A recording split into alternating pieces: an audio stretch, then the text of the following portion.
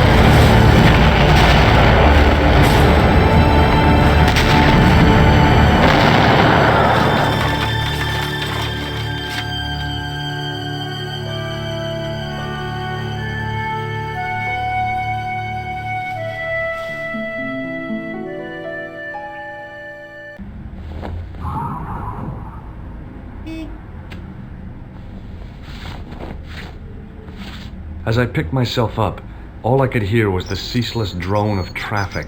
Life went on around me. But the explosion was to change my life forever. The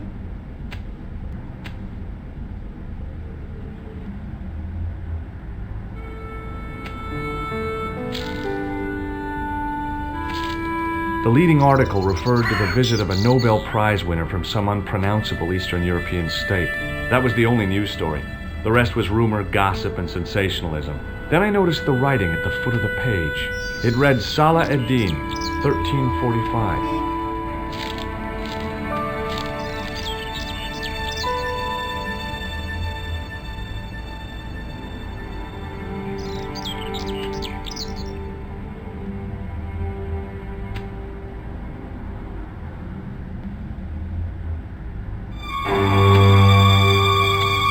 Freeze! Hold it, right there. Whoa, don't shoot. I'm innocent. I'm an American. Can't make up your mind, huh? I demand to see the American consul. Drop your weapons and get down on the ground. Put that thing away, Sergeant Mou. I apologize, monsieur, but I cannot permit you to leave. Am I under arrest? No, I would simply like to ask you some questions. En avant, to the café, marche.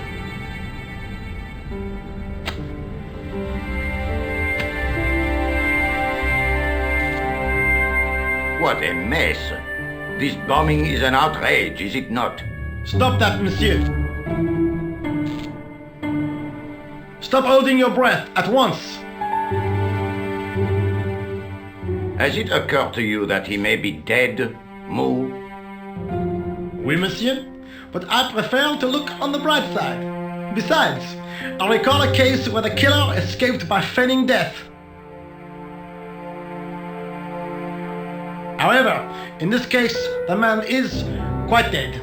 Clearly, the killer knew of his presence and... How many times have I warned you about premature extrapolation? All we know is that he is dead. It seemed reasonable to assume... A great detective assumes nothing. Take Maigret, for instance. But he was a fictitious character, monsieur. Why, he was no more real than Poirot or Tintin. That's different, Moo. They were comedy Belgians. Anyway, it is unlikely that even you will learn much from talking to the dead. Examine the girl and take her statement, if you can.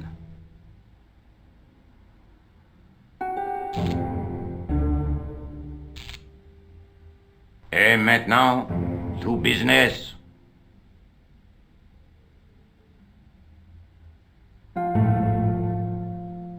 Your name, please? George Stobart. I'm from California.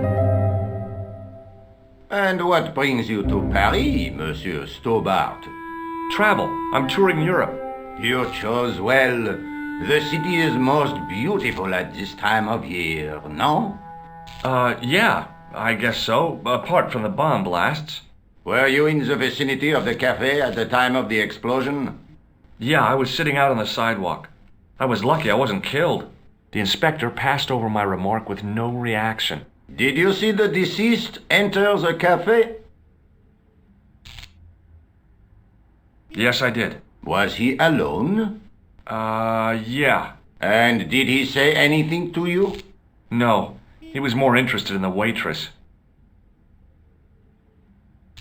Did you see anyone else in the cafe? Yeah, there was a guy dressed as a clown. He was carrying an accordion. An accordion? Bon, the picture is forming in my mind, and it is not a pretty one. Is the girl all right, Moo? She'll live. She confirms the American statement. A clown with an accordion, no doubt an elaborate and eccentric disguise. Very well. Eh bien, I have heard enough. What do you mean? I am satisfied that you know nothing. You may leave. I hope this little incident does not spoil the rest of your vacation. What about my personal safety? Can't you at least give me some advice? What can I say? Stay alert and look out for suspicious characters. And don't cross the road until the little man shows green. Great advice. I honestly believe you are in no danger, monsieur. Should you remember anything of importance, please contact me. My card.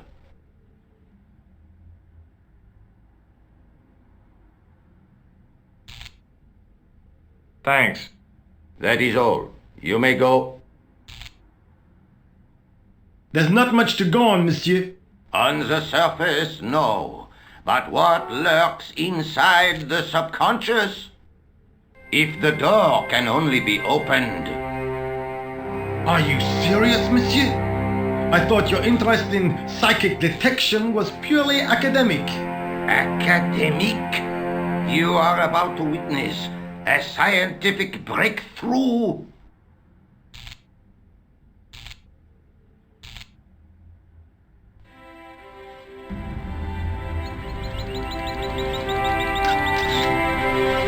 Excuse me, mademoiselle? Hi, my name's George Stobart. Oh, an American by the sound of it. Yeah, that's right, on holiday in Paris. Some holiday, huh? You were here when the bomb went off? Sure was. Sat right out front of the cafe. Did you notice a middle-aged man, maybe 60, with an hat and overcoat? I couldn't believe it. She hadn't even asked how I was feeling. Yeah, he went inside just before the bomb exploded. You weren't related to him, were you? Oh no, nothing like that. I am Nicole Collard from La Liberté. Well, what's that, some kind of nightclub? No, it is a newspaper. You're a reporter? I'm a freelance photojournalist. Say, you can interview me about the bombing. You know, an eyewitness account. Minutes after the outrage that shook the whole of Paris. You know, real-life drama, human interest, that kind of stuff. I'll just stick to the facts, thank you. Did you see who planted the bomb? I know it sounds crazy, but he was dressed like a clown. Oh God, it's him again. Do you know a police officer called Rosso? Rosso? Our paths have a knack of crossing. If I didn't know better, I'd say it was deliberate. Have you seen Rosso? Is he here? He's inside, attempting to question a witness with his psychic powers. What? That guy is weird.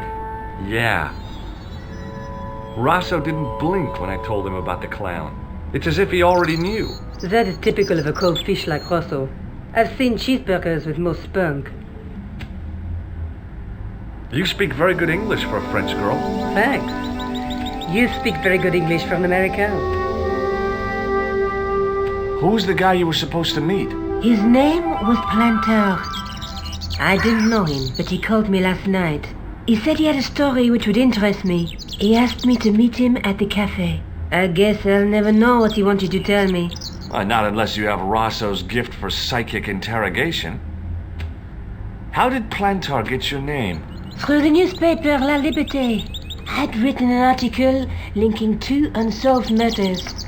One in Italy, the other in Japan. The cases were remarkably similar. A wealthy victim, no apparent motive, and a costumed killer. Plantas said he could supply me with more information. Have you met the clown before? It's a long story. I have plenty of time. I don't. Why won't you tell me about this clown? Why do you want to get involved? Because he almost killed me. Isn't that reason enough? I guess so. Listen, I'll give you my phone number.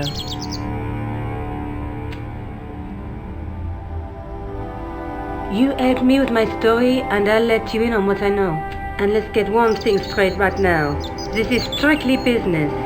Okay, it's a deal. I have to go develop these pictures. À bientôt, monsieur. Fine, I'll see you soon.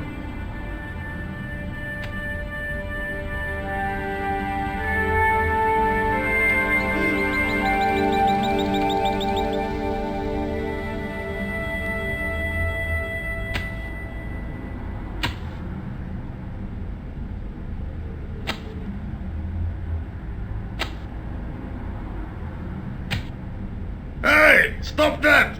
Get away from there! What do you think you're doing? I was admiring your toolbox. Oh, eh? Had a good look, have you?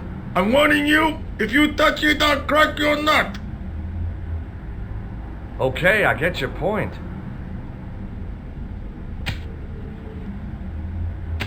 Hey, you! I thought you'd been arrested. No, it was a misunderstanding. When he pulled that gun, ka! I thought that was it. Those automatics pack quite a punch, you know? He made a mistake. He thought I was a terrorist. You? A terrorist? Ha! He was only doing his duty, I guess. Did you see a clown come by this way? A clown? Like in a circus? Yeah, with makeup and a big red nose. Huh! Those guys are funny, aren't they? Not in my experience. I love the circus, especially the horses. You haven't answered my question. Have you seen a clown? You think I've got time to watch everyone who passes by? Some of us have to work for a living. Look, I know you're busy, but surely you'd have noticed a clown. I told you already. I didn't see a thing.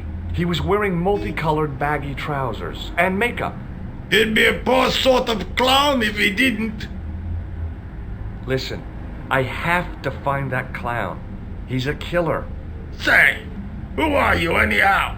A cop? No, of course not. I mean, do I look like a cop? No, but you act like one, sticking your nose in where it's not wanted. How do you know this guy's a killer? Did you see him in action? Didn't you hear the explosion? The cafe was blown up. I wondered what that bang was.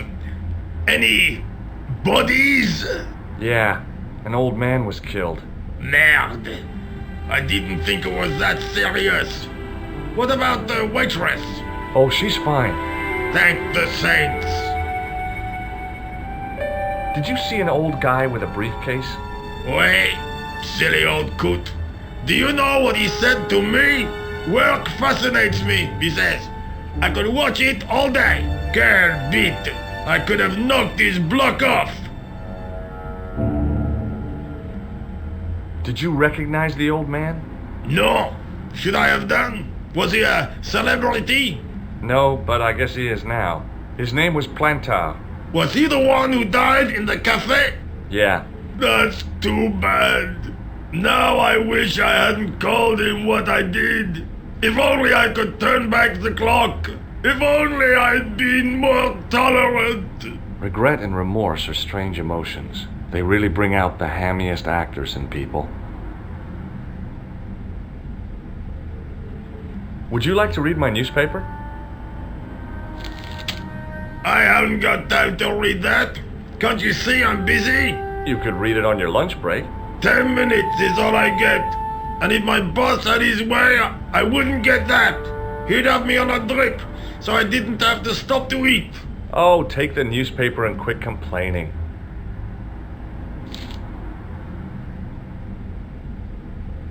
Pah! Look at this. Damn bleeding out liberals. Tcha! Save the dolphins.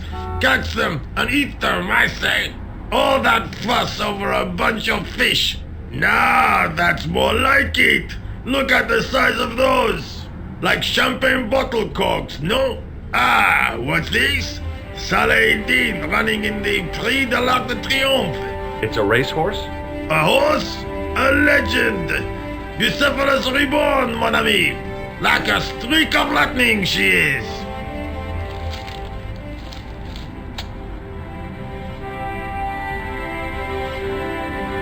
Do me a favor, won't you? Keep an eye on my hole. I'm off to put some money on that nag. What about your toolbox? Stuff it. Help yourself.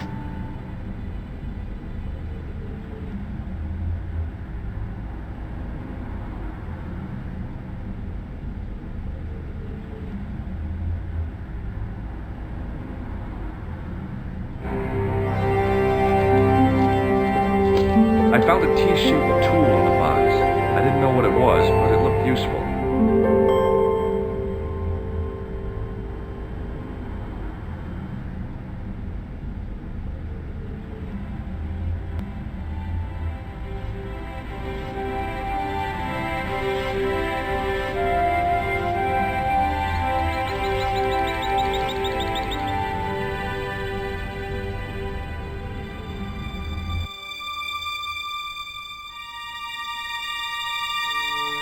I took a deep breath and prepared to climb the drain pipe. I guess the clown had an escape over the rooftops.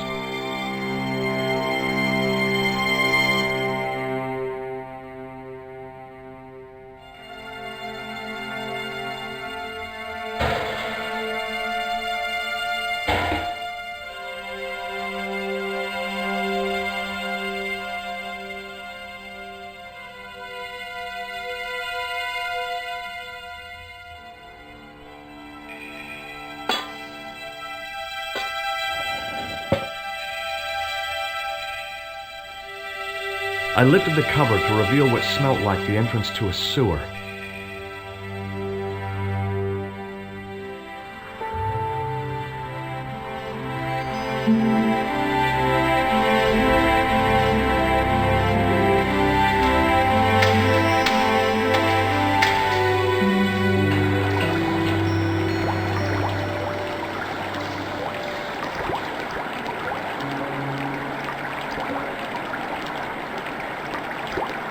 As I picked up the plastic ball, I realized it was intended to be worn. It was the clown's red nose.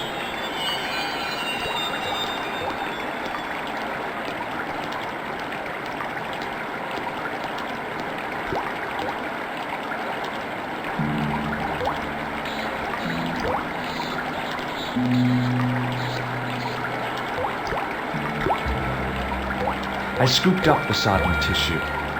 It was cold and greasy, like breakfast leftovers.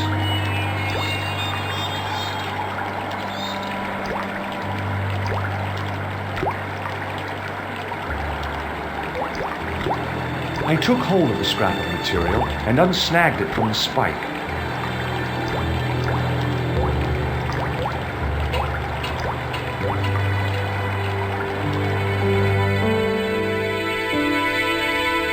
Hi there. Hold it right there, you sewer rat. I knew you'd come back. And now I've got you. What are you talking about? You're trespassing. Come out of there immediately. That's what I'm trying to do. Give me your hand. Ha! You won't catch me with tricks like that. Keep your distance, monsieur. Okay, okay. Now, what were you looking for? I was looking for a clown. Ridiculous. Do you really expect me to believe that? He planted a bomb in the cafe and blew it up. What? The cafe? Blown up? Mon Dieu! That is awful. And you say the person responsible was dressed as a clown? That's right. He blew up the cafe, escaped into the sewer, changed his clothes, and came up here. Ah, mon Dieu! Then, the man I chased, do you think that man and the clown are one and the same? Well, yes, it had crossed my mind. Ah, that still does not explain what you are doing down the sewer. For all I know, you are in league with him. Oh no, I'm just a tourist. Most tourists are content with the Eiffel Tower, the Louvre, or the Pigalle. I didn't realize my waste pipes were such an attraction. Perhaps you'd like to take a look at my card?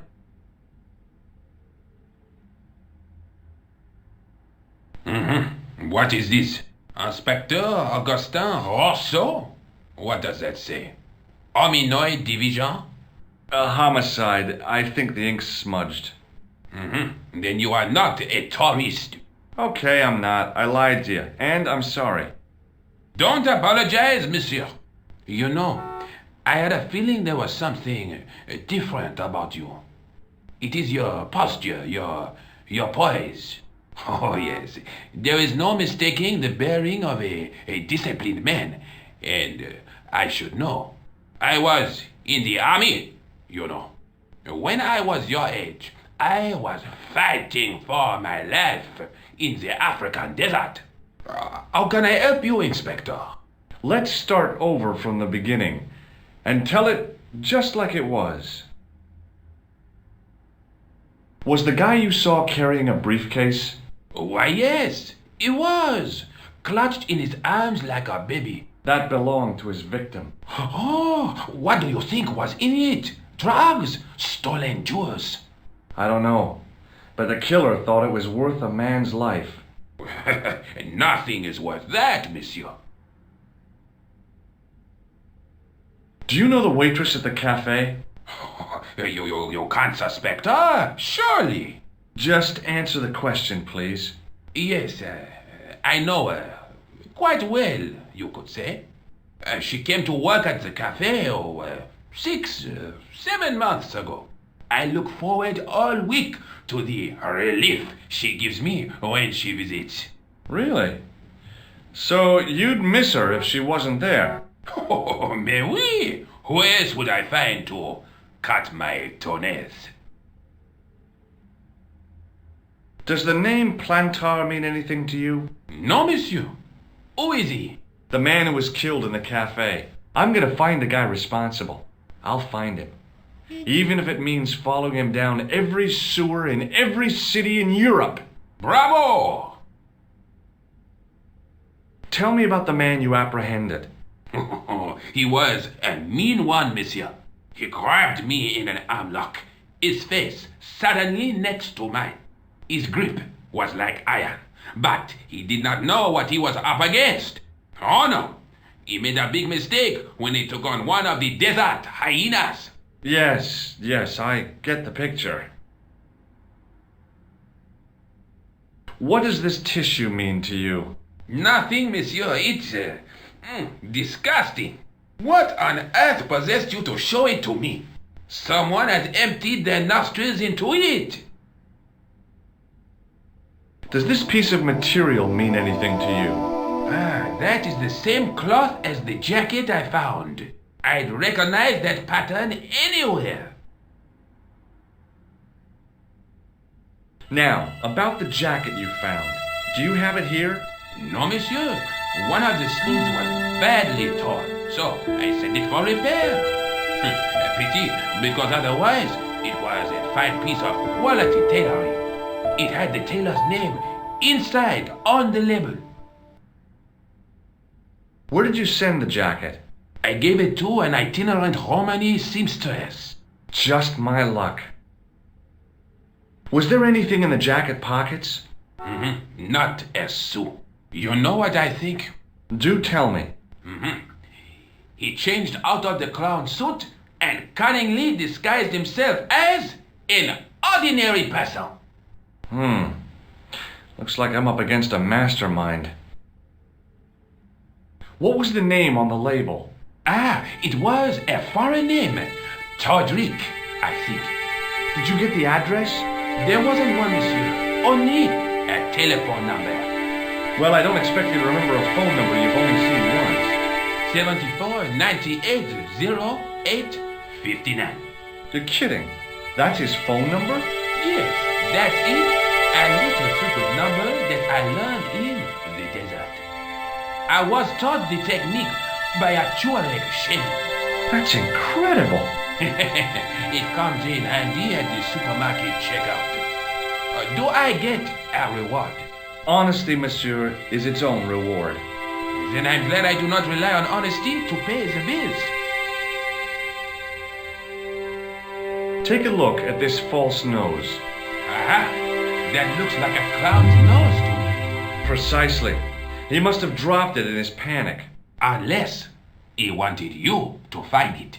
Why would he want to do that? To put you off the scent. I have to be going. Thanks to your help, the citizens of Paris can sleep a little easier tonight. Vraiment? I was only doing my duty, monsieur. Good luck, Inspector. I hope you catch that killer soon. I'll let you out.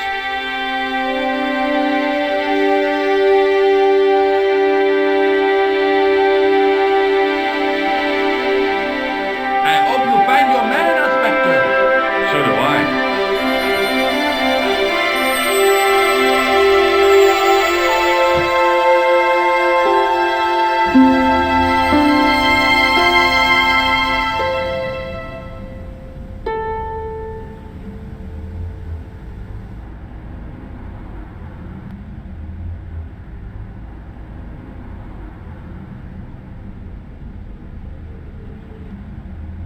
Sergeant Moo? You heard the inspector. Go on, monsieur. I was one of the last people to see the victim alive, Sergeant. Does that worry you? Yes, it does. I feel I owe it to him to find his killer. That is best left to the authorities, monsieur. Did he speak to you? Tell you anything? No, he just grinned and nodded. Don't let it trouble you, monsieur. Go home and try to forget. I know the identity of the dead guy. His name was Plantau. Is that so? You knew him, did you? No, but We'll know everything there is to know about him soon enough. I'm trying to be helpful here. The best way you can help us is to go home, monsieur.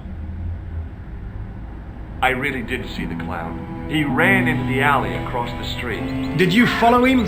That's your job, not mine. An armed chase through the streets of Paris? That's not our style, monsieur. Inspector Rosso may be unorthodox, but he's not crazy. I've tracked down the clown's movements, Sergeant. Is that so, monsieur? Yeah, there's a man down the street who saw him crawling out of the sewer. Dressed as a clown? No, he'd changed into ordinary clothes by then. So, how did he know it was the clown? He didn't, but all the clues add up. Little children can add up, but I wouldn't let them manage my bank account.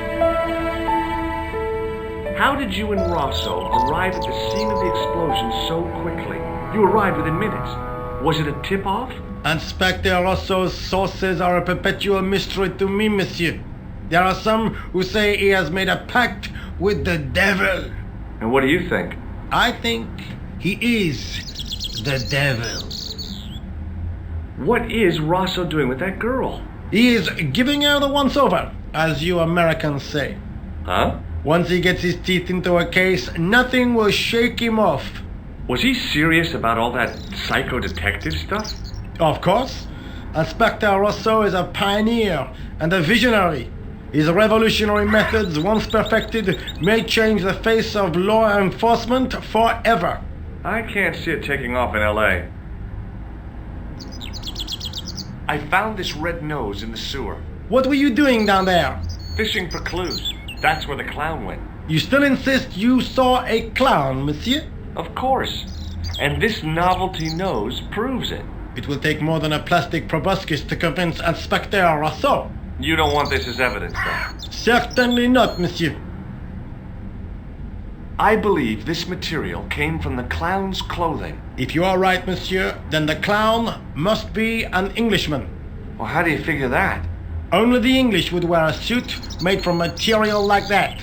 Don't you like the English? It is not so much a question of liking, rather one of taste. They have none. See you later, Sergeant.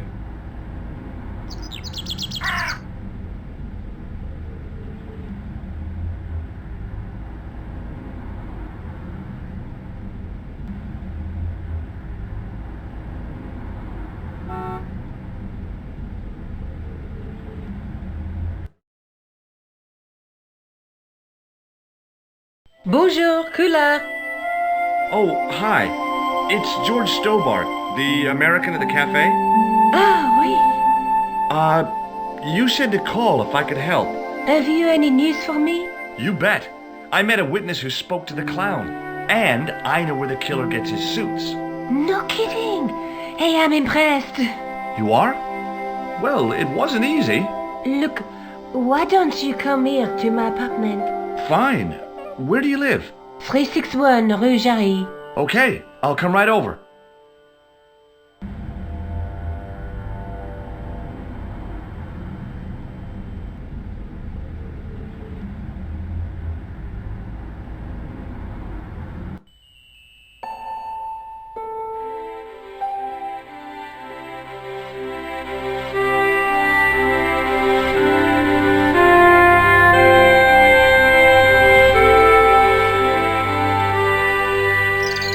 Oh, hi. Bonjour, monsieur. Would you like me to foretell your future? No thanks. I'm very good, and it only takes a minute. Thanks all the same, but I'm not superstitious. Besides, if it only takes a minute, that's not much of a future to look forward to. I've changed my mind. Will you tell my fortune?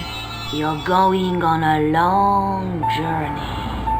My, oh my. What a surprise. Can you tell me anything I don't already know?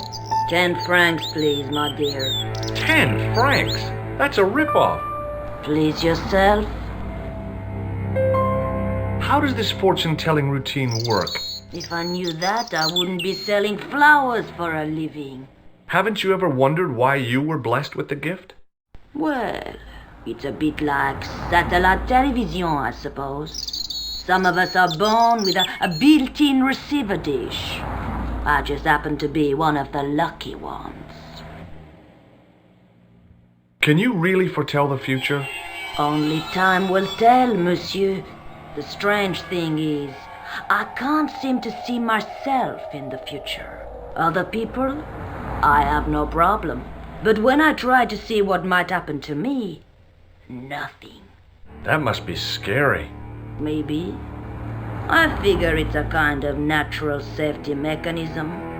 Either that, or I don't have a future. Do you know a young woman called Nicole Collard? Yes, I do. She lives upstairs from me, in the apartment block across the street. The door isn't locked, but you'll need to give it a gentle nudge. It sticks, you see, because of the damp. The landlord said he'd fixed it before winter sets in. He's been saying that for 3 years. How long has Mademoiselle Collard lived here? A few months. She's in for a shock when the cold weather comes. Drafty windows, Insufficient heating, it's a struggle to keep warm. The only reason I stay is because the rent is cheap. Your young lady, she deserves better. I thought Mademoiselle Collard was a successful photographer. Not as successful as she makes out for all her fine clothes. Oh, I've heard her crying herself to sleep at night. That's awful. Now don't you let on that I've told you. She's proud, that one. Too proud, if you ask me. Are the flowers for sale? Oui, monsieur. Okay. I'll take a bunch of those white ones. I wouldn't do that if I was you. No? They are lilies, monsieur. Some people associate them with death. Yikes. Well, thanks for telling me.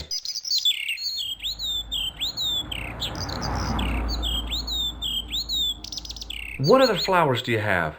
Dahlias? What do they signify? Insecurity. I don't want to give her the wrong idea about me. What about the tall yellow ones? Those are iris, the flame of passion. And the little yellow ones? Sensuality. Oh, they're no use to me. I want to make an impression, not jump down her throat. What can you tell me about this material? It's a very expensive piece of cloth, monsieur. See you later. That's right, monsieur. You will.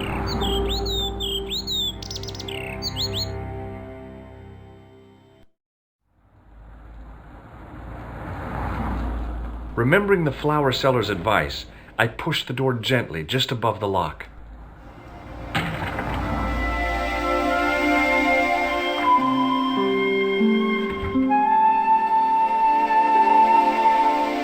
Bonjour. I'm glad you could make it, monsieur. Please, call me George. Fine. I'm Nicole. Take a seat, George.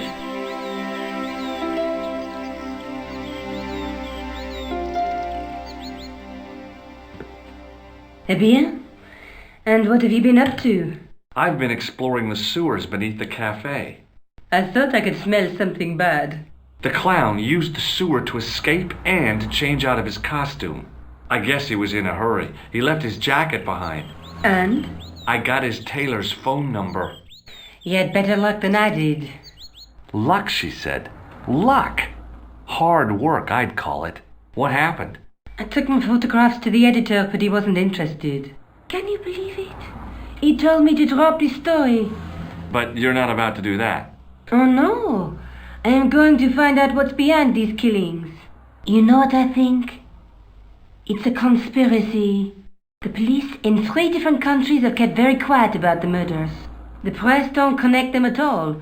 They blame them on political, religious, or militant minority extremists. Well, that covers just about everyone. Tell me more about the clown's previous victims. The first was Onno Belota, the millionaire pharmaceutical baron. He made his money from amphetamines in the post-war slimming and diet boom. Imagine it! Millions of housewives literally speeding their butts off. Was he killed for his money? No. He had no living relatives, and his fortune went to the orphanage where he'd grown up. The only witness in the case was his Filipino au pair.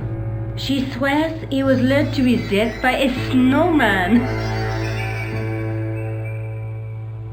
What about the clown's second victim? Yamada, the controversial Japanese green politician.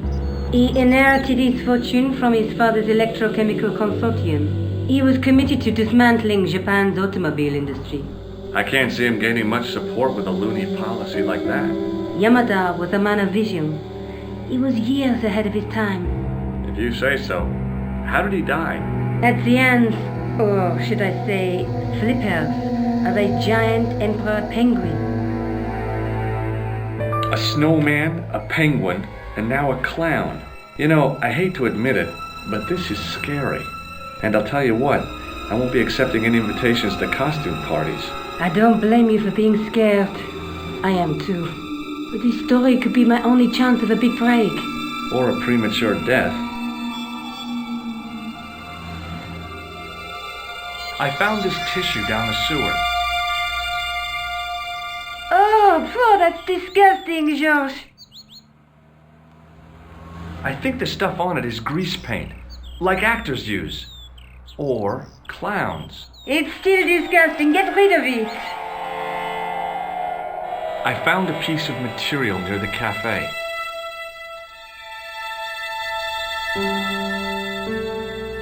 When I showed it to the concierge, he recognized it right away. It's very distinctive, all right. Just wait until you see this. I developed the film I shot at the cafe. Here, George, it's an enlargement I made. Look what that guy's wearing. Checkered pants. The same material as I found in the sewer. That's right. This guy shouldn't be difficult to find. Oh no? Take a close look at his left cheek. A scar. In the shape of a horseshoe. Oh, a crescent moon.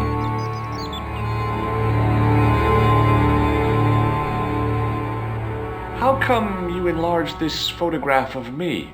Because I noticed the guy behind you, of course. I found this false nose in the sewer. Hey, what's this inside it? The contents of someone's nose? Don't be cross, George. It says La Risée du Monde. Masks and costumes. It's a costume shop near the Gare Saint-Lazare. I'll check it out. Maybe the owner remembers who hired the clown costume. Why don't you put it on, George? No way am I wearing this. I'd look really stupid. Besides, he might have had a cold.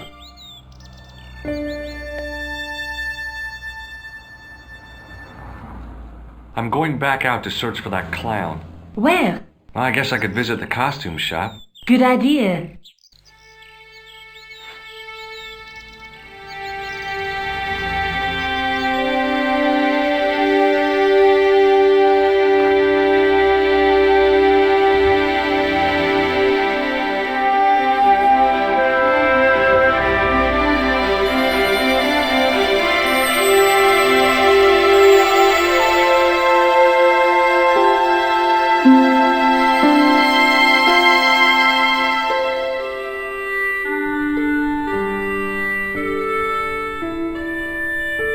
Excuse me.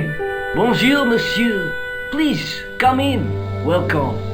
Leave the mundane world behind, for in these four walls, fantasy is king. I don't want a costume. Didn't you ever dress up when you were a child? Not that I remember. Incredible. You'll be telling me next that you never shared your elder sister's lingerie. I don't have a sister, and I think I'd look pretty silly in a brassiere. I just need some information. Of course. How can I help you? I'm looking for a man who hired a clown costume from you. Oui, monsieur. I do not see how I can help. Don't you keep a record of costumes that you've rented out?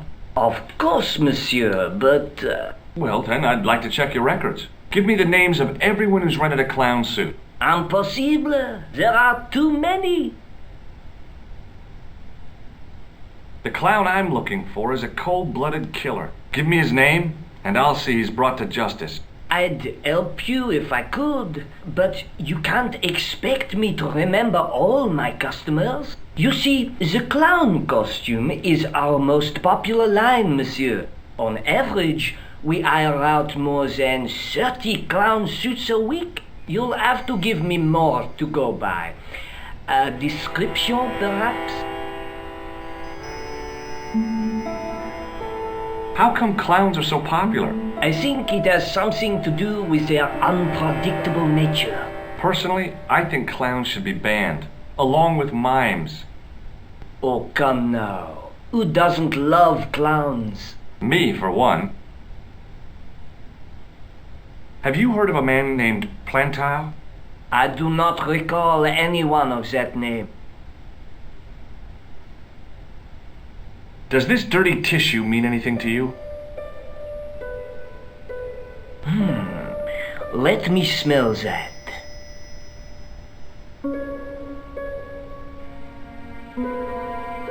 Bestheimer's number 7 white pancake. Theatrical grease paint, right? Oui, monsieur. La crème de la crème of Thespian accoutrement. Have you sold any of it recently? Yes, 2 cans. Do you recognize this man? Ah oui, he was here this morning. He chose 2 costumes, Bozo the clown and Seamus the pixie. A pixie? Very smart. Green silk with a taffeta lining. He gave me his name as Monsieur Khan. Do you want this red nose back? Not after it's been worn, thank you. Thanks for your help, buddy. My pleasure, monsieur. Allow me to shake you by the hand. Huh? Well, okay.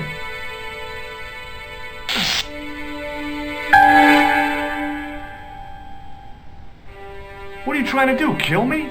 You did not find it amusing? I never saw the funny side of electroshock therapy. Eh bien, it is yours to keep. A gift? Do I need a license? No, but I give you a word of warning, monsieur. What? Remember to switch it off before you visit the toilet.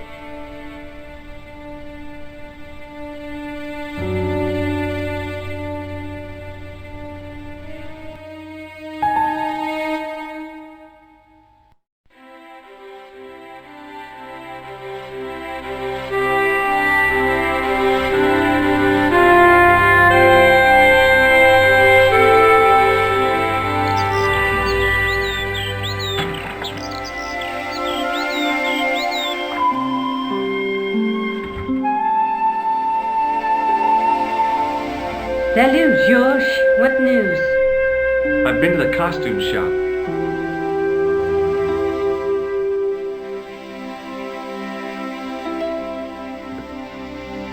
Yeah, I like it. What are you supposed to be?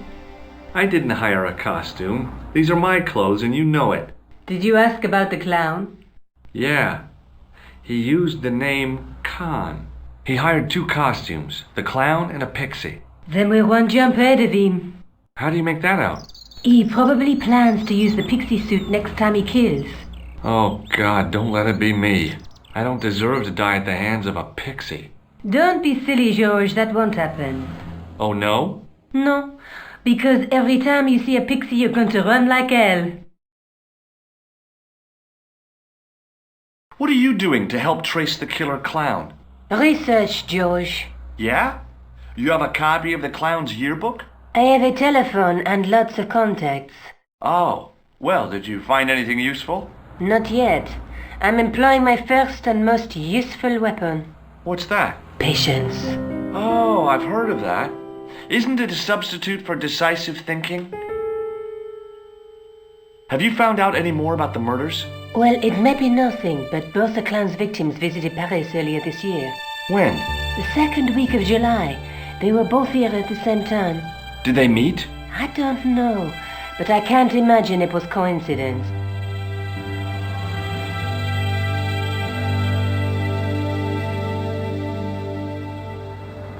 May I use your telephone? Sure, go ahead. Thanks.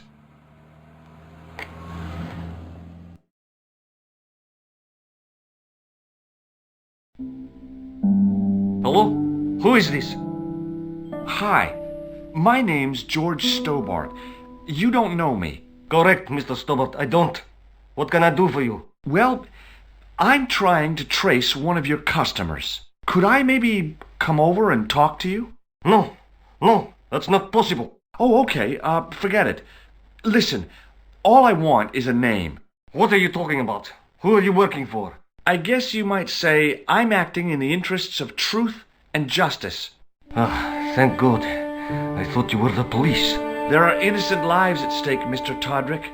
Lives that you could save. You're collecting for charity, yes? No, I'm not. All I want from you is information.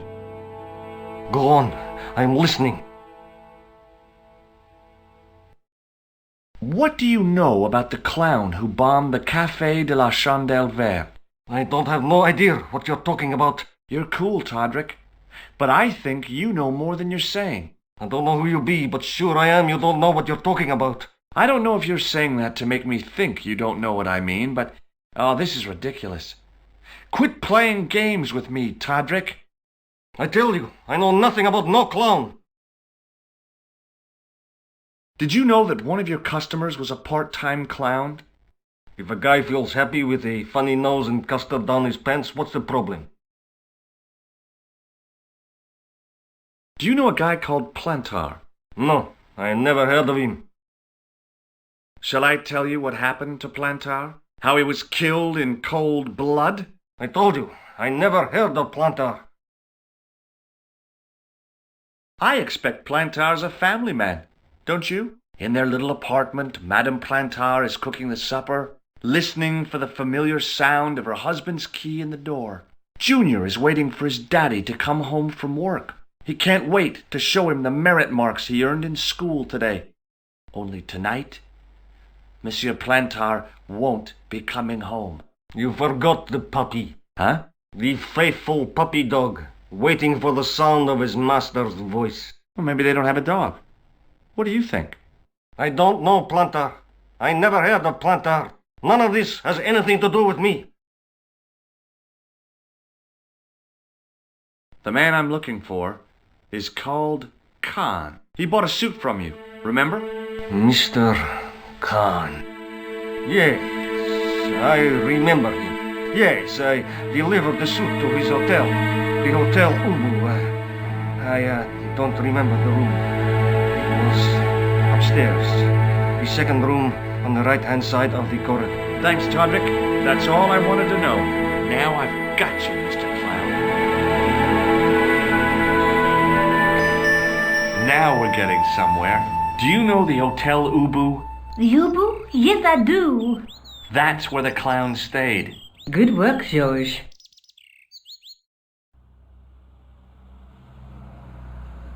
See you later. Where are you going now? I could go hang out at the Hotel Ubu. Watch out for Khan, Josh. Don't worry, I will.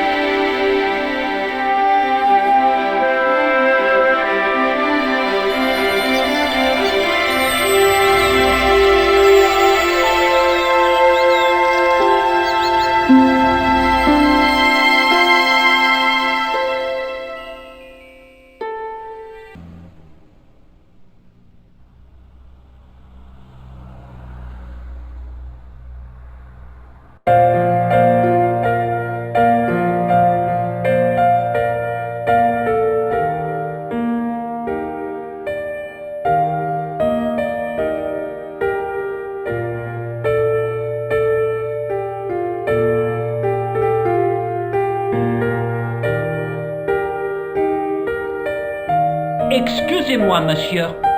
What? You are trying to steal that key, no? No way.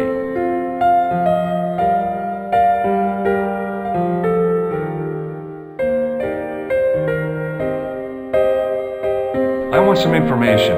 Who are you? The police? I'm conducting a private investigation.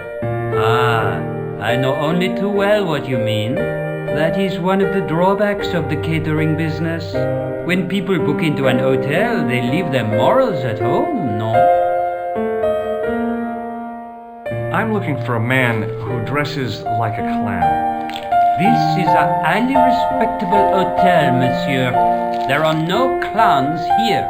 If you say so. Do you have a guest by the name of Khan? No, monsieur. Perhaps you would care to check the register. The man who calls himself Khan has a scar on his left cheek. Vraiment? I tell you, I do not know a man named Khan. Maybe not, but I noticed a change in his expression when I mentioned the scar. Do you know a man named Plantar? No, monsieur. About the key hanging on the hook over there. Oui, monsieur. Which room is it for? Number 21. Is that room taken? No. The guests checked out this morning. I'd like to check into room 21. That is not possible. How come? You said it was vacant. It is reserved for another guest. Rats. No, monsieur. Dutch. Do you recognize the man in this photograph? Yes, monsieur. That man is one of our guests. What name? I cannot tell you that. Thanks for your help, buddy.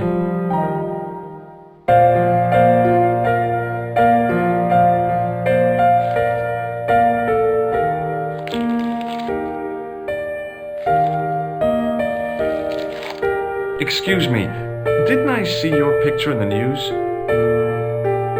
You're that Nobel Prize winner from some unpronounceable Eastern European state. Yes, that is me, in person. I don't want to worry you, but have you had any threats on your life? You know, mysterious phone calls, letters made up of headlines cut from the newspaper. I don't know what you're talking about. Have you seen a clown? I beg your pardon? The clown. A guy in funny pants. Have you seen him?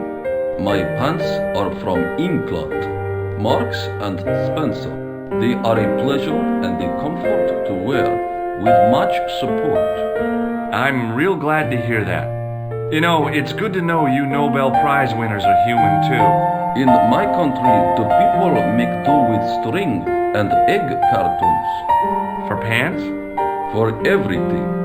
Oppression is the mother of ingenuity. Do you know a guy called Plantow? I don't know anybody in Paris. Oh, well, this guy's dead anyhow. Why do you ask me about dead men? I have seen enough of death to last me a lifetime. I'm sure you have. Do you recognize this man? He calls himself Khan.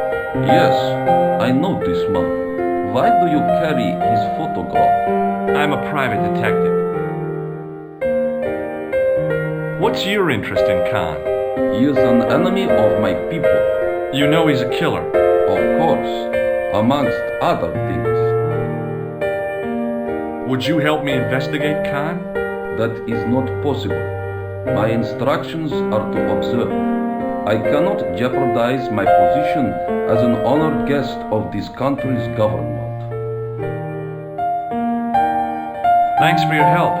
Goodbye.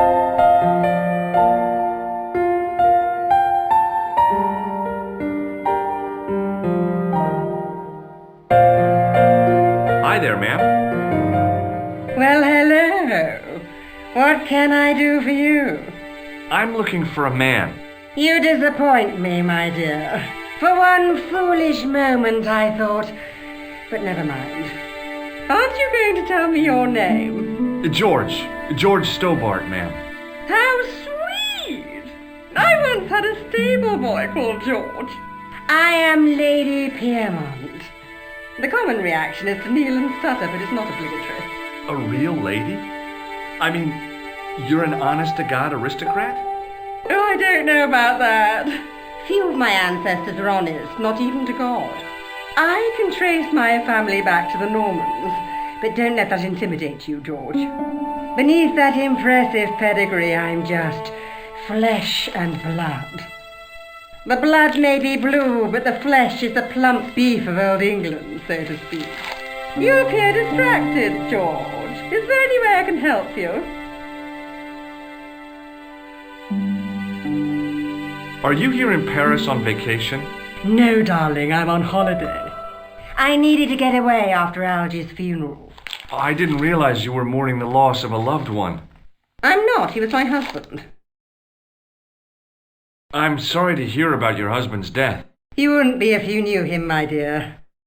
It gave me the opportunity to take a well-deserved holiday. Daphne suggested a change of scenery. Paris, she said. A wild romance is just what you need to take your mind off the inquest. Well, the closest I came to romance was being wooed by a drunken Breton chef. I must say I was disappointed with his coq au vin. Not at all what I was expecting. I was thinking of cutting my holiday short, packing my bags and heading back to Hempstead. That was until last night. What happened to you last night? I was stricken, Mr. Stobart. Cupid's arrow has cleft my bosom. They couldn't really miss.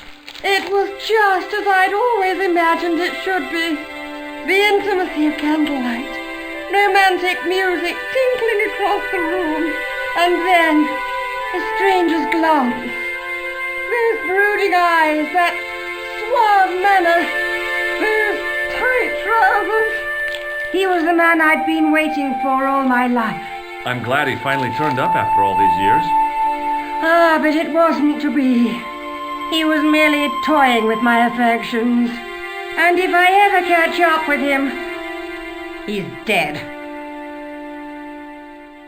Who was the guy who led you on? His name is Merlin. Would you distract the clerk while I borrow a key? Are you asking me to aid you in a criminal act, darling? Oh no, it's the key to an empty room.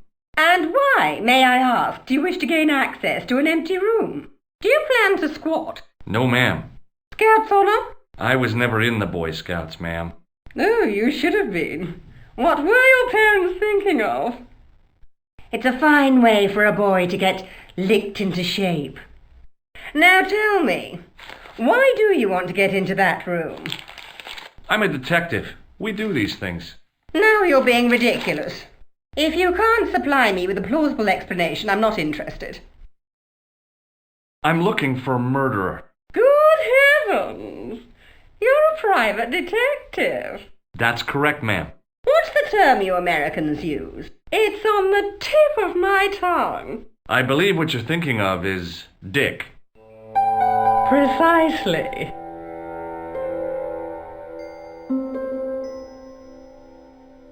Have you come across a man who calls himself Khan?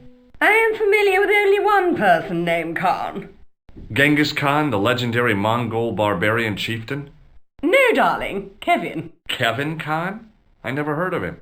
I'd be most surprised if you had, darling. He's a pharmacist in Hemel Hempstead. Organises fundraising for the Rotarians. Lovely man. Does he have a scar on his cheek? I really wouldn't know, sweetie. Do you recognize the man in this photograph? My God, it's him! That's Merlin! She represented everything I loved about the English. The lady was totally deranged. Merlin? You mean King Arthur's wizard? Good heavens, no! Monsieur Merlin is a fellow guest. He's the man I've been telling you about. That's the man who spurned me.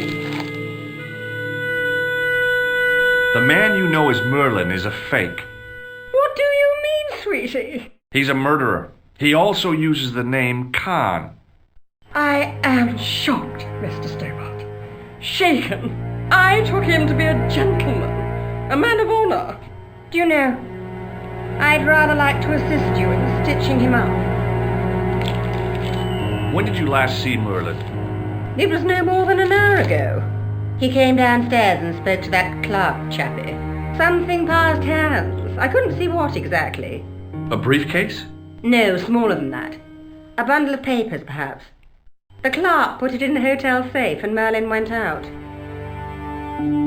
Are you sure you saw Merlin putting documents in the safe? Yes, darling, positive. I wonder what they were. Obviously something of great importance. Yeah.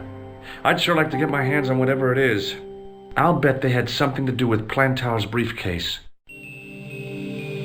Has Merlin returned to the hotel? No, he hasn't. Are you going to search his room?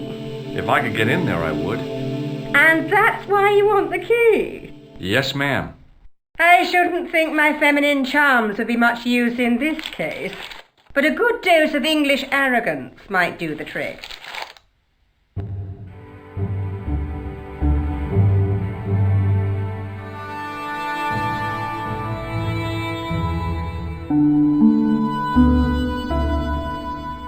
I say! You there?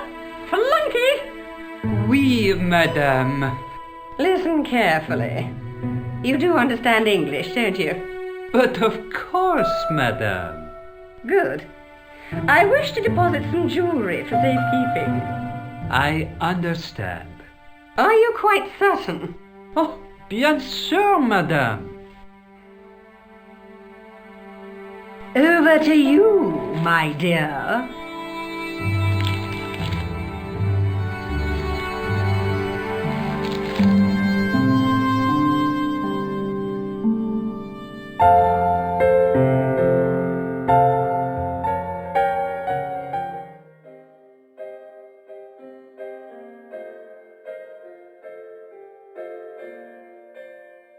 Maybe it wasn't the right room, but this was the right key.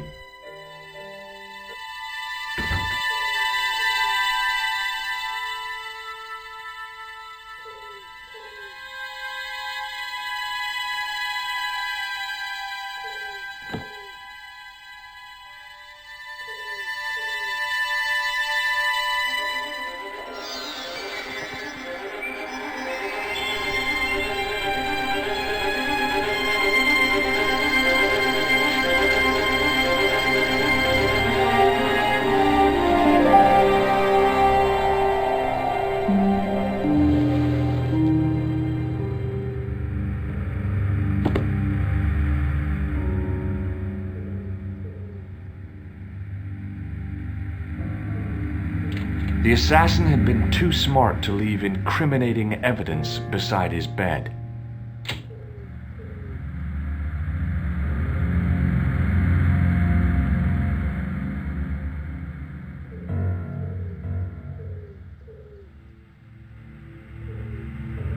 The bed was freshly made, and the crisp white sheets told me nothing about the killer's habits.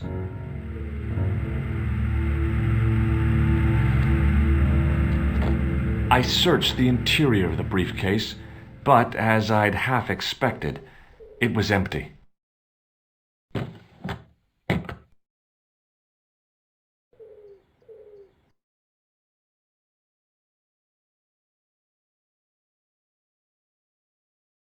There was nothing in the pockets of the pants.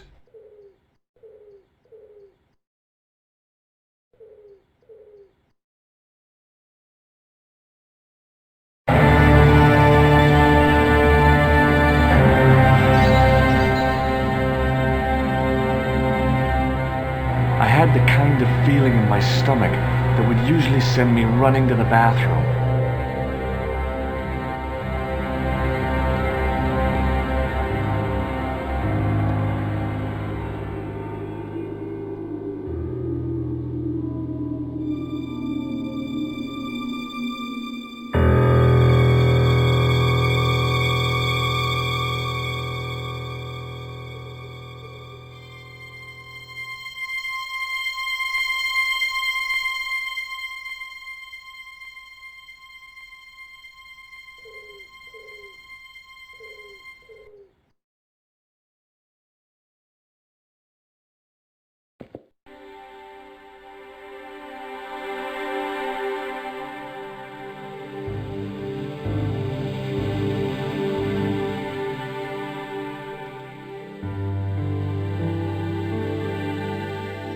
I couldn't believe my luck when I found two items in the pockets of the pants.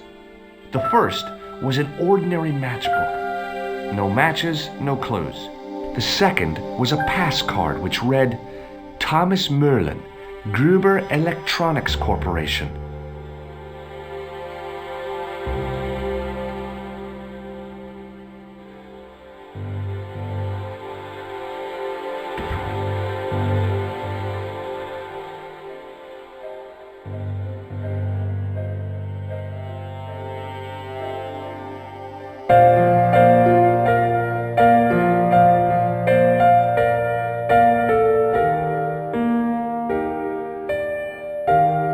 There was no one registered under the name of Khan, but the name in the book for room 22 was Merlin.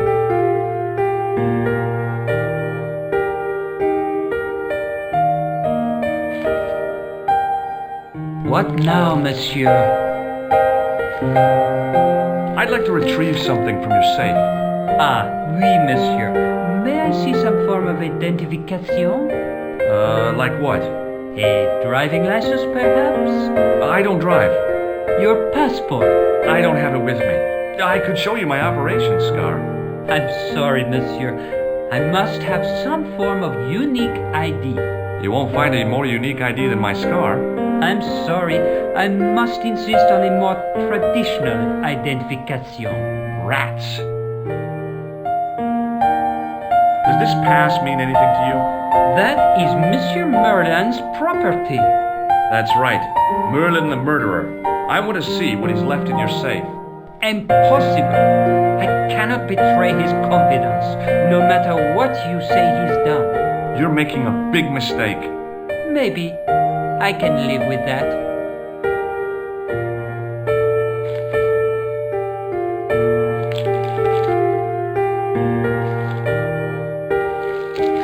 Thanks for your help, buddy.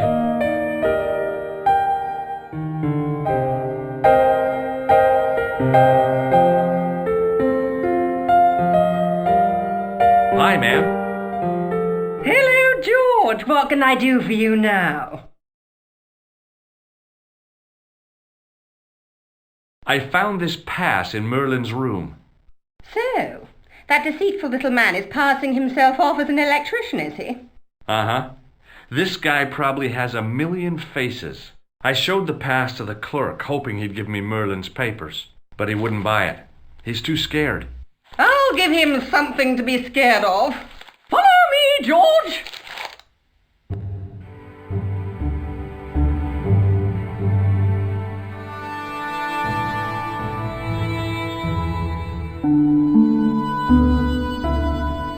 Did you place a package from Merlin in the hotel safe? I did, madame. And did my friend here show you Merlin's identification? Indeed he did, but What's the problem? he isn't Merlin. A mere academic detail. Give him the package. But that is against the law. I happen to be a justice of the peace, you silly man. I am the law. If he tries anything, shoot him, George. My pleasure, Lady Piermont. One moment, please.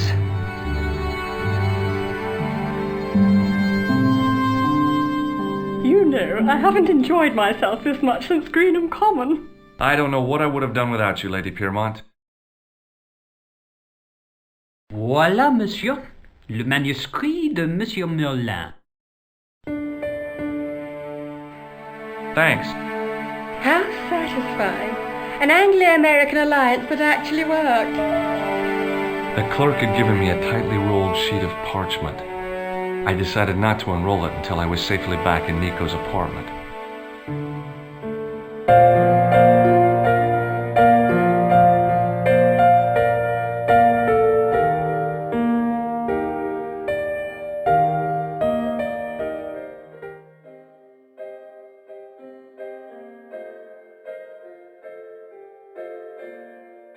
The door was locked.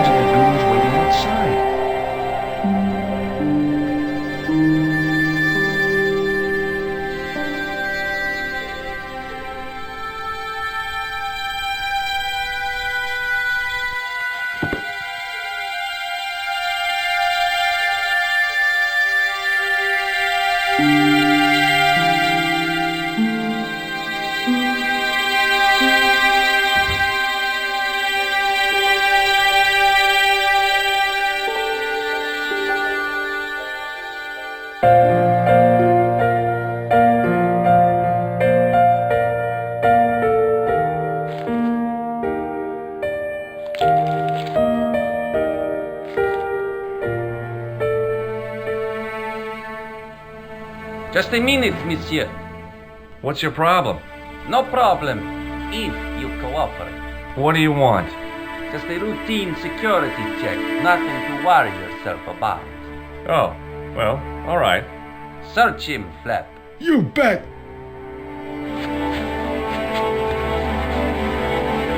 Hey, knock it off. Get off, you big ape. Nothing, Guido. Zilch! Our apologies, monsieur. What? I had to report you to the authorities. Randir, we are the authorities. You want I should break his arms? No. Let him go, Flap.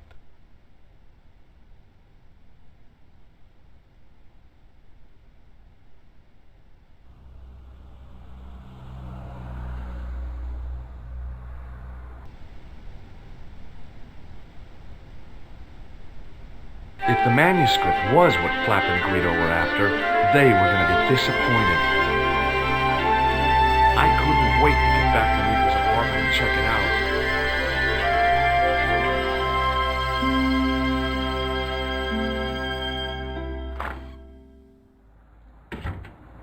You're just not going to believe what I've found. It's not another part of the clown's costume, is it?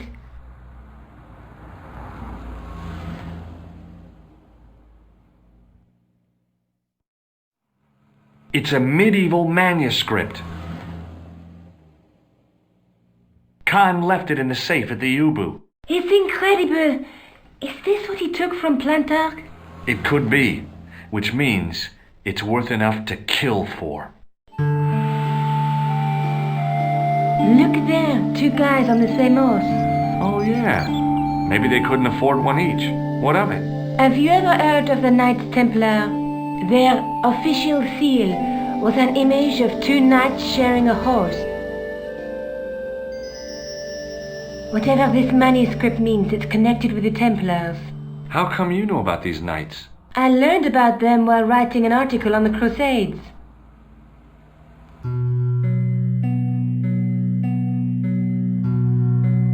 This guy, named Hughes de Payen, arrived one day at the court of King of Jerusalem.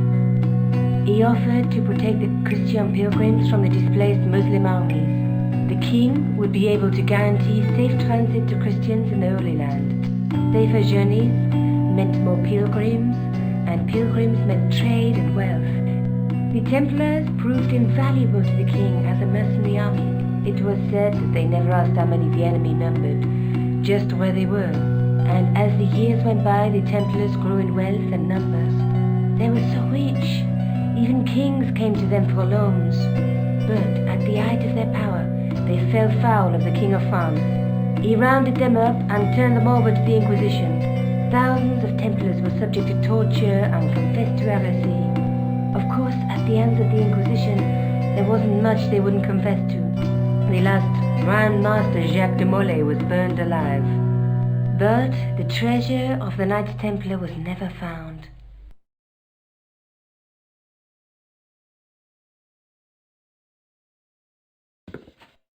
Jeez, so the treasure is hidden, waiting to be discovered?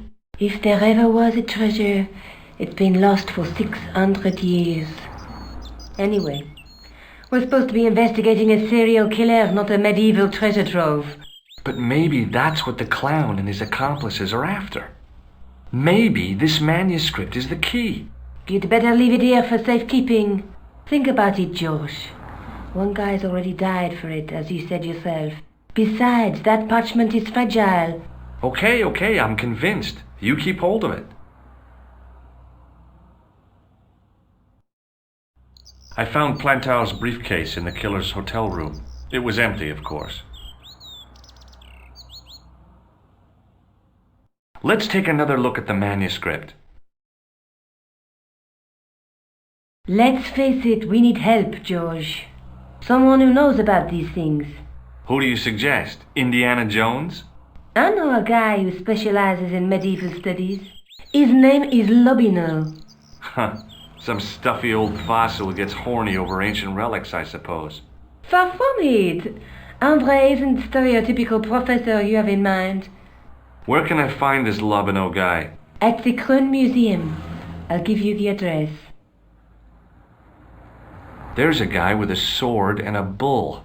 The only mythological bull I know of is the Minotaur, but he was only half bull. I don't think I'd like to be half a bull, even if it was the bottom half. What's that object between them? It looks like a gem on top of a tripod. There's a guy working on a loom. He's weaving a carpet or a tapestry. Or a duvet cover? It's a clue to a place, I reckon. Somewhere famed for weaving and ships.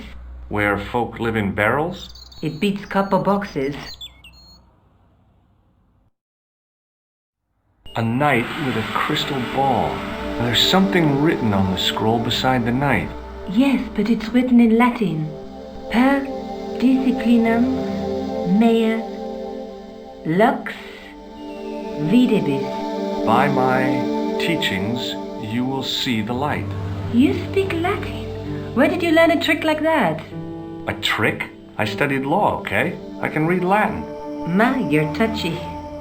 Tell me that again. Through my teachings, you will be enlightened. There's a woman looking at her reflection in a mirror, but the reflection has 3 hideous faces. She reminds me of the wicked queen in Snow White. She was the one who said, "Mirror, mirror on the wall," wasn't she? She made me cry so much when I was a kid, Mom carried me out of the movie theater. She didn't frighten me in the least. Like I said, I was only a kid. I didn't like the crocodile in Peter Pan either.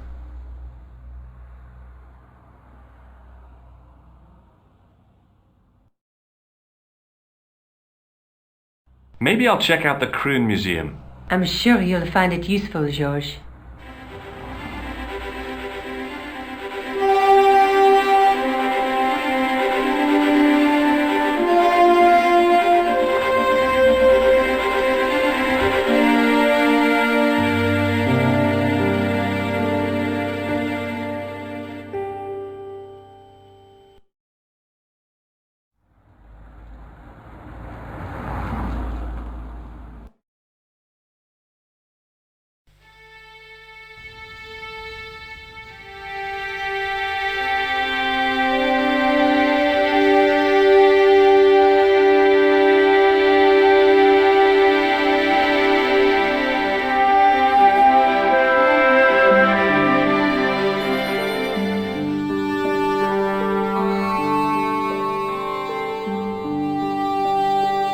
Pardon me.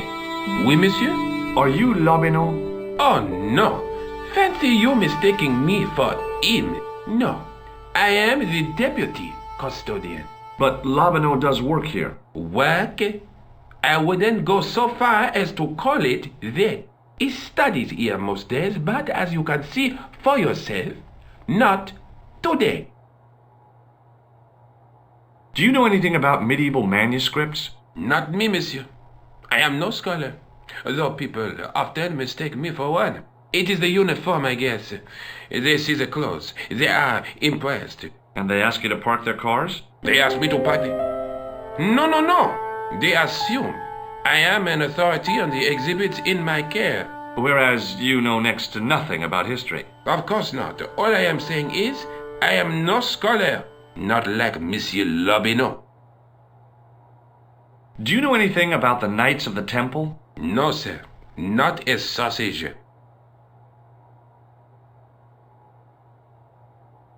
Thanks for your help.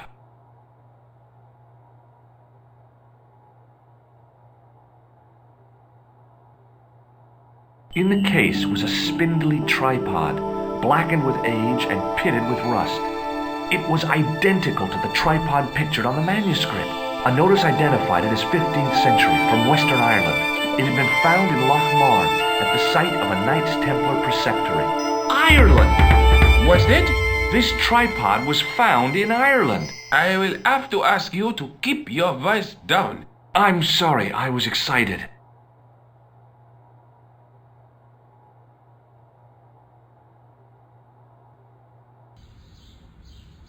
The tripod was definitely the one on the manuscript.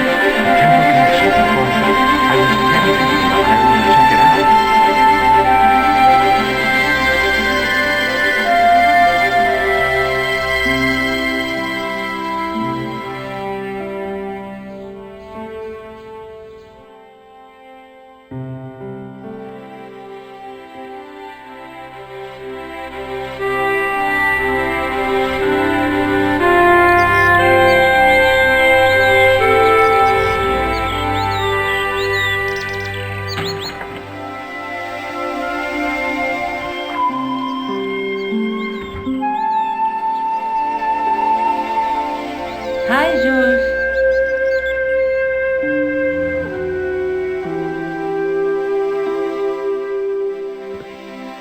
I found the tripod. Where? In the museum. It belonged to the Templars. It was dug up in Ireland at a place called Loch Marne. I have heard of Loch Marne. I read an article about the castle. Take a look for yourself.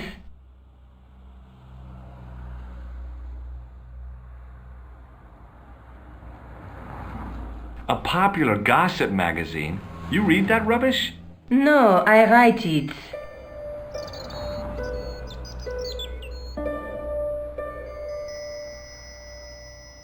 Professor Nigel Pegram, excavating the medieval castle at Loch Marne. That's strange.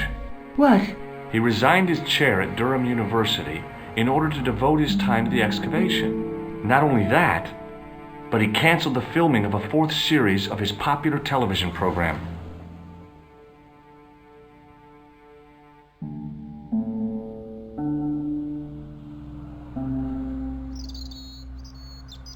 This site at Loch Marne must be awful important to him. He's a professor of history. They're all cuckoo. All the same, I'd like to talk to this Professor Pegram. How do you feel about a trip to Ireland? Disappointed. Huh? That I won't be going. I want to follow up the Bellotta case.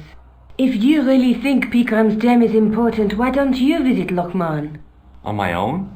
I'm not so sure about that. Where is Ireland exactly?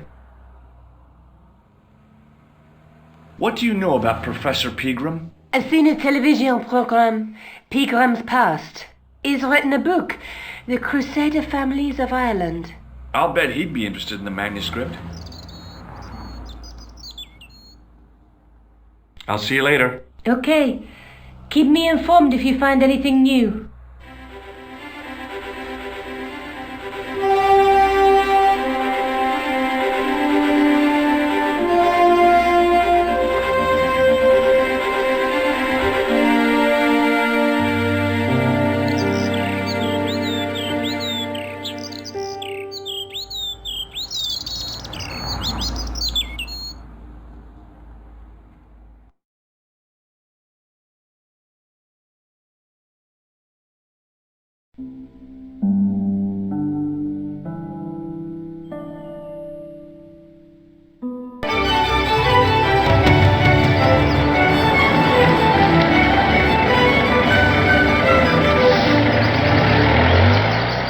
Several hours later, I arrived in Ireland, the Emerald Isle. I'd been lucky to get a bus from Dublin to the tiny village of Loch Marne.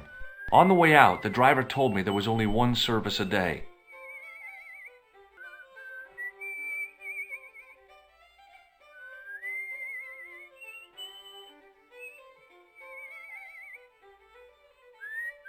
Hi there. What? What's your name, kid? Who are you calling kid? Who the hell are you? I'm George Stobart, and I'm with the good guys. You're a head case, mister. A few sandwiches short of a picnic. Cut the crap and tell me your name. Liam McGuire. What are you doing hanging around the bar, McGuire? I'm on the run from me dad. Why? Did you do something bad? I ain't done nothing, boss. You can tell me, kid. Is it your dad? Oh, sir. He drinks every last penny down his evil throat. And there's me poor old mother, bedridden and dying of presumption. I tried to buy her medicine. Chopped firewood for Father Mahoney till me fingers bled. The old skinflint cheated me too. But I took the pennies he gave me back home. Look, Ma, says I, see what your darling son has earned with his own sweat and blood. When suddenly, me dad appears and grabs the loot. I'm off to Dublin heavy drinking, says he. Watch out till I get back. That's why I runned away. Something in the grin on his face told me he wasn't being strictly truthful. Compared to him, Huckleberry Finn was a candidate for Altar Boy of the Year. Have you seen a guy dressed as a clown? Here in Loch Marne, they all dress like clowns. The man I'm looking for is a dangerous psychotic. Jesus. It's just like that film I saw. There's this clown, see. and he's after this kid who saw him kill a guy. He tries to warn the sheriff, only no one believes him. Then, while he's in the tub, the clown cuts him up with a chainsaw. My God, that doesn't sound suitable for a kid like you. Who are you calling a kid? I'm 25. Yeah, right. You're not a day over 14. Oh no, it's 25 that I am. Married with a car and 3 kids. 10 kids if you count the wives. What can you tell me about the castle, McGuire? What do you want to know? Well, can I get inside? No, it's locked up. Does anyone live there? No, only... What? Oh, nothing. You know something about the castle you're not telling me, don't you? No. What is it you're covering up? Is it something you're scared of? I ain't scared of nothing. I'll give you one last chance to tell me about the castle. Oh, yeah? And what if I don't?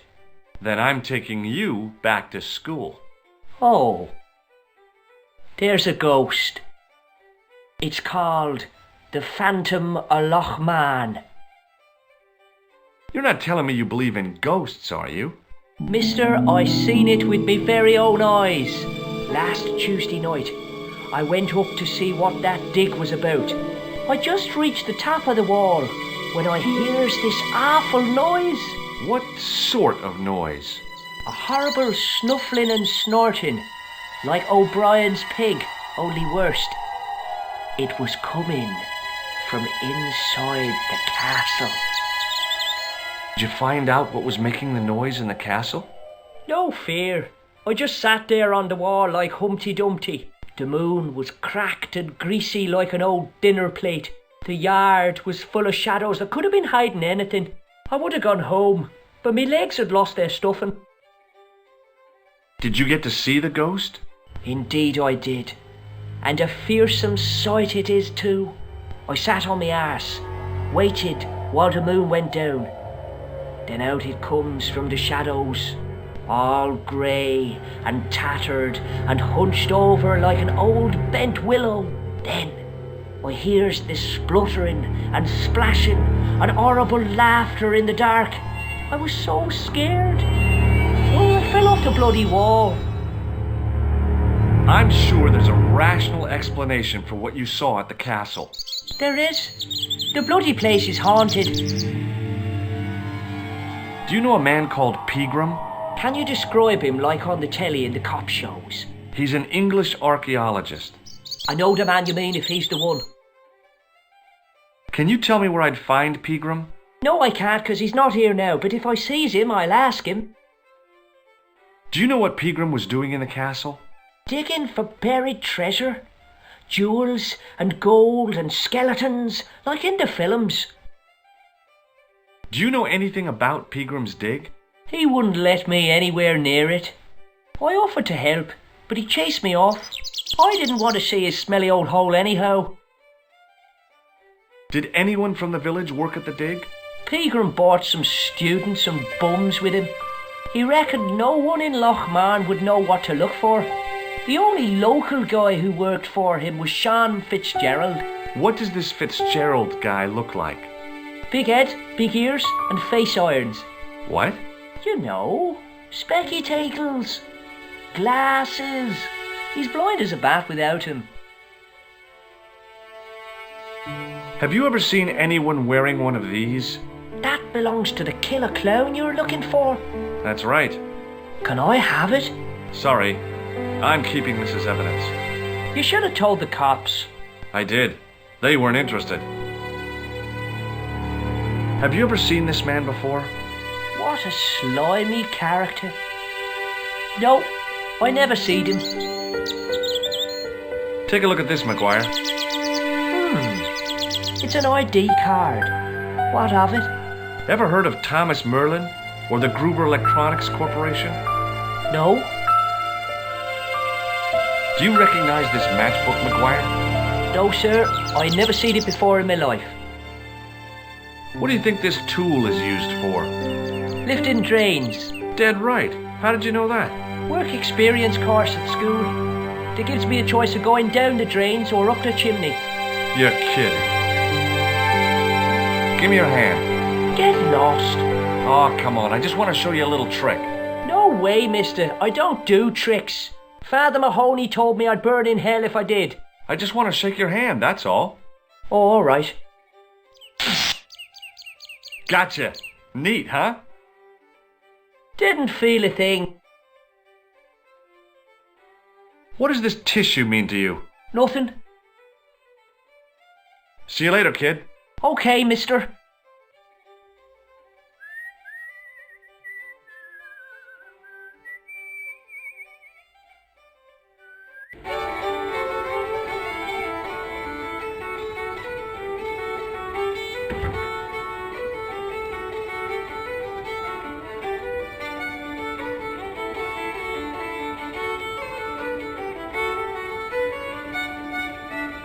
Mr. Fitzgerald? What? I need to speak with you urgently.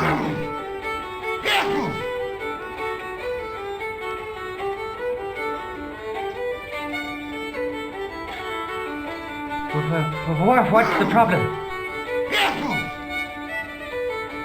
What can you tell me about the castle? There's nothing there. Just an old ruin. How old? I really couldn't tell you. Have you ever explored the castle yourself? I used to play there sometimes, when I was a kid. Then one of the little uns fell off the wall, broke his head and died. We didn't go there anymore. You haven't been up there recently? No. Do you know Professor Pegram?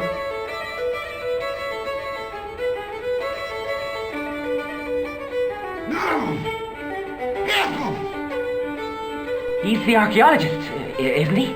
That's right. Where can I find Professor Pegram? I heard he's gone fishing. I don't know where.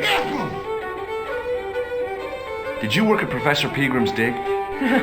What gave you that idea? McGuire says you did. You don't believe that damned hooligan, do you? Why not? His probation officer could tell you a tale or two. Have you heard about the gem which Pegram found? I heard a rumour, but you can't believe everything you hear or see, can you? Can I get you another drink? Oh, no, thank you. I shouldn't be drinking at all. I want tablets for my nerves. More than a pint and I'll pass out. See you later.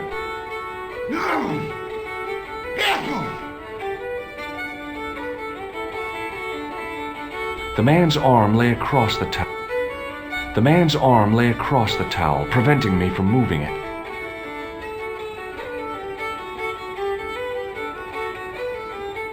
As the man raised his arm to drink, I snatched the towel away.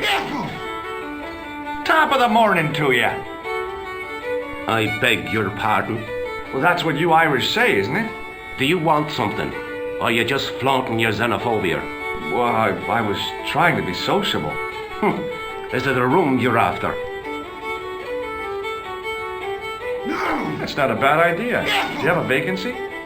I could, if you don't mind waiting until the last guest checks out. No problem. When will that be? When the undertaker comes to collect him. I'll try a glass of beer, please. Is this your first pint of real ale? Well, I guess so. What's real ale, anyhow? Beer that's brewed from natural ingredients to traditional methods. It shouldn't be kept under pressure or refrigerated. And finally, it should have a good body and distinctive character. In other words, it's flat and worn with bits in, and it makes you fall over.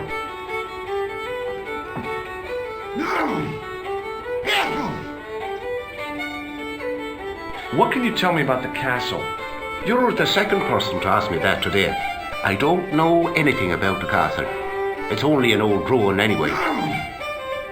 Who else was asking about the castle? He said he was a reporter. He was asking about the little people. I could have told him a tale or two about the little people. He might have paid me to hear what he wanted me to say. Anyway, I chucked him out on his arse. Good for you, Mick. That's the way to deal with journalists. Have you served any, clowns recently? No, you're the first today. Seriously, I'm looking for a man dressed in a clown costume. Would he be having a little white dog with a black patch over the eye? I shouldn't think so. Do you know a man called Pegram? Indeed I do. Are you a friend of his, by any chance? Oh no, I'm just trying to track him down. Me too. That son of a bitch should be locked away. Did Pegram stay here? That's right. In the best room in the house. That's the one with the bed. Can I see Pegram's room? It's been taken by one of the brothers from the reformatory. They come every year for spiritual refreshment. That's a good one. Their idea of refreshment is a good full of stout. I wouldn't want to disturb a man of God, especially not a big fella from the bad boys' home. I don't blame you, Mick. That brother's got muscles like a muscle man. Do you know Sean Fitzgerald very well? I know him enough not to sell him more than 2 pints. He's like a kid when he gets a few beers inside him. Oh, I'm not surprised. He's on medication for his nerves. There's nothing wrong with his nerves. He's just screwy. Do you recognize this man? No, I don't. What do you want with him? I've got a score to settle. I don't want any trouble in the bar, mister. If it's a fight you're looking for, see Father Mahoney. A priest? A man of the cloth? Sure. And he teaches the boys how to box at the youth club. According to Mahoney, it develops character. Isn't that right, Pat? Didn't he teach you all the art of pugilism? Doyle. Sorry, Michael. I was miles away. What did you say? Never mind. Thanks.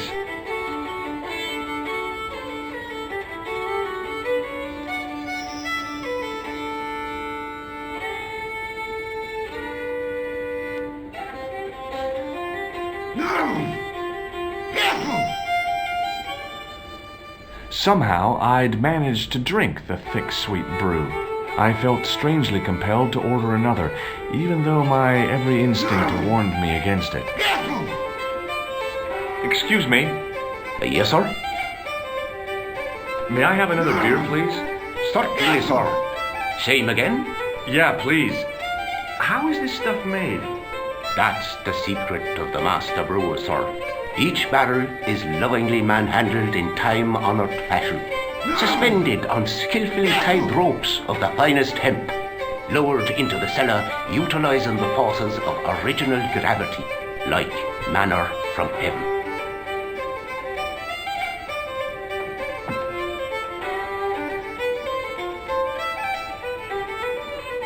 Thanks.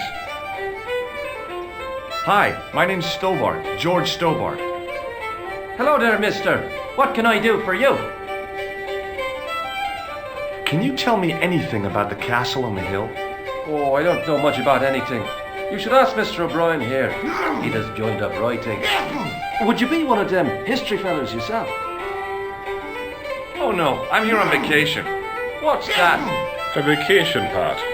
It's what the Americans call a holiday. Oh, right.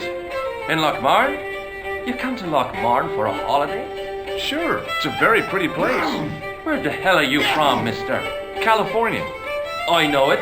That's where the prunes come from. Yeah, amongst other things. Do you know Professor Pegram? Do I know him? Do I know the good professor himself? No, I don't. I mean, I know who he is, but I don't know him to talk to. Do you know anything about Pegram's excavation?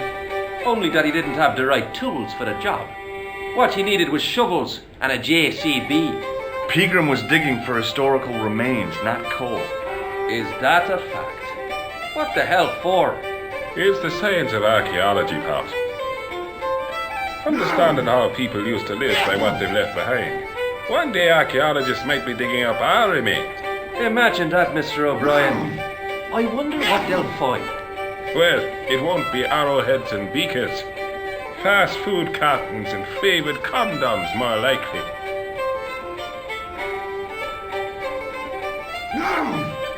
Did anyone from the village work at Peagram's Dig? I tried it myself, but that high and mighty history man called me incontinent. What a nerve. Hadn't I dug more holes than the rest of them put together? Do you remember seeing Sean Fitzgerald at the dig? Let me see now. I think me brain box needs a spot of lubrication.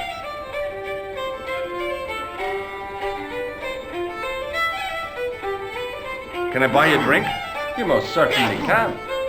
Give me a drink for my friend here. Who, Doyle? Has he called you into mine for him? Shame on you, Patrick. Same again. Just a point this time, Michael. 1 point of brown coming up.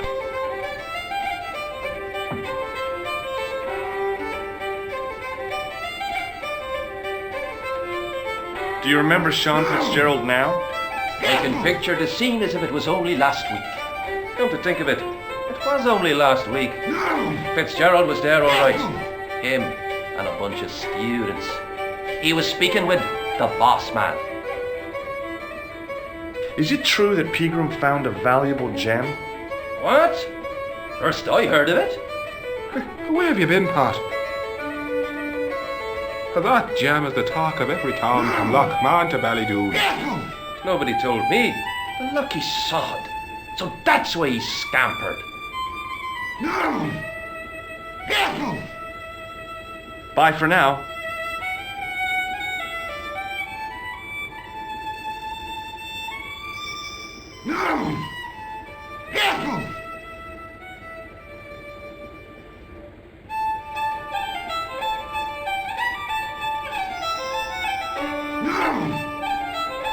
Somehow, I'd managed to drink the thick, sweet brew. I felt strangely compelled to order another, even though my every instinct warned me against it. Excuse me. Yes, sir? Hey, how about another drink? See him again? Do you serve cocktails? I'll serve anyone with manners. And money. I'm serious. Have you considered turning McDevitt's into a cocktail bar? Cocktails are chic, cool, and popular with younger drinkers. What? Kids in the bar? Can you imagine it? Pinball, pimples, and puke. Right, I get the picture.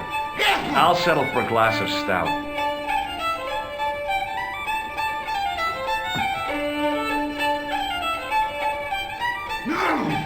Thanks.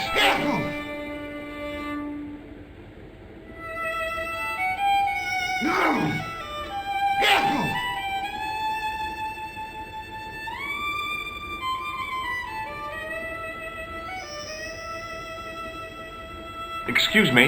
Yes, sir? More beer over here. Yes, sir.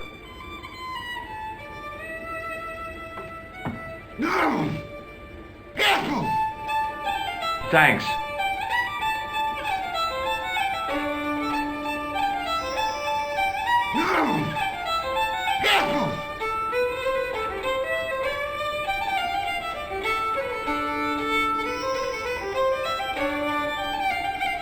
Excuse me. Yes, sir? More beer over here. Yes, sir.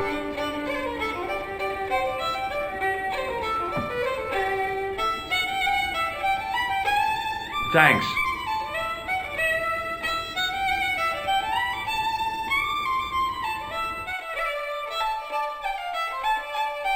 Allô? Couleur. J'écoute. Nico? Who is this? It's me, George. Oh, hello, George. Where are you? I'm in Ireland. What's it like there? Kind of sleepy. Comatose, even. Did you get to talk to Pegram? I haven't found him yet. I figured I'd call you first. Are you okay? Oh, sure I am. Don't worry about me, George. Any signs of our friend the clown? You're kidding. You probably never even heard of Lochmahon.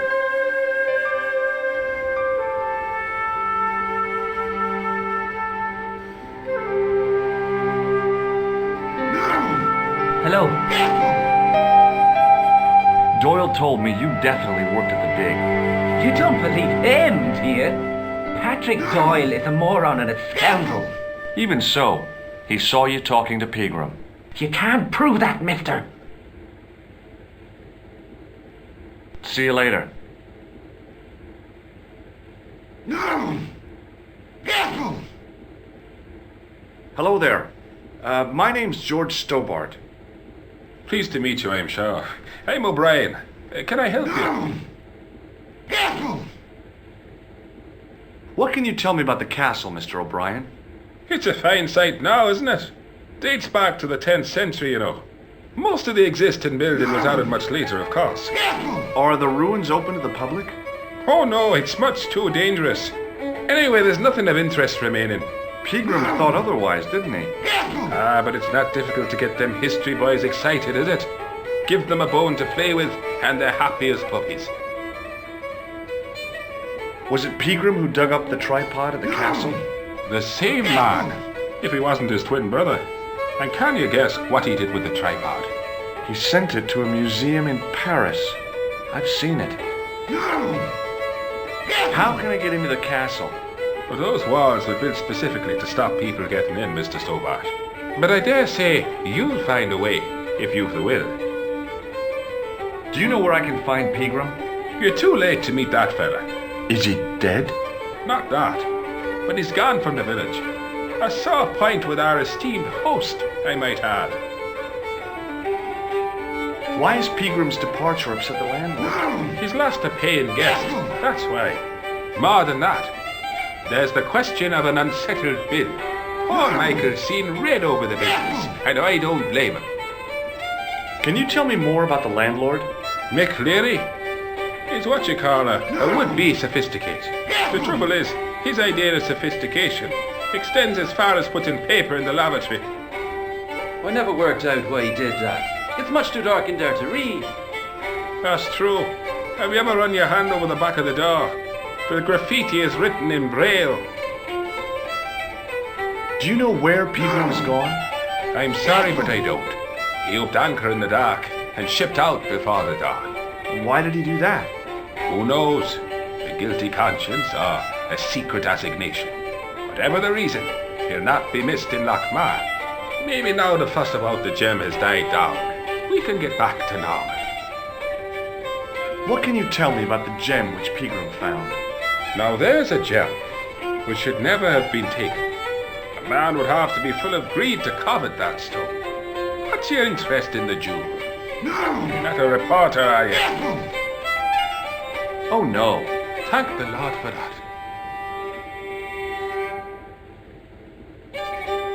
Do you recognize the man in this photograph? Nope, I've never seen him before. Goodbye for now.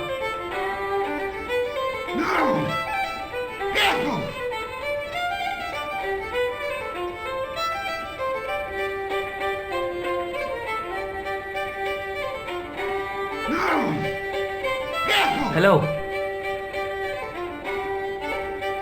Sorry to bother you.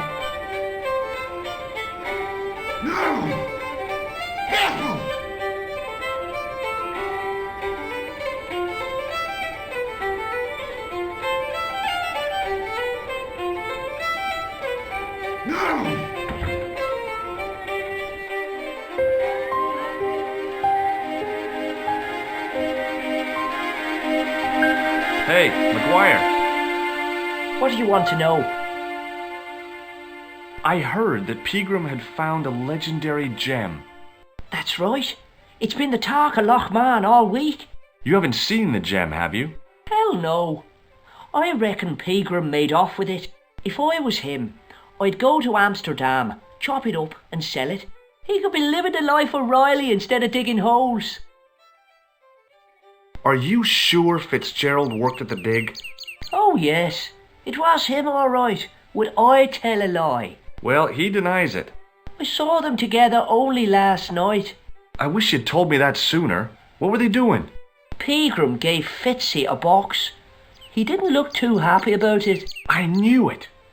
But how am I going to persuade him to part with it? Break his fingers. No, I couldn't do that. I could. Thanks for the offer, kid, but I'll try a more subtle approach. Chinese burns? Do Do you know where I could find Fitzgerald? He's inside, but you won't get no sense out of him.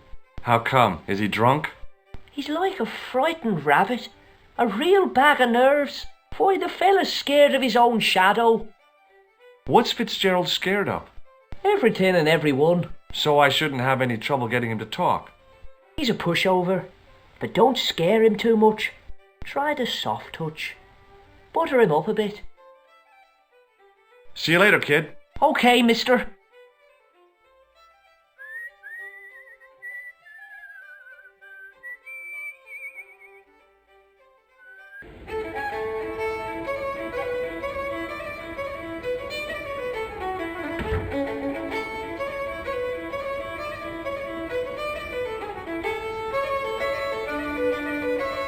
Hello.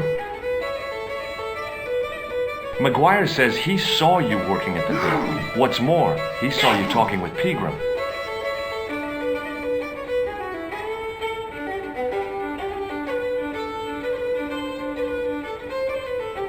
I knew this would happen.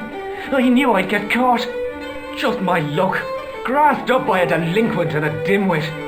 I need to talk to Professor Pegram, if he's still alive. What do you mean? Is he in danger? Yeah, you too, if I'm right. You're not from the Social Security. Hell no. What makes you think that? Well, I was claiming benefits at the same time I was working for Pegram. I'm not in a position to make judgments, Sean. That's between you and your conscience. All I want is to talk to Pegram about the gem. But he's not here. I know that. But he left that package with you, didn't he? What did Pegram find at the castle?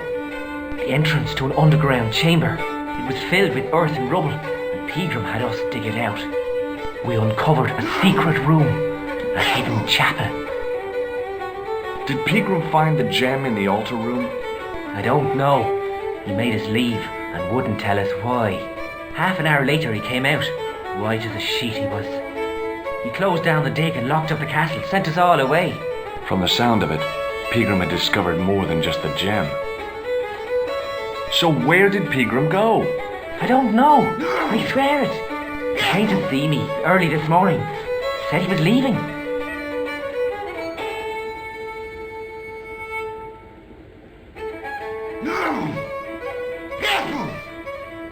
He asked me to give this package to a guy called Marquet. Show me what's in the package, Sean. I can't do that. Why not? I promised the professor. So what? You didn't have any qualms about your benefit scam. So where's the harm in taking a peek inside Pegram's package? You don't know these people. I can't. I don't dare. This is your last chance to show me the package, Fitzgerald. I've been patient with it, but now it's time to kick ass. But he'll kill me. Who will? The man from Paris. Jack Marquet. Pegram told me if I gave him the package unopened, I'd hear no more about it. But if I double-crossed Marquet, I'd be dead. I'll deal with Jacques Marquet. Give the package to me. No, why should I trust you? I don't know who to trust anymore.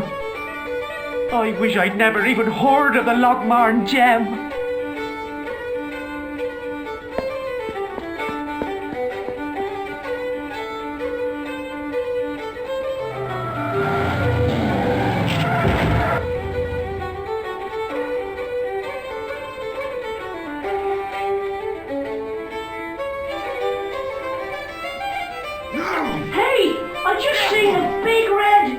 Get out of here, McGuire. Come back when you're old enough. What's the lad howling about? A big red sports car. Sean Fitzgerald's been runned over. Get out! Noisy little tyke. Maybe you should send out some medicinal brandy maker. Oh, yes? And who's going to pay for it? Not me. Me too, neither.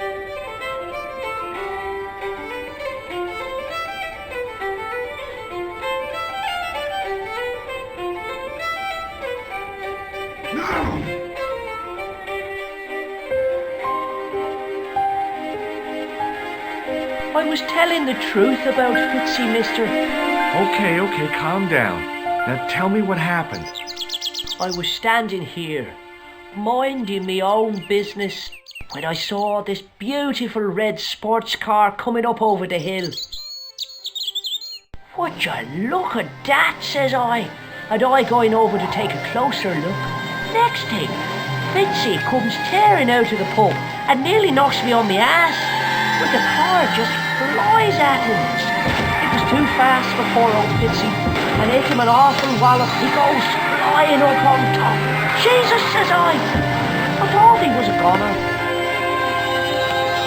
Next thing, the driver hops out, and I couldn't believe my eyes.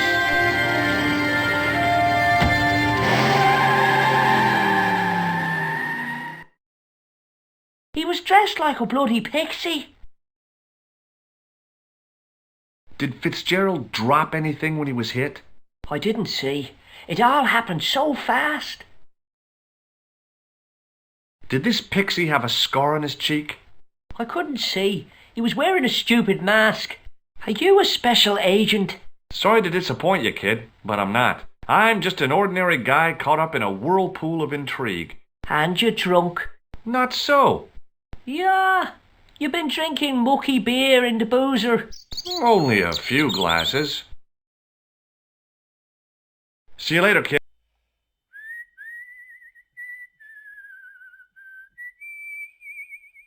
I pushed the switch down, but in doing so it snapped off in my hand.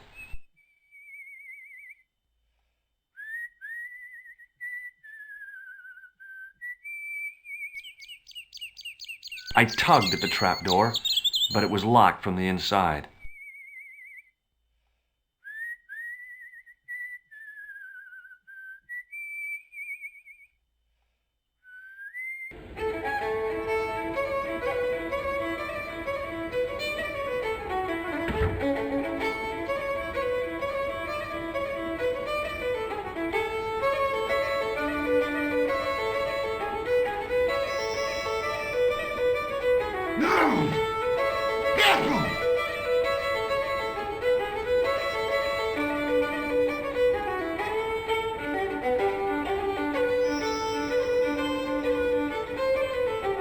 Excuse me.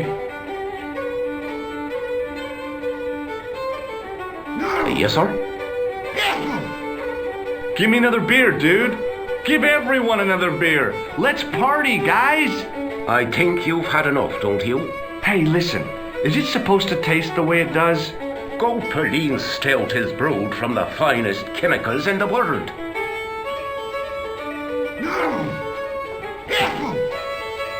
I'm sorry, but the pump appears to be broken. I could fix it for you. I don't think so. This is a job for a professional electrician. Oh well, at least the glass washer is still working. It's not my idea, is it? It just so happens I'm an electrician. Check out my credentials. Well, now, isn't that marvellous? Here's a house bedevilled with faulty wiring of a wayward nature. Here's you, an electric man, with a little plastic card to prove it. I still want to see what you can do before I let you touch me beer pumps. You can make a start on the glass washer.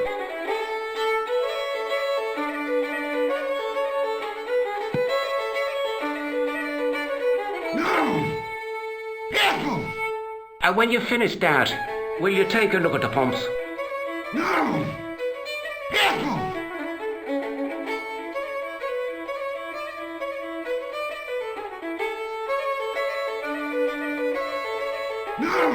Hi there, old timer.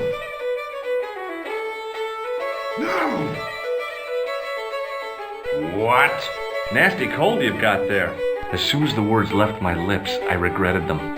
Is there such a thing as a cold which isn't nasty? I put the question to Father Mahoney. Father, says I, why were we born to suffer snot? What did he say? He said it's my reward for being out all night like a sinner.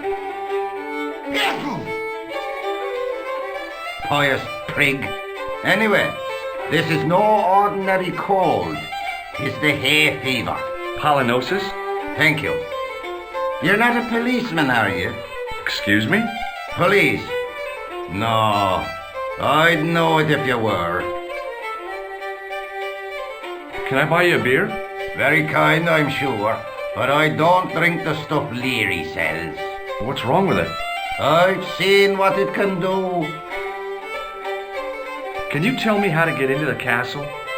Don't even think about it, me bucko. Lochbarn Castle is haunted. That's what the kid outside told me, but I don't believe it. Then you're a fool. Ghosts don't bother me. I still want to visit that castle. You can't. It's not open to the public. There's no one around to stop me, is there? That's right. Nothing human, anyhow. Do you know Pegram, the archaeologist? That's the scrawny fellow who was poking around at the castle, isn't it? No, I don't know him. Do you know where I can find Pegram? I told you, I never heard of him. Were you aware that Pegram was conducting an archaeological dig? I don't meddle in other people's affairs. They don't interest me. Have you ever seen the ghost? To be sure, with me very own eyes. Can you describe the ghost? It was horrible.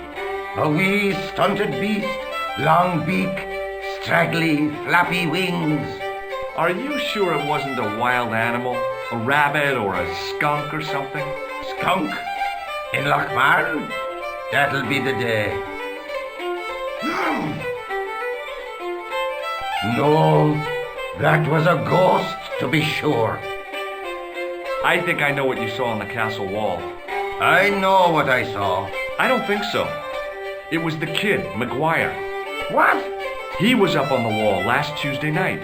He thought you were the Phantom of Lochmarn. Oh! I'll see you later.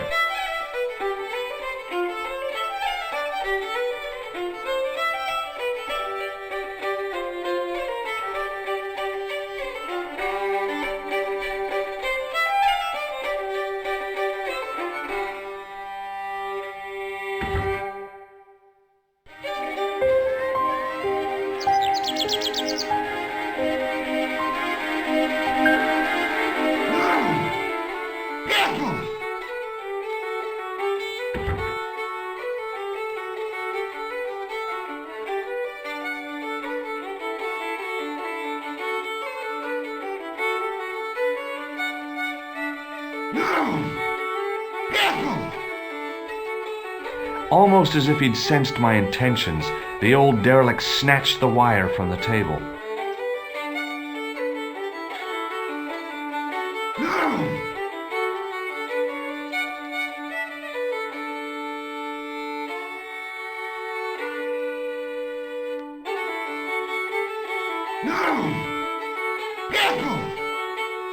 As soon as the old guy looked away, I grabbed his piece of wire.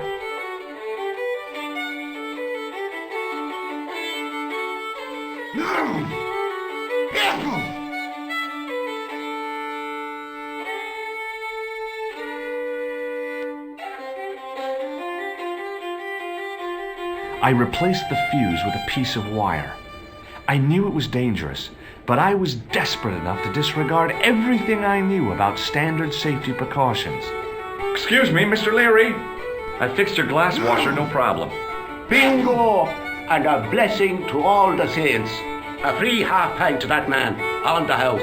Now, could you take a look at the beer pumps? Well, I guess so, but I'm not making any promises. If you can't fix them, I'll have a riot on me hands. The pumps are in the cellar, right? That's right. You'll find a flashlight down there somewhere.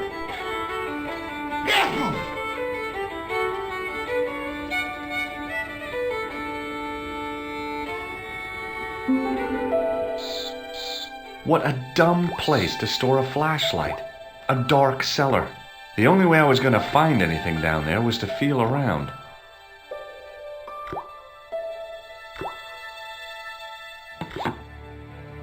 I pushed the lever and heard the grating of metal, but nothing appeared to happen.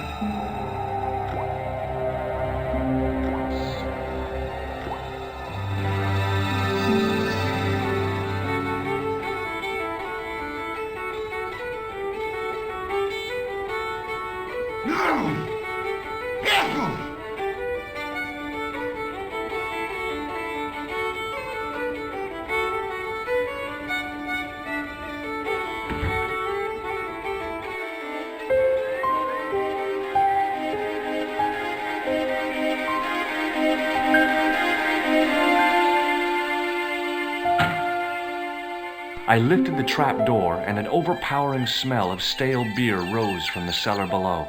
I looked down on a stone-tiled floor, way too far to jump.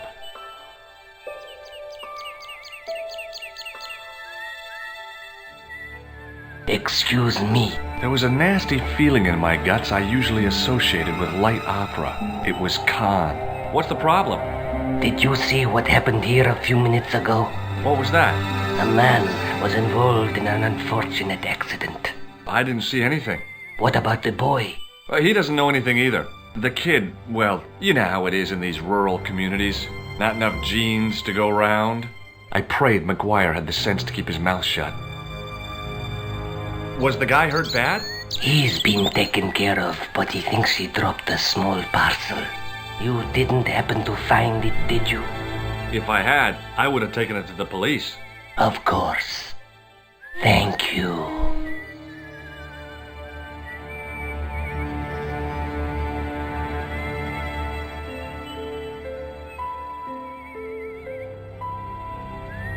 Hey, McGuire. What do you want to know? See you later, kid. Okay, mister.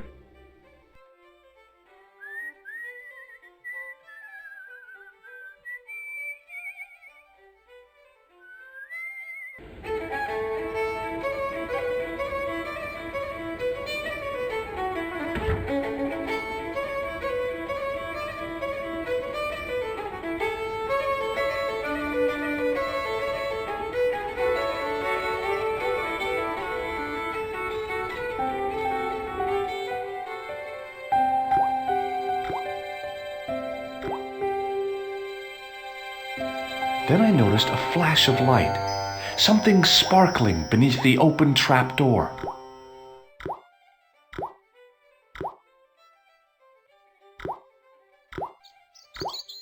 It was Peagram's gem, all right. A large, uncut blue stone. As I held it aloft, I realized the fascination it could command. I guess I was already under its spell. Did you find it? What? Whatever you was looking for. Yeah. Listen, McGuire, I want you to keep this to yourself. No problemo. Just chuck us up a crate of lager. No way, you're not old enough. We can sell it and make some cash. Forget it, kid. I couldn't betray Mr. Leary's trust. I could, for sure. That old misery guts deserves it. If you want to do me a favor, keep a lookout for that guy in the suit. Okay. But it'll cost you a packet of chips. Oh, and shout if you see that Ferrari.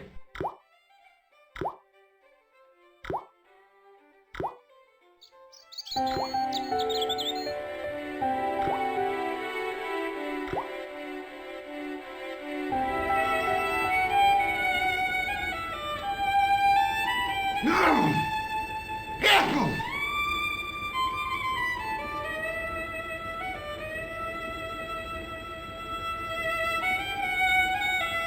No!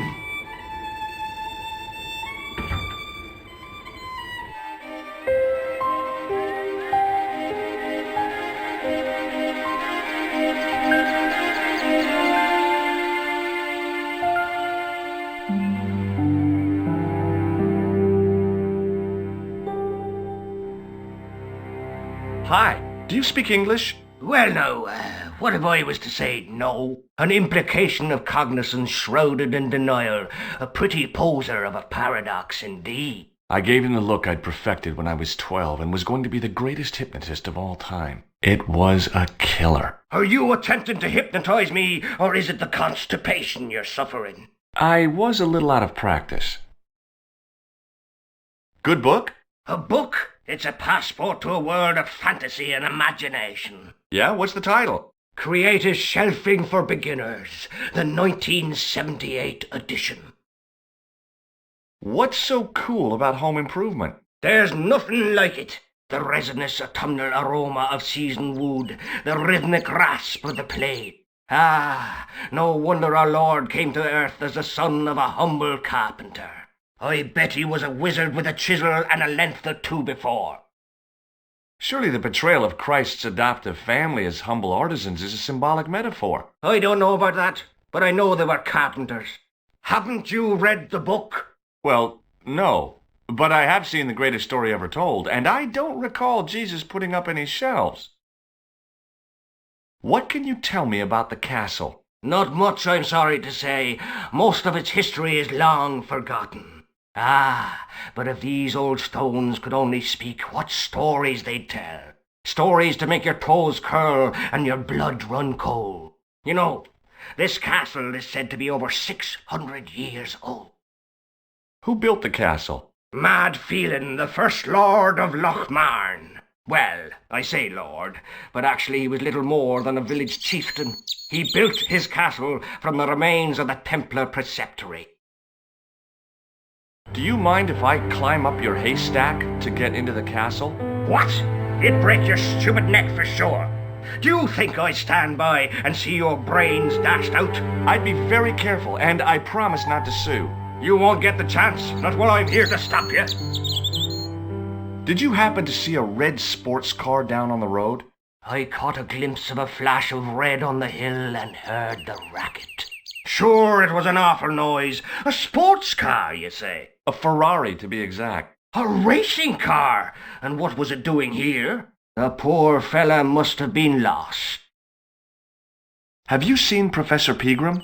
No, he's packed up and gone. Do you happen to know where? Back in England, I suppose.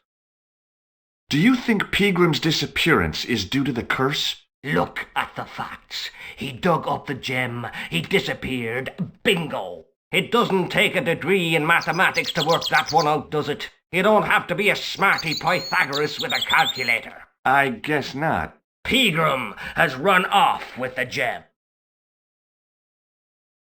Where was the site of the Templar preceptory? Right here on Temple Hill. Phelan built right on top of the old wall. It's said that deep beneath these walls there's a Templar chapel. Did Pegram discover the chapel? I don't know. His workers were sworn to secrecy. The driver of the Ferrari was involved in an accident. Is that so? Yeah. He knocked somebody down outside the bar. What an idiot! How could a thing like that happen? He was traveling too fast. So fast, he ran right under the car. I mean, the car was traveling too fast. But you'd have thought the idiot could have heard it coming. Maybe you know the guy who was hit by the Ferrari. His name is Sean Fitzgerald. Oh, I know him all right. That's me nephew, the idiot responsible for the stacking of my hay cart. Was he killed by the car? Oh, no, but he has been abducted. Well, that's a relief now. Aren't you going to look for your nephew? What for? From what you say, it's too late. Well, you could report the matter to the police. Better not.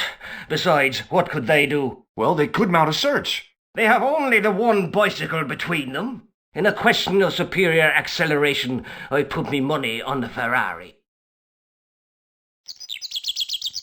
I think you ought to know exactly what Sean has gotten himself into.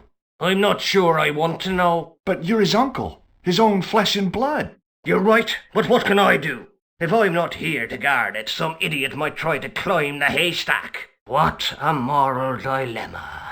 Stay here and guard this potentially lethal agricultural construction, or to go off in search of the prodigal nephew, the very man responsible for said hazard? It'll need some thinking about. Why, there's no problem. You're right. Why didn't I think of it before? We'll demolish the haystack. You don't have to demolish the haystack to go look for Sean. I'll stay here in your place and warn anyone who's silly enough to climb it. Marvelous! I think I should start me inquiries in the bar.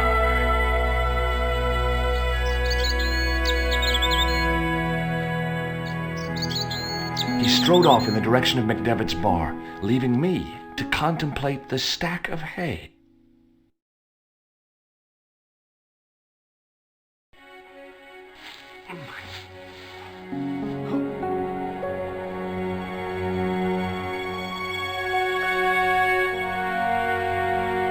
The stack of hay stopped, short of the top of the wall.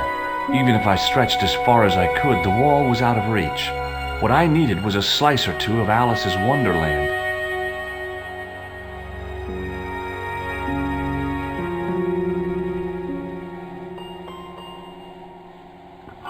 I inserted the end of the lifting key in the mortarless crack and gave it a firm shove. It remained lodged in the wall, jutting out to form a step.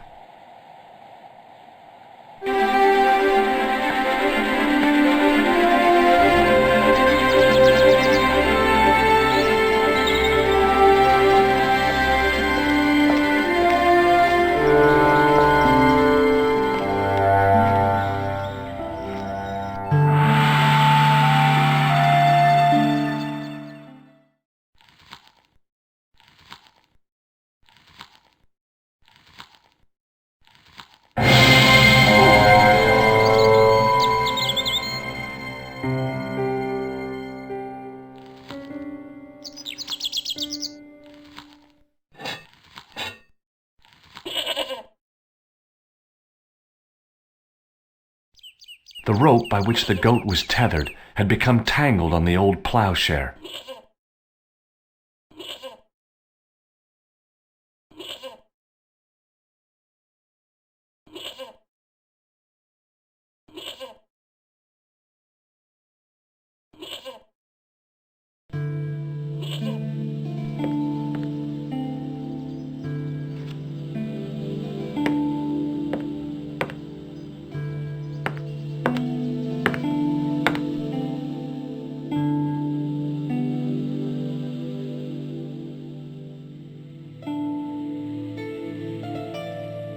As I dipped my fingers into the soft white powder, I realized what it was. Plaster of Paris. I'd used it in kindergarten to make casts of animal paw prints. I reached into the sack, but it was empty.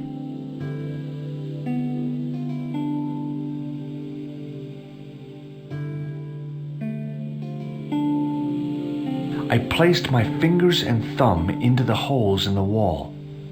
Nothing happened.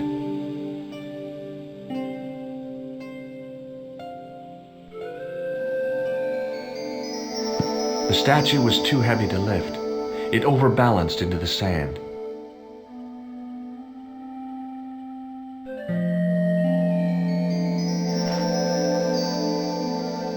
As I swung the stone upright, I noticed it had left a pattern of holes in the sand.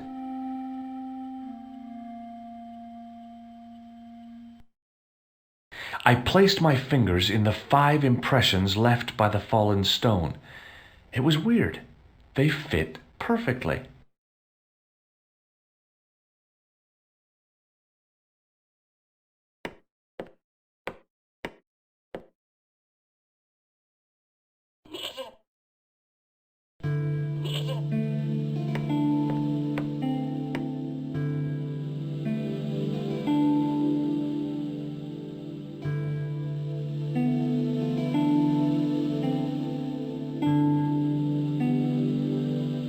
I sprinkled the plaster on the sand until the holes were filled.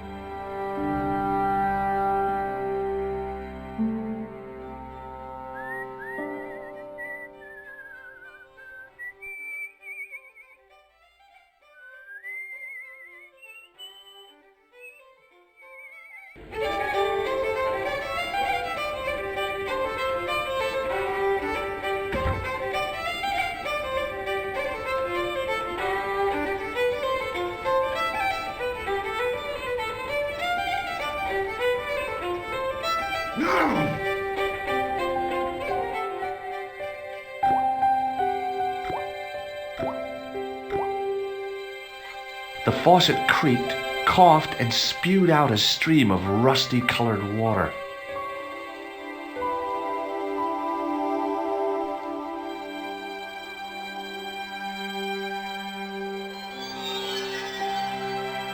I held the towel under the faucet and soaked it with water.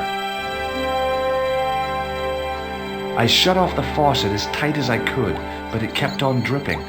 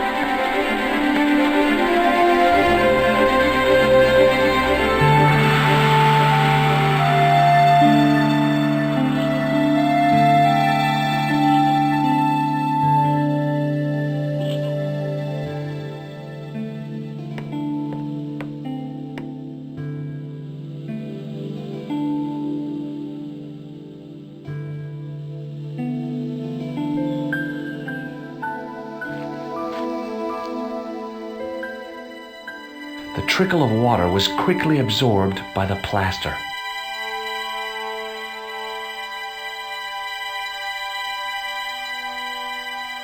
I eased the solid piece of plaster from the sand. Underneath, it had formed a perfect copy of the statue.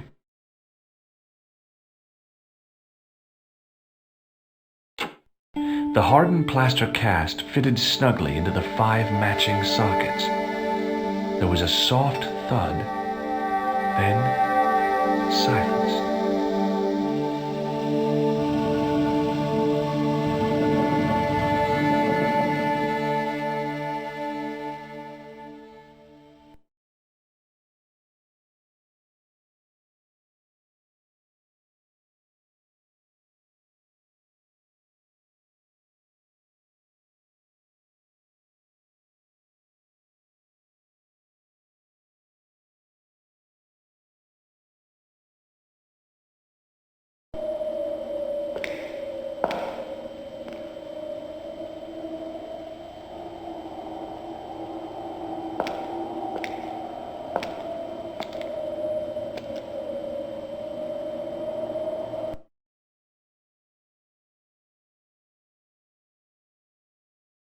So, where did you stay last night?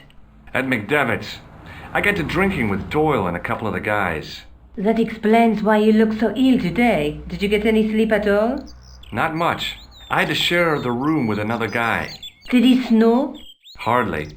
He was dead. And you say Pegram has disappeared? Without a trace. But my visit wasn't a complete waste of time. Pegram's gem? The Templars gem. Whoever Jacques Marquet is, he's in for a disappointment. Jacques Marquet? He's the guy who should have collected the gem from Fitzgerald. What are your plans? I want to find out who, what, or where Montfaucon was. All I've got to go by is the name and a picture of a hanged man.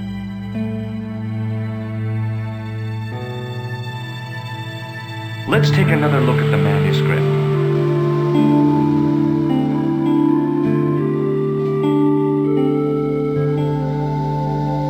That's the gem that Pegram found in Lochmarn. That's the tripod in the Crew Museum.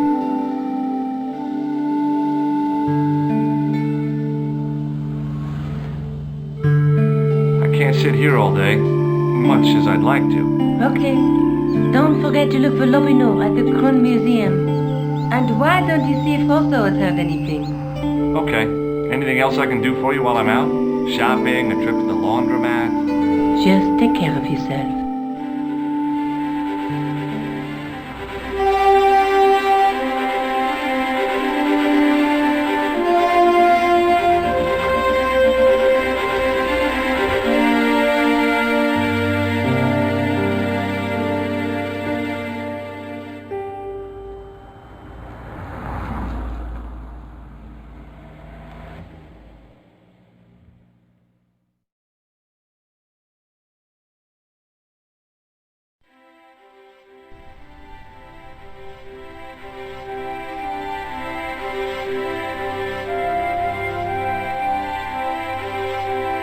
Excuse me. Ah, Monsieur Stobart, n'est-ce pas? That's correct. You remember me. The retention of such data is part of my duty as a gendarme. That is how crime is fought, through attention to detail, not intuition. Yes, sure. Do you know a man named Khan? He's a shifty-looking guy with a scar on his left cheek. No, monsieur. Has this man any connection with the bombing of the cafe? Yes. I believe Khan was the name he used when he hired the clown costume.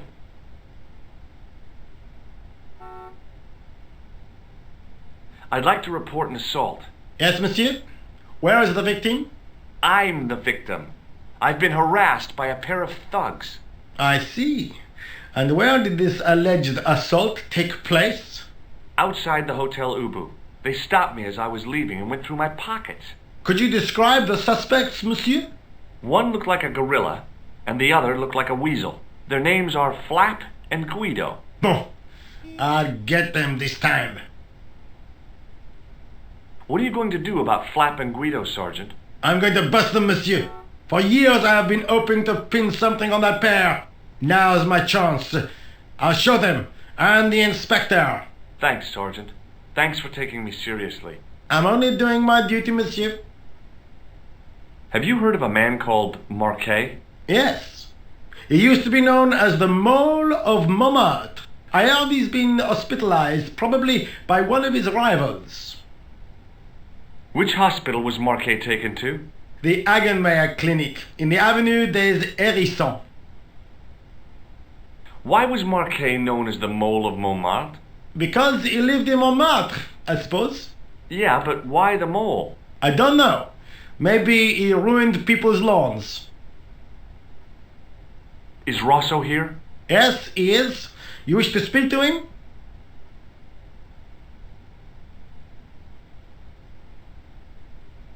Yes, I do. One moment, monsieur.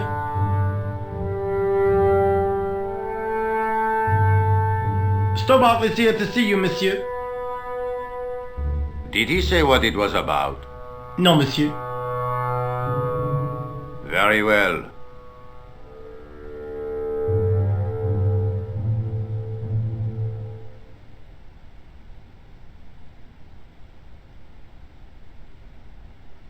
Hi, Inspector. Remember me? But of course, Mr. Stobart. My mind is a well-ordered faculty. A mental classification system that's the envy of the Bibliothèque Nationale. No tricks, mark you, monsieur. Just exercise. Just as our muscles waste through inactivity, so our minds decay. But there is no need. If only people would learn to exercise their wits daily. If he was trying to impress me, it worked. He was pompous and patronizing, but he had style. Eh bien, if you called about the bombing, you're too late. Investigations have been closed. But I've been taken off the case. what about the murderer, the dead guy? It is out of my hands. What was that psycho-detective business you did in the cafe? It is my theory that the passions evoked in violent crimes create ripples in the ether, invisible to all but the possessor of a highly developed and receptive mind. I'm impressed. Can you bend spoons, too? I didn't think a man of your obvious intelligence would stoop to mockery. I'm not mocking. I've had personal experience of the power of the mind. I used to get ignored at parties until I read a book that changed my life. Really? What was it called? Hypnotism for Fun and Profit. He looked at me as if I'd farted at a funeral. The power of mesmerism is a rare gift, not a party trick. You're not gonna try any of that psychic interrogation on me, are you? Do you find the thought of my probing distasteful? Let's just say I'd rather you didn't. I've got more doubts than doubting Thomas when it comes to mysticism. Too bad. I think you would make an interesting subject under controlled regression. The day I let anyone mess with my mind hasn't dawned yet. Did you find out the ID of the guy who was killed in the explosion? I already knew who he was. I heard that the bomb victim's name was Plantar. Your sources are reliable. He was a big shot at the Treasury, wasn't he? Maybe that's why you've been taken off the case. I'm sorry, monsieur. I cannot comment. Do you know a pair of thugs called Flap and Guido? I have known those two since they graduated from special school. Flap is a nasty piece of work, but Guido is the real brains of the partnership. Where did you hear of them? I met them out front of the Hotel Ubu. Don't you want to know what I found out about the killer? I told you, monsieur, the case is closed. I have washed my hands of the whole affair. Then I'll have to continue my investigations without your help. No. You must forget the business of the clown completely. Go back to being an ordinary tourist, Stobard. Have you heard of Professor Pegram, the archaeologist? Molly Pegram? The second son of Lord Barclay Pegram? I don't know. I only read about him in a magazine. So much for the efficacy of rehabilitation. What has he done this time? He made an important archaeological find in Ireland. Do you know Pegram well? I have connections with the family, but I wouldn't say I knew him at all. Is his name really Molly? Of course not. That was the nickname he was given at school. All his friends and acquaintances know him as Molly. Ever heard of a guy called Marquet? Jacques Marquet? Marquet? I know the name well. He has a record for suspected blackmail, kidnapping, arson, and art theft. An all-rounder, huh? How come he's on the loose? His bravado is matched only by the courtroom skills of his attorney. So long, Inspector.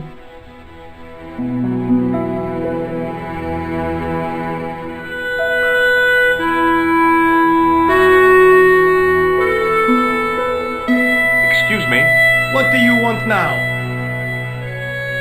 Is Rosso here? Yes, he is. You wish to speak to him? Not really. See you later, Sergeant.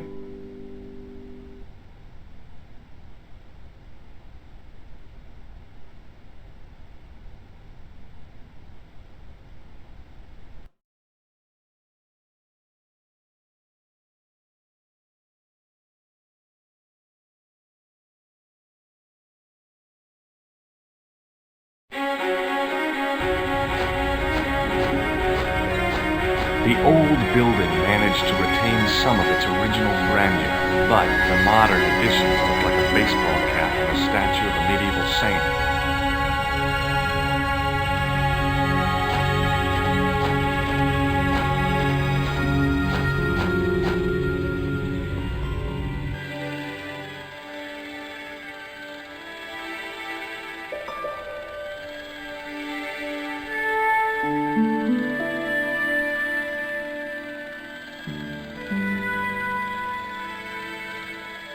Hi, my name's George Stobart.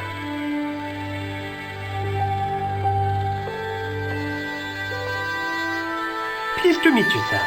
Call me George if you like. Are you sure? Yeah, that's my name. My name's Benoit, but everyone calls me Bunny. Bunny? That's right. I used to have this cute habit when I was a kid. Keep it to yourself, Benoit. Do you know anything about a patient named Marquet? No, sir, I don't know much about any of the patients. I've never met a doctor who admits that he's only human. I'm only a trainee, sir. I'm sure I'll get the hang of things. Have you ever heard of a guy named Merlin? No, sir. See you later. Right.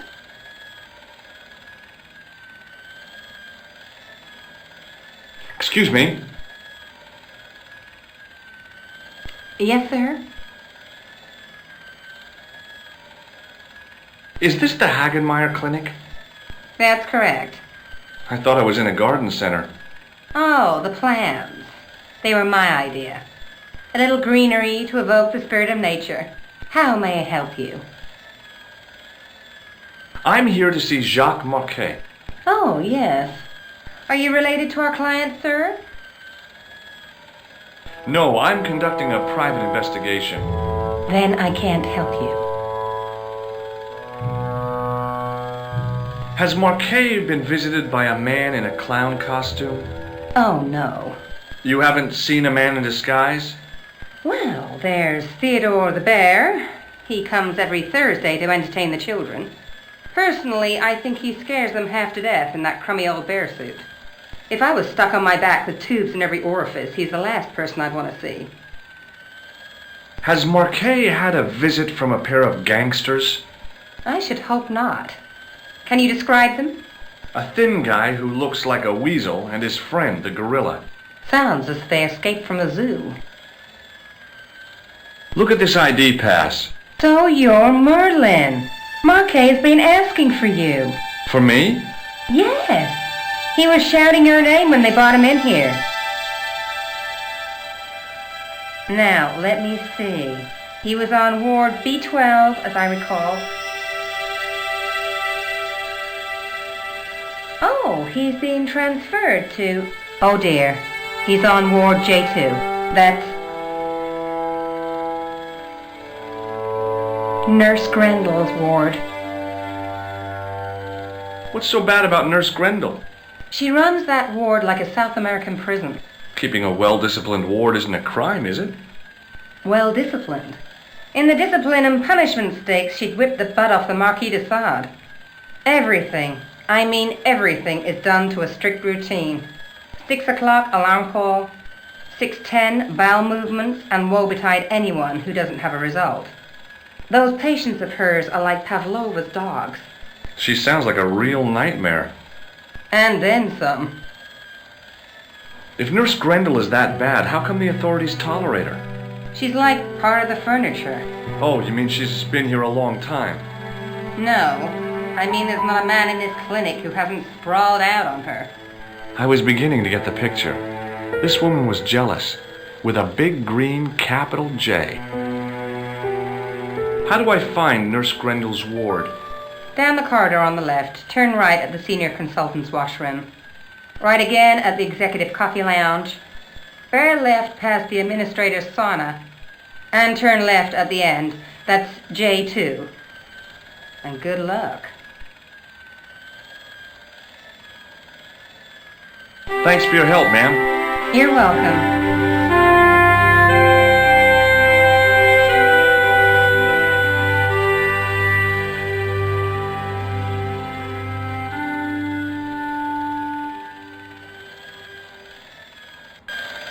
As I turned the corner, I saw the source of the hellish noise which echoed through the corridors.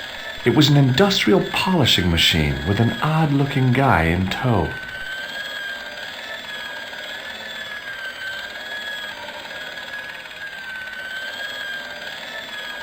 Hello. What's that? I said hello. Oh, hiya. I'd like to talk to you for a minute. That's what I thought you said. Don't look so down in the mouth. No matter how bad things seem, I never let life get on top of me. Oh, yeah? What's your secret? Why, it's easy. All you have to do is smile and whistle this little tune. You know what? If you start whistling, I'll bust you in the teeth. It's a... Do you know where I'd find a patient called Marquet?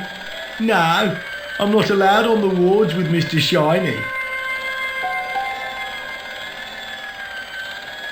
Have you seen any unsavory characters lurking about in the corridors? No, sir, I haven't. But I've got nothing to worry about. What's that, Mr. Shiny? You'd take good care of the rascals, I'll bet you would. With a friend like him, I've no fear of oppressors.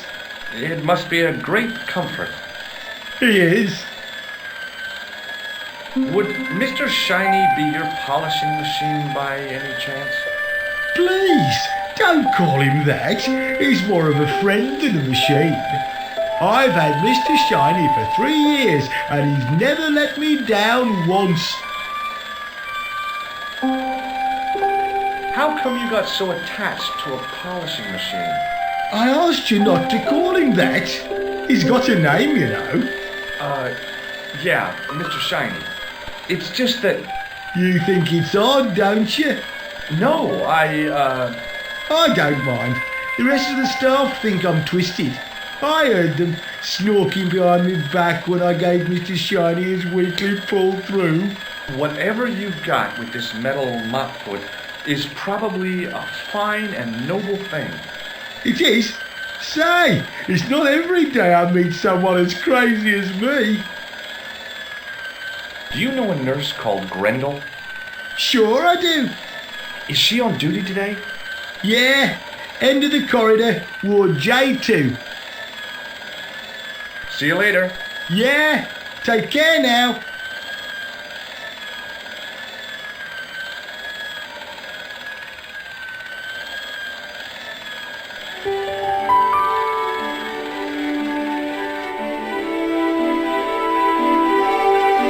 As I tugged the plug out of the socket, the polishing machine coughed, spluttered, and died. Mr. Shiny, what's wrong, pal?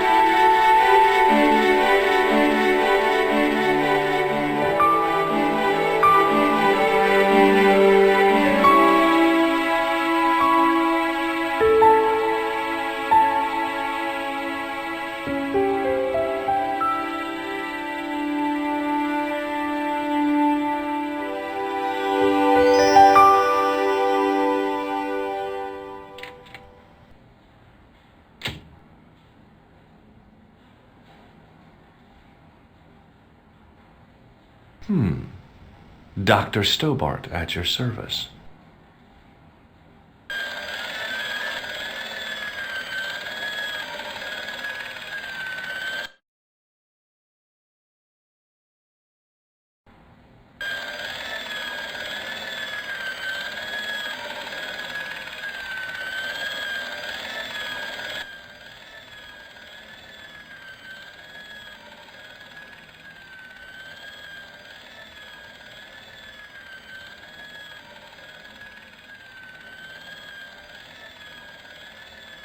Hi, my name's George Stobart. Aha! Just the man. You must be the new boy. Yeah, I must be. Well, stop wandering about and make yourself useful. Bernie, come here, boy. This is Benoit, my nephew. Can I trust you to look after him? Do your own babysitting, Gramps. Who do you think you are, anyhow? I am Felix Hagenmeyer. And may I say what an honor it is to meet you in person, sir. You are on my medical wall of fame. Right up there with Pasteur and Leary. I look on it as a privilege, no, an honor, to look after your nephew, sir. He is fresh out of medical school. It will open his eyes to see a real doctor on the job. I'll bet. Show him around. Let him see some real suffering. So long, Hagenmeyer.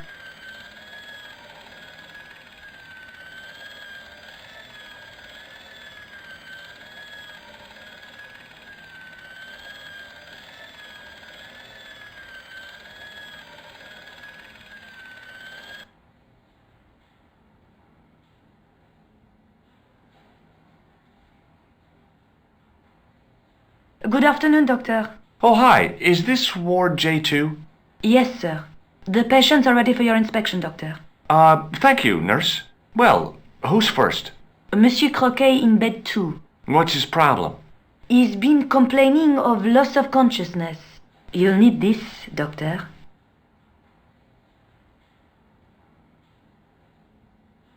She gave me a long, narrow metal box and a stunning smile. Thanks.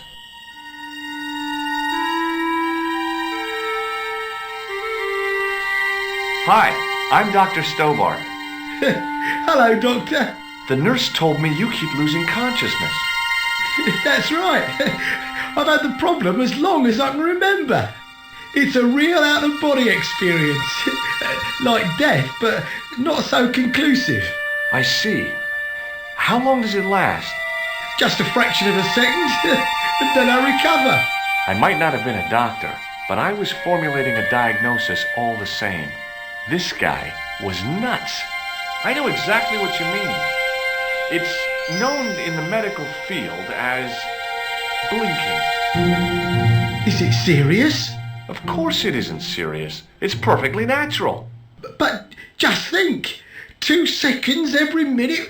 Why, that's almost half an hour every day. 2 weeks out of every year spent in total darkness. I don't have time to listen to this baloney. Well, goodbye and good luck. Thanks, Doc.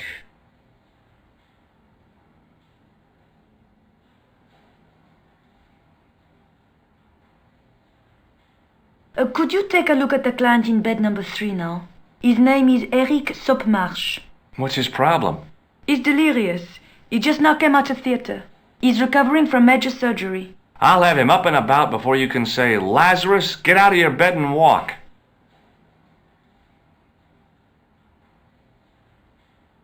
Hello? Anybody home? Who are you? My name is Dr. Stobart, and I'm here to steer you down the rocky road to recovery. Dr. Monroe said there was no cure for what I've got. Your problem is you stayed in bed too long. Are you sure you're a qualified doctor? You better believe it. What's your impression of Nurse Grendel? She's a very efficient young woman. Efficient? You make her sound like a vacuum cleaner. I've no complaints. The woman in reception described Nurse Grendel as a monster. Well, that's simply not true. She's quite strict, but that's her job, isn't it? You've got to have discipline in a place like this. See you later.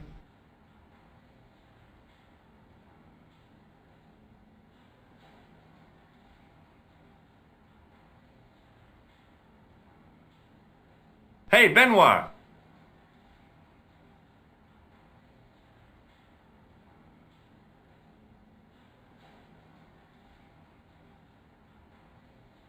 There's no need to shout. What do you want? Here, take this pressure gauge. Thank you, sir. What do you want me to do with it?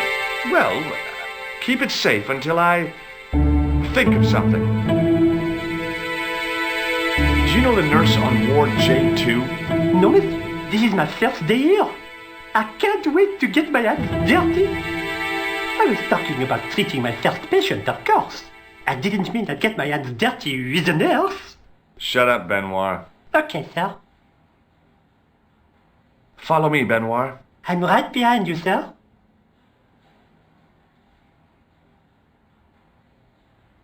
Doctor! What is it? You haven't taken my blood pressure.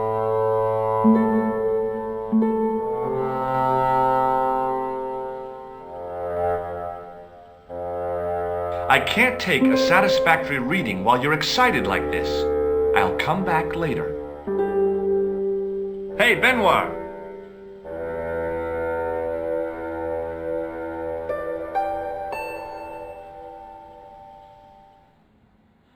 Yes, sir? Are you ready with that pressure gauge? Primed and ready to pump, sir. What do you want me to do with it? Use it on Eric Sopmarsh. Okay.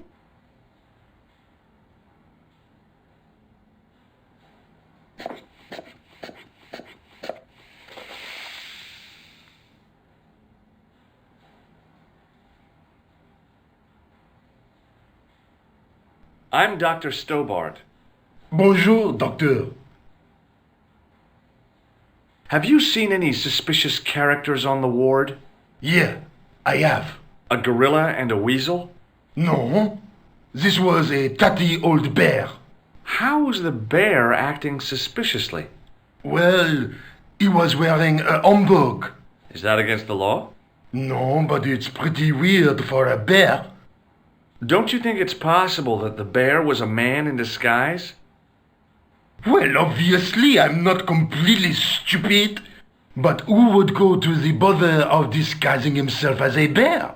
It's not as if he'd blend in with the surroundings. I checked with base to see if any bears had been reported missing from the zoo or a traveling circus. They told me to sit tight until reinforcements arrive. I guess they're right. I'd be stupid to tackle a bear single-handed. Have you heard of a guy called Marquet? He's in quarantine, Doc, right behind this here door. Marquet is just the man I wanted to see. I wouldn't go in there if I was you. He has anthrax.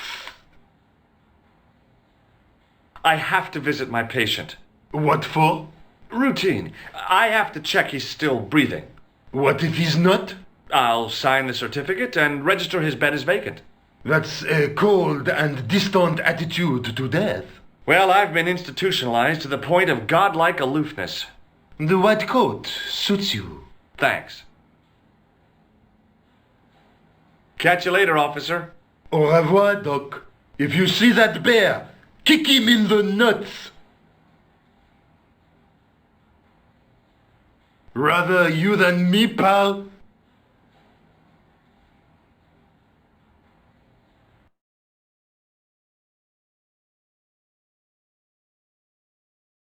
Marquet? Yes, I am Marquet. I've been expecting you. You have? Well, what are you waiting for? Get it over with. I just want to know what I should do with the gem. The Lahmar gem? Yeah, right here in my pocket. I thought you were one of the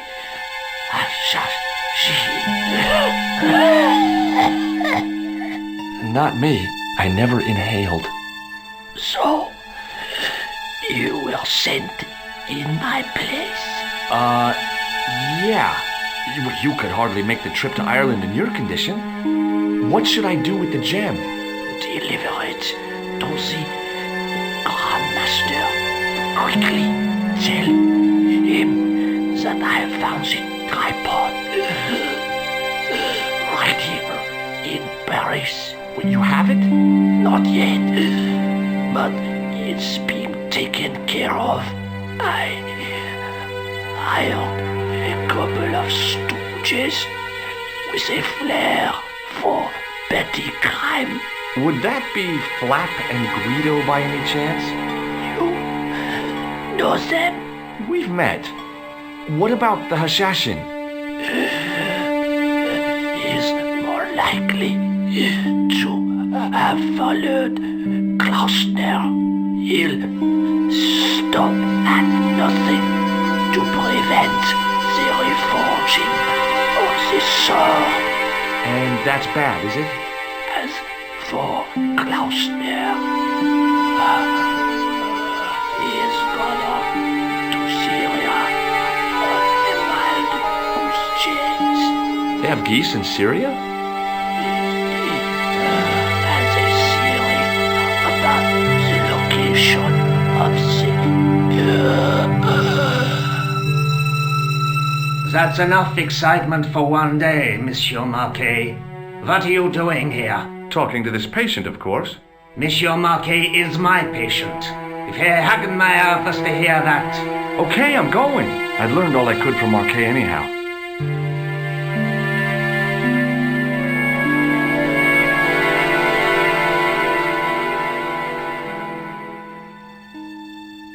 Ah, there you are, sir. I was just coming to look for you. I finished with your pressure gauge. Thanks, Bunny. What's that noise? It sounds as if someone's having a cardiac arrest. It's all right. The doctor's in there with him.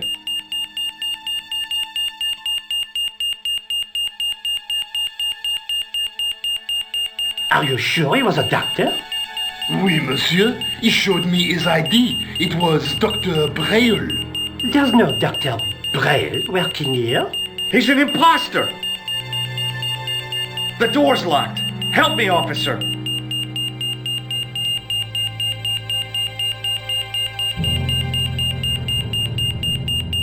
Stand back, monsieur.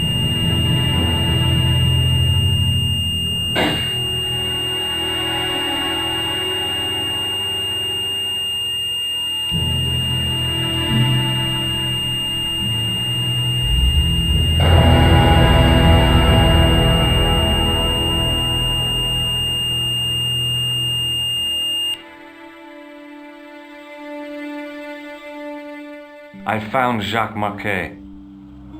Did he talk? Yeah, he talked. For the very last time. He's dead. Yeah, killed in cold blood by a bogus doctor. That's despicable. What kind of guy would pass himself off as a doctor and take advantage of a dying man? Was it Khan?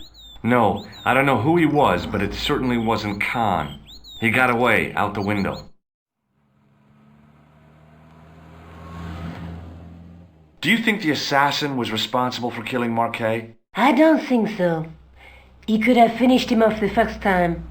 Besides, Marquet would have recognized him. He was pumped to the gills with sedatives. He wouldn't have recognized the 4 horsemen of the apocalypse unless they'd introduced themselves. Have you ever heard of the Hashi Ashin? No. Marquet said that they were his biggest enemy. His biggest enemy was the bogus doctor. Don't remind me. That guy was evil. He had wild, staring eyes like a dead fish. I'll never trust a doctor again. I guess I'd better go back and talk to that weirdo. Which one, Rousseau or Sergeant Mou? Oh, but you're referring to Andre. I'll let you work it out.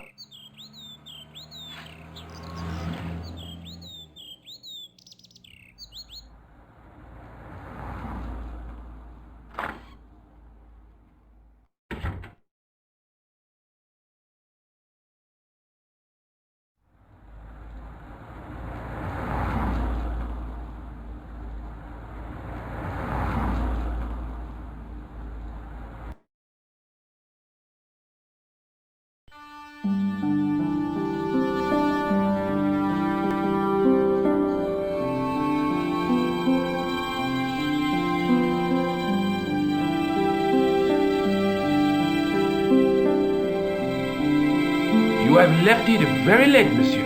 Late for what? Anything? I am closing the museum soon. You wouldn't like to get locked in. I can tell you, not in this gallery. Why not? It is haunted, monsieur. You don't believe in ghosts, surely.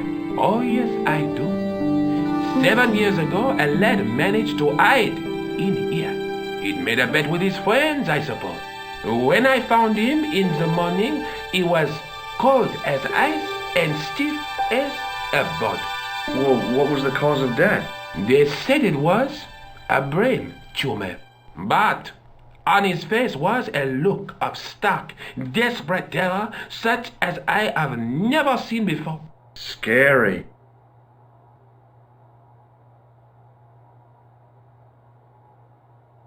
The sign on the tripod says it was found at a Templar preceptory. It does?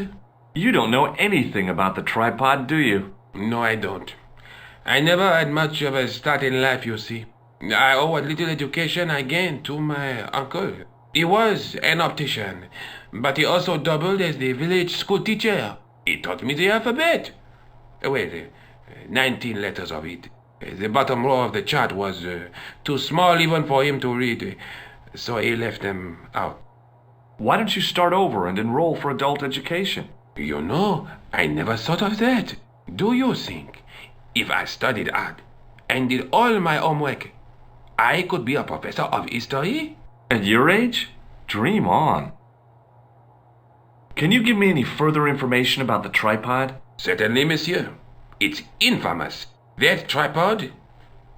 That belonged to John Dee.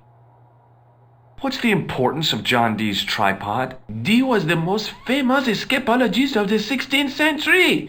The Houdini of his time. Don't you mean alchemist? Escapologists use ropes, chains, and handcuffs, not tripods. Well, whatever he was, that is the tripod he used in his experiments. What kind of experiments did John Dee perform with his tripod? Oh, the usual. Didn't you study chemistry at school? Yeah, but we skipped over thaumatology. Can I take a closer look at the tripod? What? Get it out of the case? Ah, no! That tripod is protected by a sophisticated surveillance system. How sophisticated? A painfully loud alarm bell. How is the alarm bell triggered? By the slightest pressure on or movement of any part of the case wherein that tripod is situated. It strikes me that to call your alarm system sophisticated is, well, stretching the truth a little. It has never failed yet. The sophistication is in its simplicity. Thanks for your help.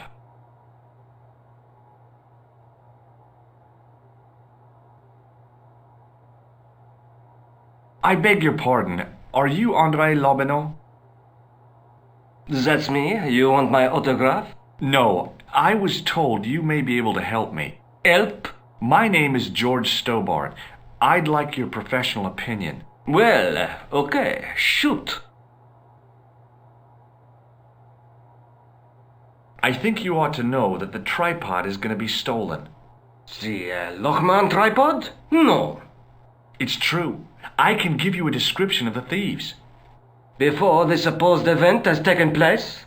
I heard them planning the raid. They're wasting their time. The tripod is protected by a state-of-the-art alarm system. Well, don't say I didn't warn you. Why don't you loan the tripod to me for safekeeping? Because I'd never see it again. Well, don't you trust me? It's not a question of trust, George. That tripod is hundreds of years old and extremely fragile. I get your point. I'd like your opinion on a medieval manuscript. Vraiment? Do you have it with you? No, it's too fragile. And besides, there are certain people who'd stop at nothing to get their hands on it. Intriguing. Do you have a copy of the text? There isn't much. Only a few Latin phrases. I was kind of hoping you'd help decipher the pictures. Without seeing the manuscript, that's a tall order. Just tell me one thing.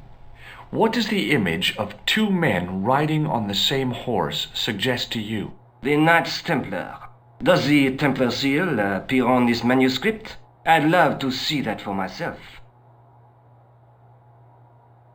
The manuscript is being looked after by a friend. In Paris? Yeah. Not far from here, in fact. Well, just give me the address and I'll come round and take a look. I'm not so sure about that. Maybe I should check with her first. A female friend? Yeah, she's a woman. Maybe it was my imagination, but I noticed a predatory look in his eye. Suddenly, this friendly historian had turned into the big bad wolf. This friend, who has the manuscript? Oui, the anonymous girlfriend. She lives at 361 Rue Jarry. Ah, I know it well. I'll drop by. Just as soon as I can. Can you tell me anything about the Knights Templar? I sure can, Georgie. Soldiers, diplomats, mercenaries, monks, bankers, you name it, the Templars fit the bill. The greatest fighting force in Christendom, the militia of Christ. Jeez. How did the Templars get their name? From the building in which they set up their headquarters. The King of Jerusalem gave them part of a mosque on the Temple Mount. It was said to have been the site of the original Temple of Solomon. The order became known first as the Knights of the Temple, and later as the Knights Templar. You're a mine of information, André. Glad to be of help, Georgie. How come the Templars became so wealthy? There was a constant stream of new recruits to their ranks, many from noble families. They were required to swear a sacred oath of poverty, chastity, and obedience. So, their money, goods, and lands were donated to the order. The Templars soon held land in France, Scotland, England, Spain, most of Europe, in fact. The poor Knights of Christ became the wealthiest power in Christendom. Is it true the treasure of the Knights Templar was never found? Who knows? So little knowledge of what really happened remains. Or, if it does, the truth has never been made public. What do you mean by that? The Templars have attained mythological status, like the King Arthur of the Britons. There are people even now who say the Templars still exist. Do you think that's likely? No, not for a minute. Does the name Montfaucon mean anything to you? Sure, it was the most grisly spectacle in Paris until the Revolution. A public toilet? Montfaucon was the place of execution for many thousands. A dark temple of death, with row upon row of arches, each one framing a grim exhibit. Scores of rotting corpses swung on creaking rope, while the crows devoured their flesh. That explains the image of the hanged man. I found a reference to Montfaucon in Ireland, in a village called Lochmarn. Lochmarn? That's where Pegram was digging. That's right. He'd left the excavation before I arrived. Where was the site of Montfaucon? To the northeast, near the Canal Saint-Martin, but there's nothing there now. The old gibbet was torn down during the Revolution. Do you know Pegram well? Not really. I met him at a conference. I would have liked to talk to him in depth, but I didn't have time. When was this? Oh, back in the summer, July, I think. The second week of July? Maybe. Yes, it was, just before Bastille Day. So Pegram was in Paris at the same time as the other victims. Pardon? Victims of what? Nothing.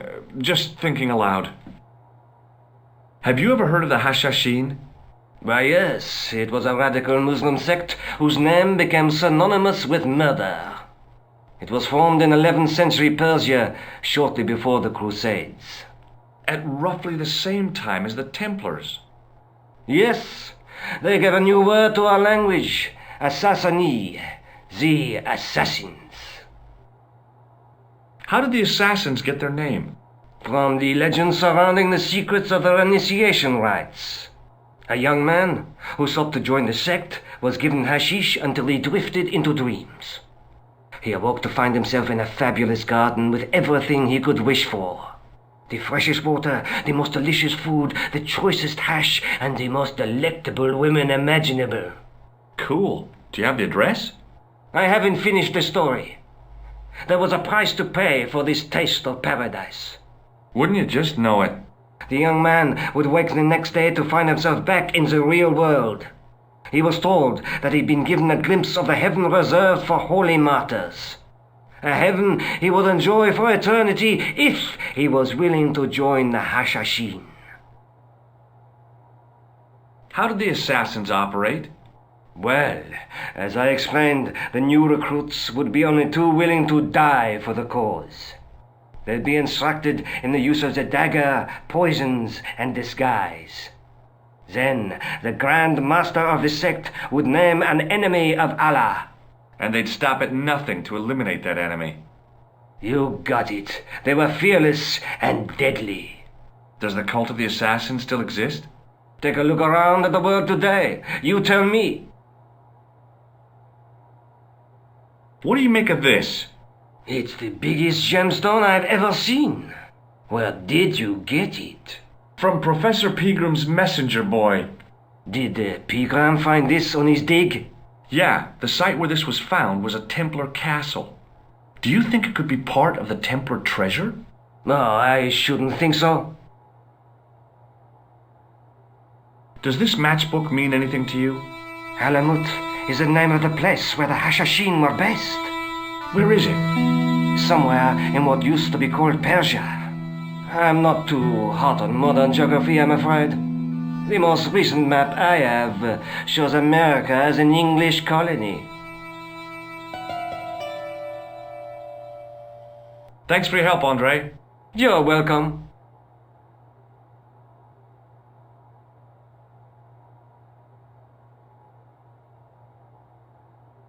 The rod turned smoothly, and the window above me opened.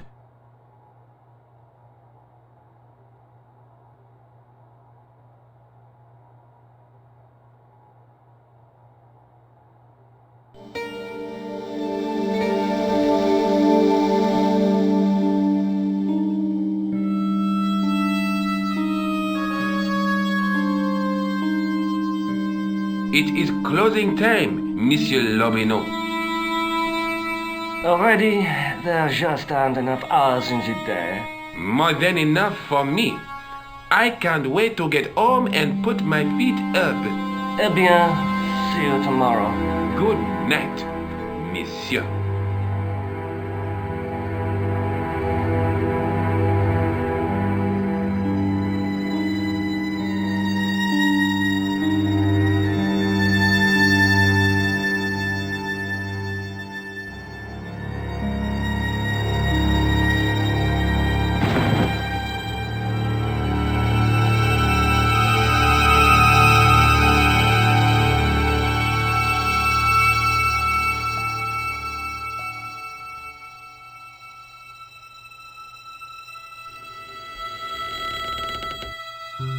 Hey, Guido! Look at this! Quit fooling around, you moron! Get your ass over here and bring that flashlight.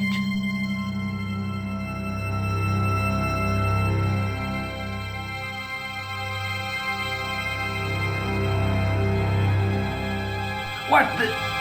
Who's there? Let's get out of here!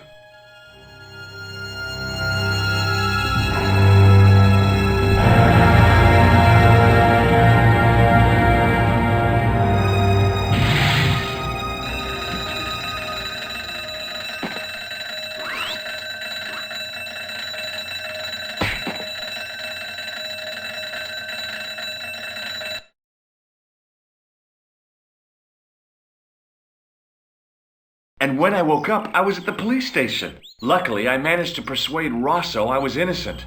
Poor Georges. What a mess. I bungled the whole thing. I don't think so. You made a pretty good job of distracting those two crooks. Yeah, but the killer got away with the tripod. No, he didn't. He's not the only one who can dress up in costume. You mean... it was you who stole the tripod? Oh, hell, Nico. I could have been shot. Those dogs are more likely to shoot their own feet. I just wish you'd told me your plans. We're supposed to be in this together. And how come you dressed up like a pantomime cat? Don't sulk, Georgie, please. Oh, rats. And don't call me Georgie. Oh, I really thought you'd be pleased. After all, we've got the tripod. Aren't you going to try putting the gem on the tripod? I guess so.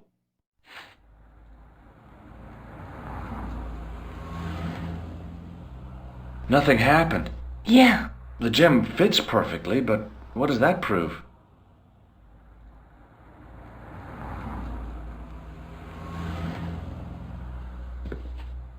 Maybe the tripod has to be in a certain location. There's nothing on the manuscript to indicate where, though, is there? Oh, by the way, I had a visit from Andre Lobineau. Oh, yeah.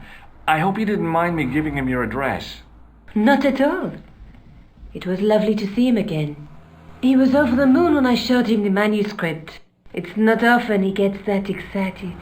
He made a sketch of the Knight's crest to take back to the museum. I believe he's identified the family who bear that crest. I sure hope so. Have you found out any more about the Knights Templar? Yes, I have. The guy responsible for their downfall was Philippe IV, the King of France, otherwise known as Philippe le Bel. Well, he is known to history as Philippe the Fair, but I doubt if the Templars called him that. I'm sure André will tell you all about him. Labino explained who the Hashashin were. Yeah? The cult of the assassins. Oh, boy!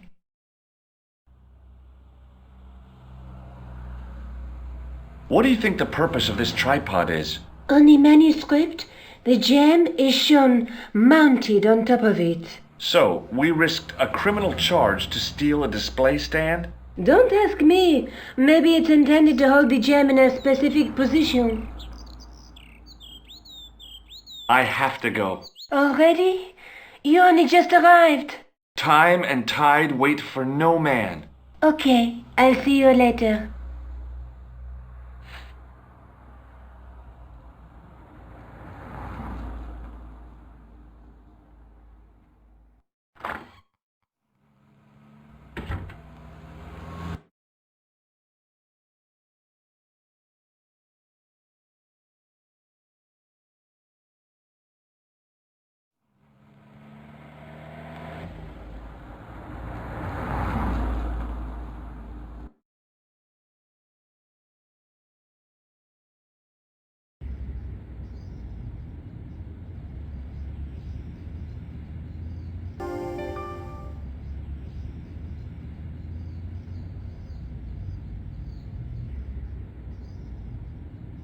Hey, you with the balls. Oui? How did you learn to be a juggler? Juggler? What is this juggler? It's you. You juggle, that makes you a juggler. No, I am a jongleur. A jongler? What's that? Mon Dieu! A jongleur is an artist, a master of the contragravitic aeroballetic mysteries. In centuries past, the courts of the crownheads of Europe had the jongleurs, witty, erudite men to whom the monarchs turned in their hours of need. Wait a minute, wait. Let me get this straight. Our enemies are at the borders, plague ravages the land, and the peasants are revolting. Thank God we've got Chuckles the Jongler to throw his balls around. I don't think so. That juggling doesn't look so difficult. Oh, it does not, does it not? Perhaps you feel you could do better, no? I'll give it a try. Be my guest. I had no idea what I was doing. But this guy was obviously an idiot, so how difficult could it be? A lot more difficult than I thought. That's how difficult. Still, it was my big chance to be derided by complete strangers.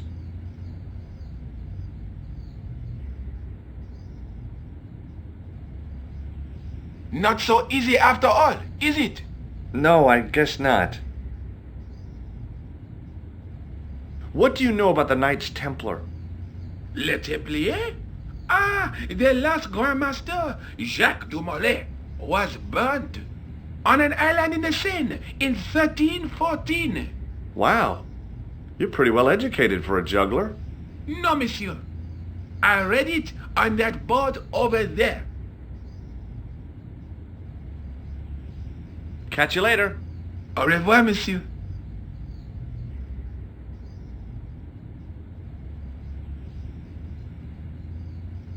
Excuse me, officer. And how may I help you? Shouldn't you be off directing traffic or something? You have seen the Parisian traffic, no? Yeah, so? I could direct the traffic.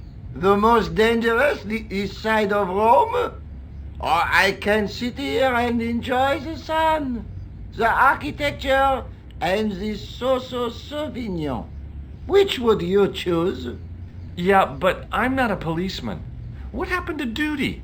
An excellent question, monsieur. What do you know about the Knights Templar? Les Templiers. Only that they were excommunicated in 1312 and hanged in their dozens within this very square. Boy, what they teach in the police academy these days. No, monsieur. I read it on that board over there. What do you think of the juggler? Ah, he is excellent, most watchable. But he's blocking the thoroughfare and obstructing traffic. So?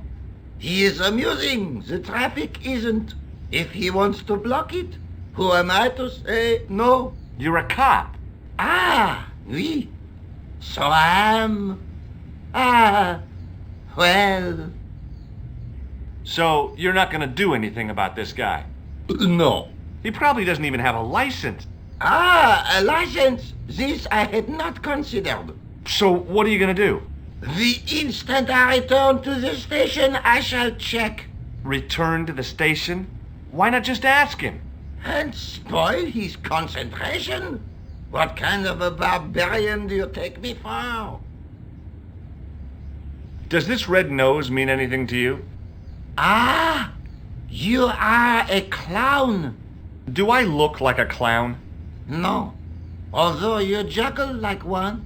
Now, if I'd known you were a clown, it would have been amusing. And not a humiliation for you. What do you mean? Who ever heard of a plainclothes clown? He had a point. So you're saying that if I juggle badly with a red nose, I'd be the king of comedy. But if I juggle badly without it... You look like a pathetic loon. Oui, monsieur, you have it. I'll see you around. Oui, monsieur. I'll be there.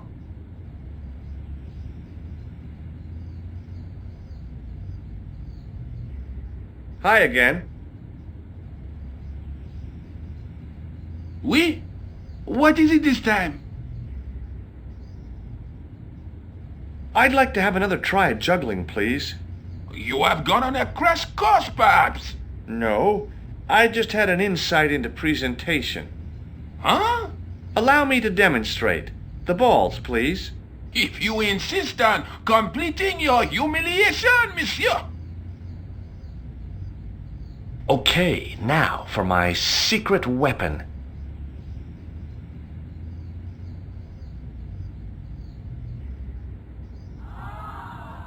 The juggler was speechless with rage. You could have mistaken him for a mime. And without a word, he collected his balls and left in a fury. Hey! You forgot one of your balls! Hey! But he didn't hear. Better still, deprived of his entertainment, the gendarme decided maybe he ought to do some policing for a change.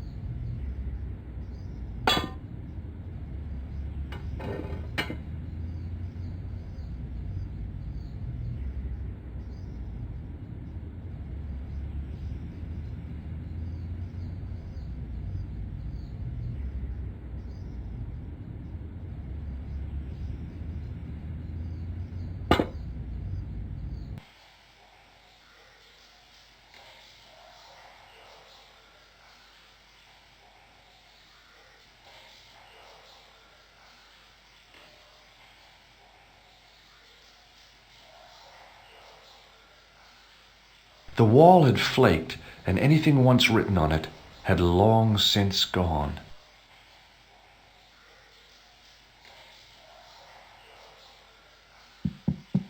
Hey! That's hollow! It was time for some brutal destruction.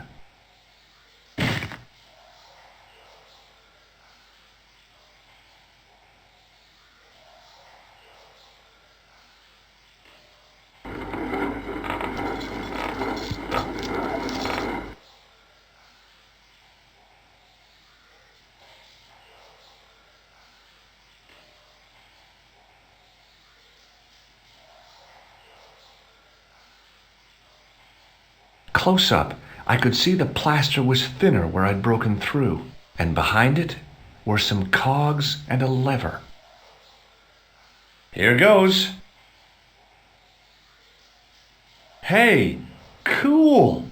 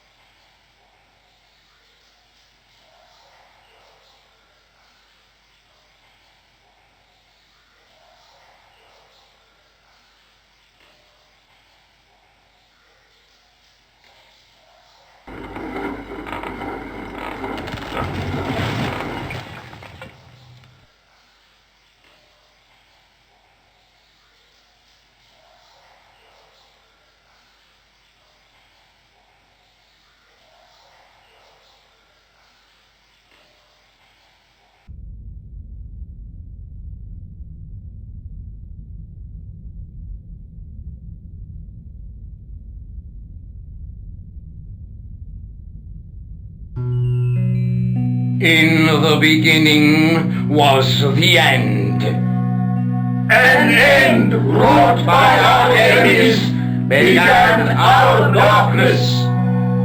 In the end will be a beginning. An end to our enemies heralds our new day. Report. The military establishments are in flux. The end of the Cold War has left them with no clear goal and as obvious targets for budgetary cuts. We have successfully promoted a sense of betrayal in the upper echelons. They feel that the politicians have cast them adrift. The pattern is emerging. Our time is now.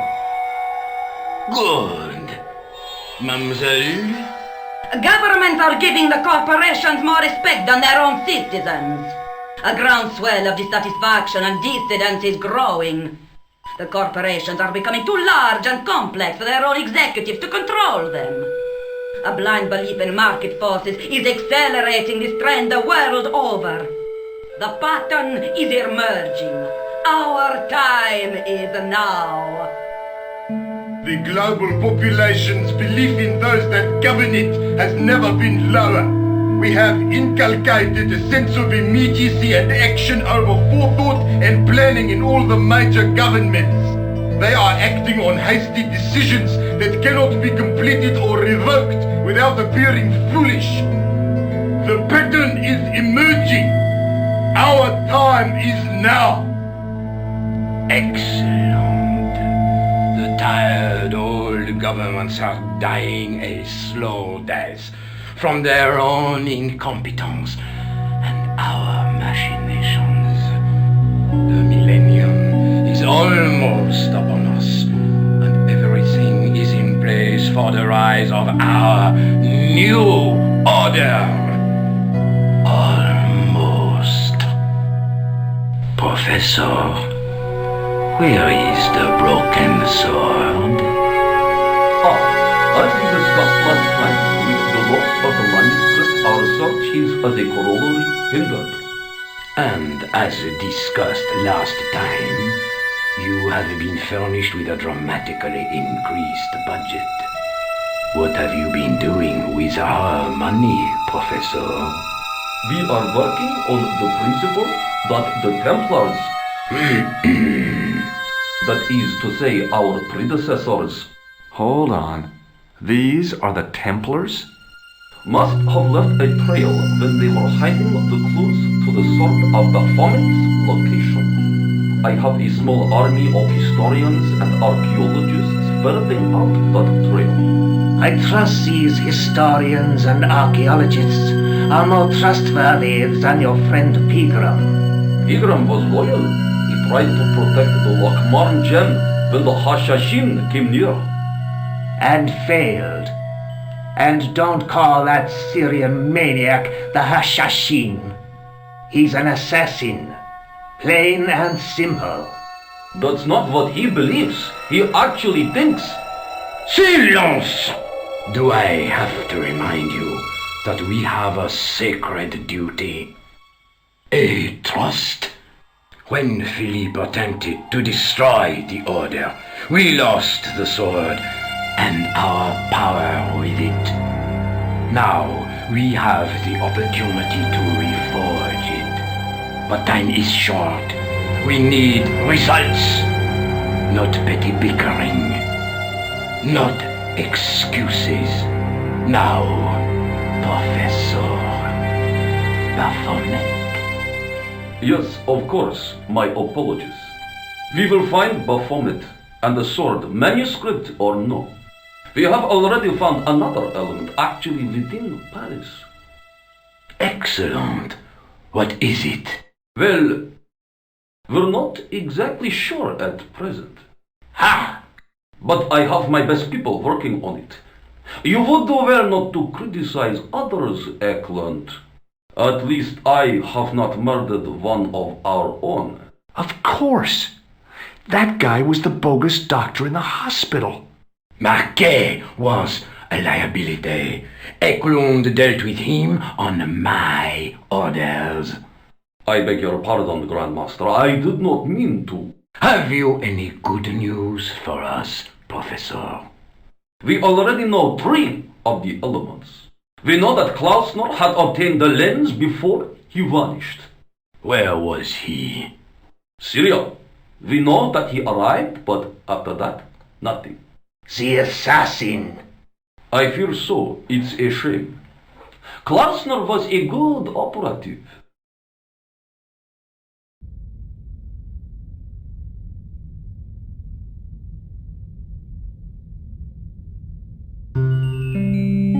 This will be our last meeting in person until we locate the sword of Baphomet.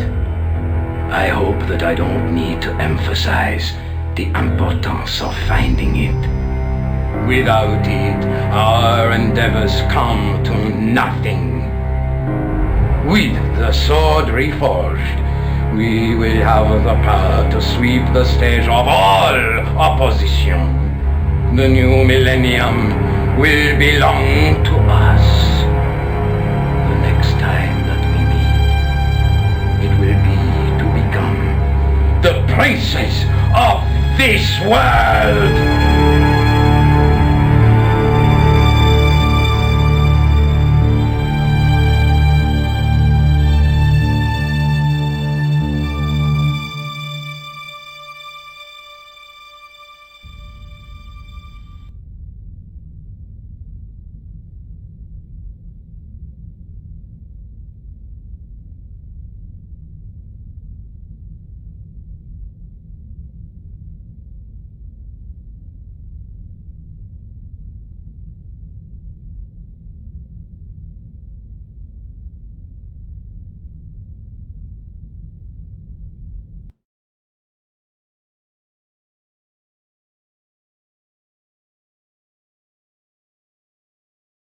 I noticed 3 small notches around the edge of the stump's top.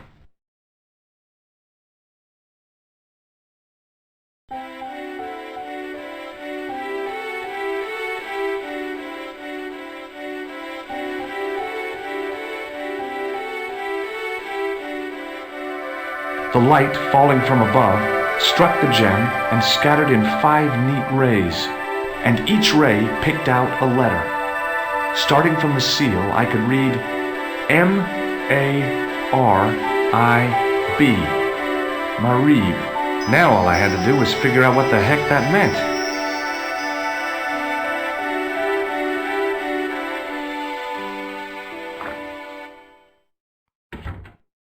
Nico, I've seen them. Who? The Templars. I spied on their meeting in the catacombs. And you saw the Knights Templar? I saw a bunch of guys masquerading as Templars.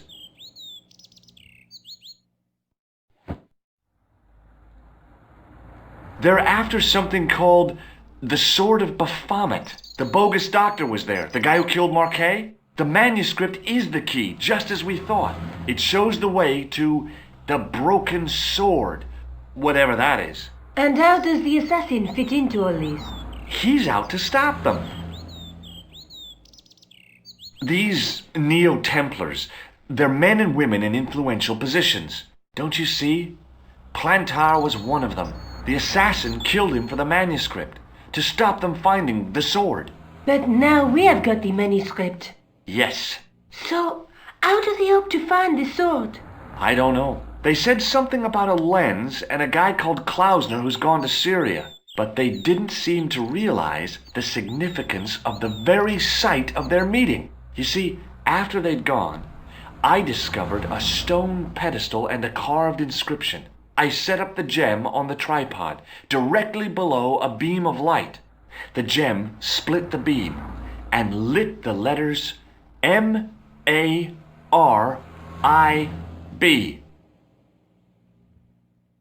Marib is a village in Syria. Then the Neo-Templars are ahead of us. Klausner beat me to it. You're not thinking of going there yourself, are you? Why not? These guys are crazy and dangerous. That reminds me, you should leave the gem here. Okay, what about the tripod? I'll send it back to André, anonymously.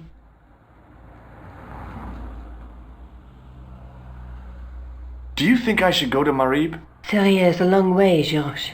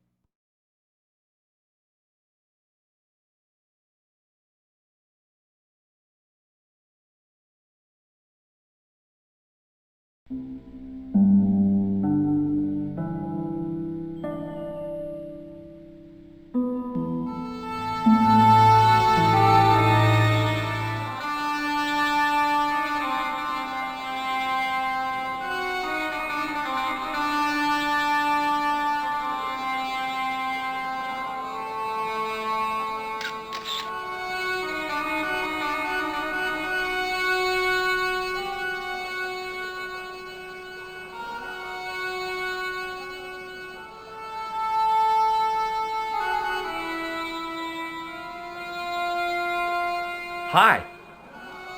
Hello, sir. Lovely carpet. Does this matchbook mean anything to you? Ah, give to me. Give to me. A la mousse.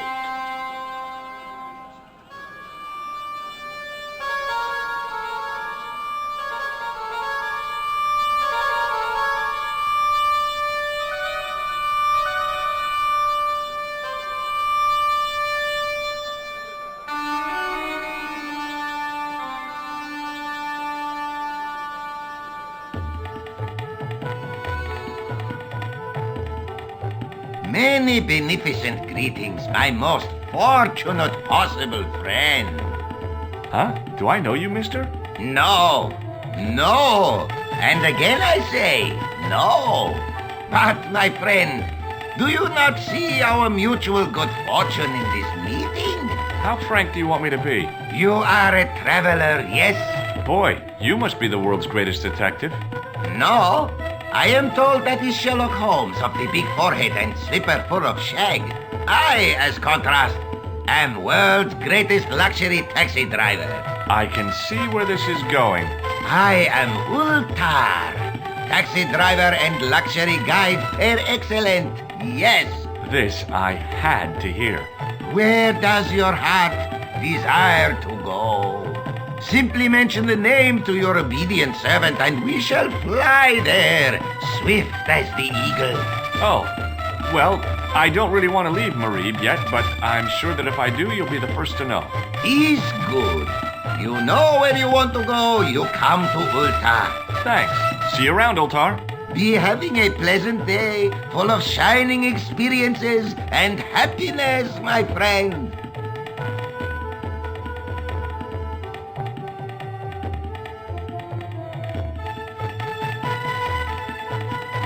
Damn, the door's locked. I'm sorry? Did you say something? He say you not to go in toilet. Read sign, matey. Matey? It lose something in translation.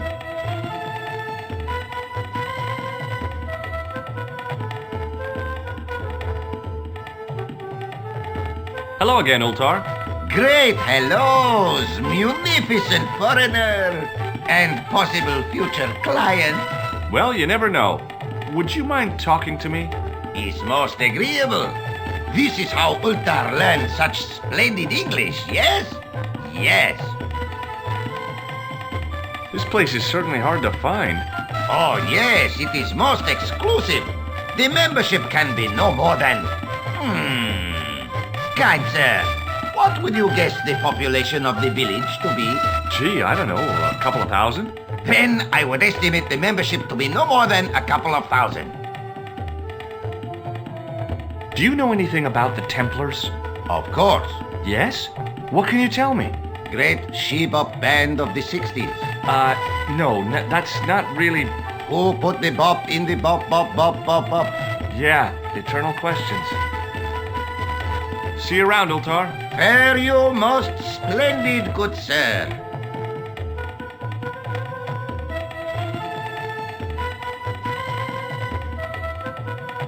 By staring hard at the notice and squinting, I discovered I couldn't understand a word of it.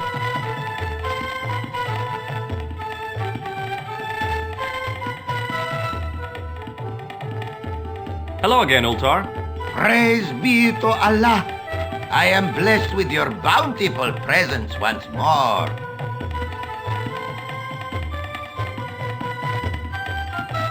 Could you tell me what that sign means? It's a door stay shut until brush come back. Signed, the management. Oh, what does that mean? Manager buy lovely new toilet brush, leaves it by wash basin for 10 minutes. Come back, it been stolen. Not even out of wrapper. He damn cross. Lock up toilet and say, nobody use fine pristine toilet until brush given back. We say, what we do till then, eh? He say, cross legs and use superior willpower. And that's what you've been doing? No, Ultar use bucket. Bye for now, Ultar. May good fortune follow you, mister.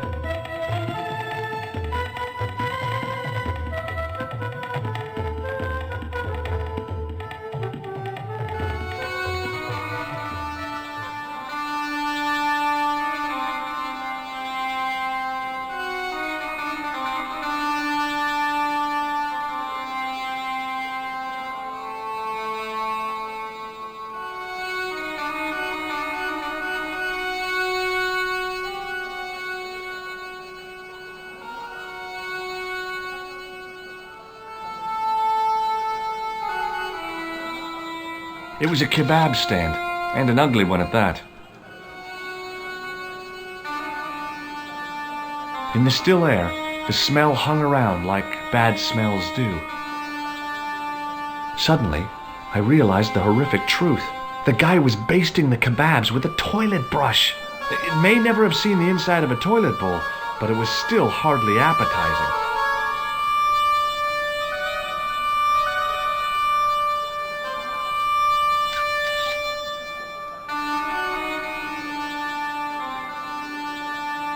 Hey there, young fella. Speaky you the English? Speaker you the Anglaise? Parlez-vous anglais?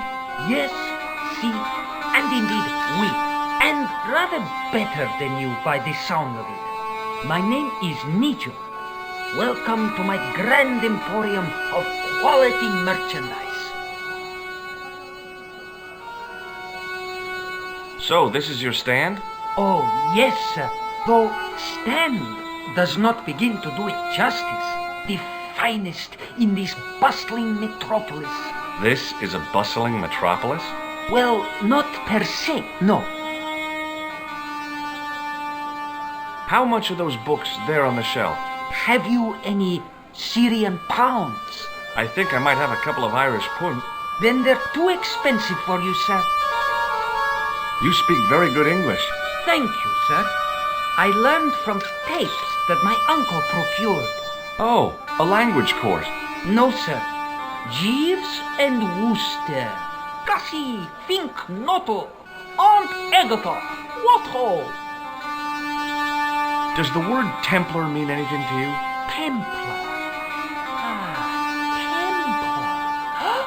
Templar. Why, yes, of course.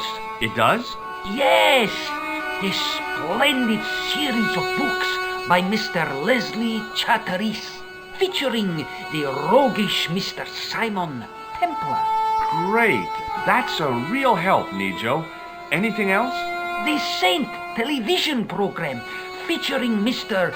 Roger Moore of the quizzical eyebrow, and a stick man with a halo. Bing!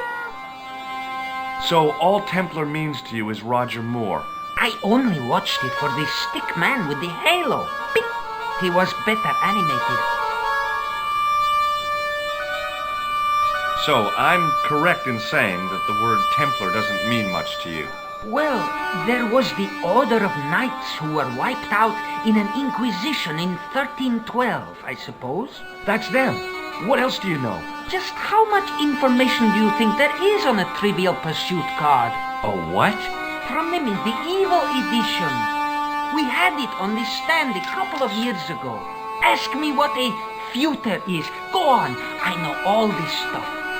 Never mind.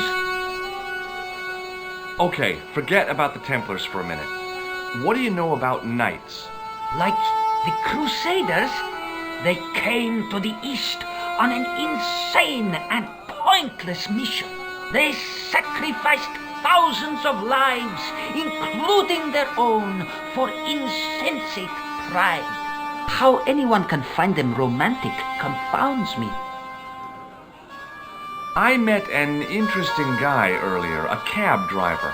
Ah, that would have to be Utar, a barbaric sort of chap. Oh, he's not that bad.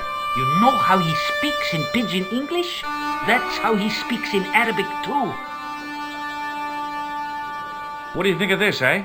Oh, sir, what a splendid plaything.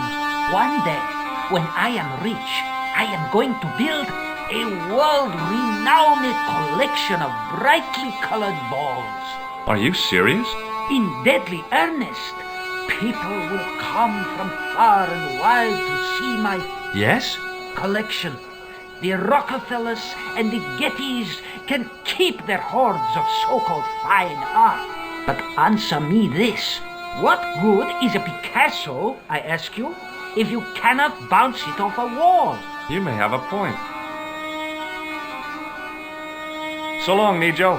Toodle peep, sir.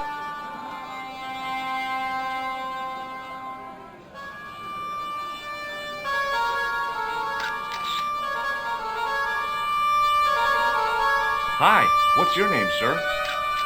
Hello, you buy kebab. Musgul. Well, goodbye. Have a nice day. Most good.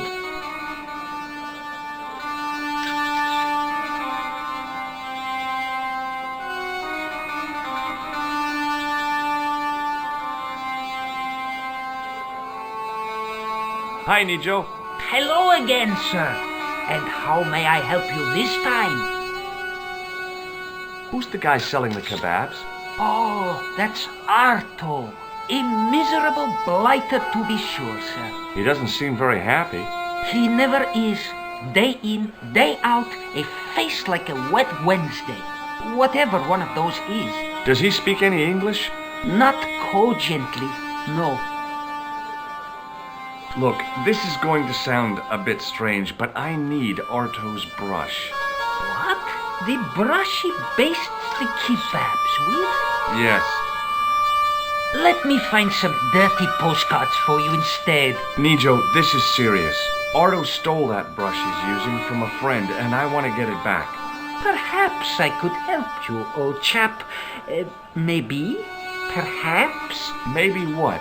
Perhaps what? I do not wish to seem mercenary, sir, but I am a merchant, and merchants trade. Merchant? This isn't Sears and Roebuck here. Well, if you're going to be disagreeable... No, you're right. What would you like? I seem to recall that you have something that might alleviate my boredom.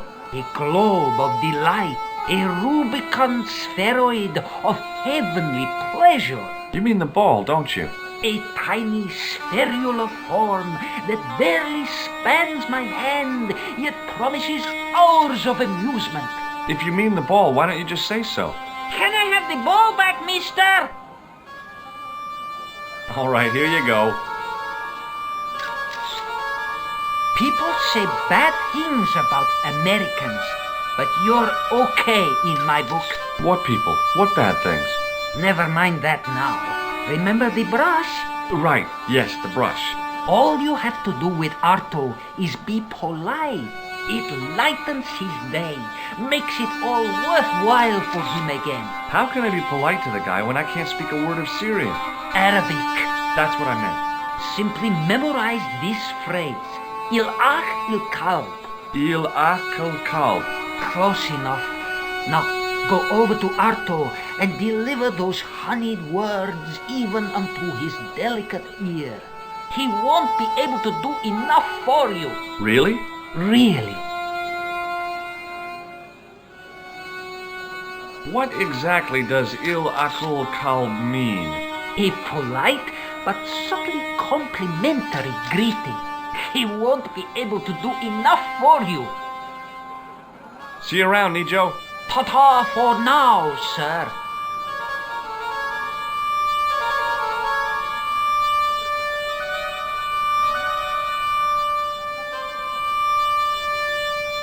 Hello again, sir. Hello. Kebab? Mmm. Yes? Il akul kalb? Filthy. Bad. I'll kill you. Whoa, calm down. Feet, do your thing.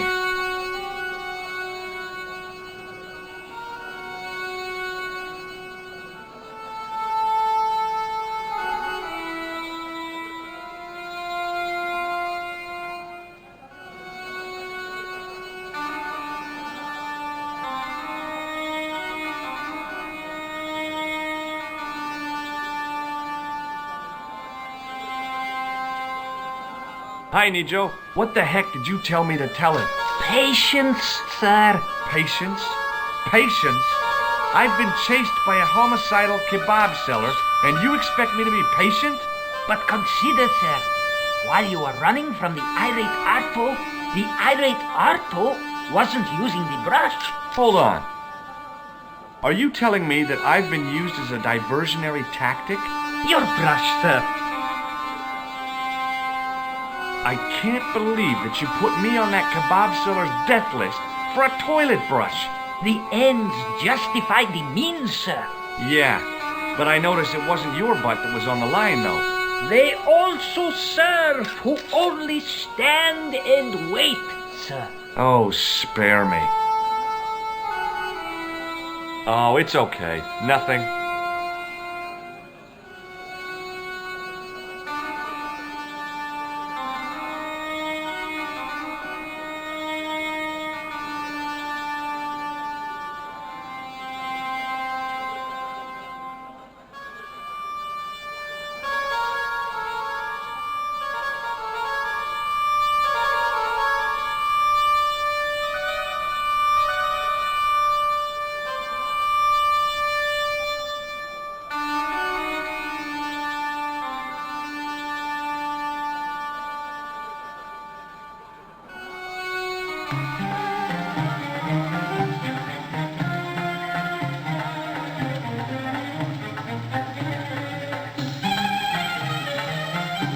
Hi.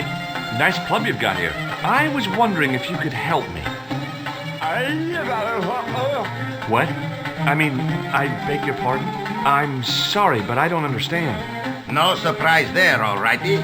He says sorry, but he not speak English. But he didn't say anything. He not have tongue. No tongue? What happened? It was bet. And he lost.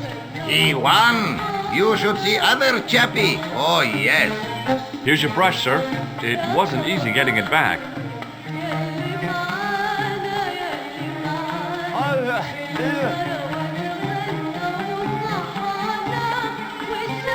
The manager took the brush from me, gave me the toilet keys as my reward, and stomped off. What was all that about? Manager, he say, bah, look at state of this. Need much cleaning in detergent before go around my, you bend. He said all that? Body language account for much, you know. Oh, yes, indeedy.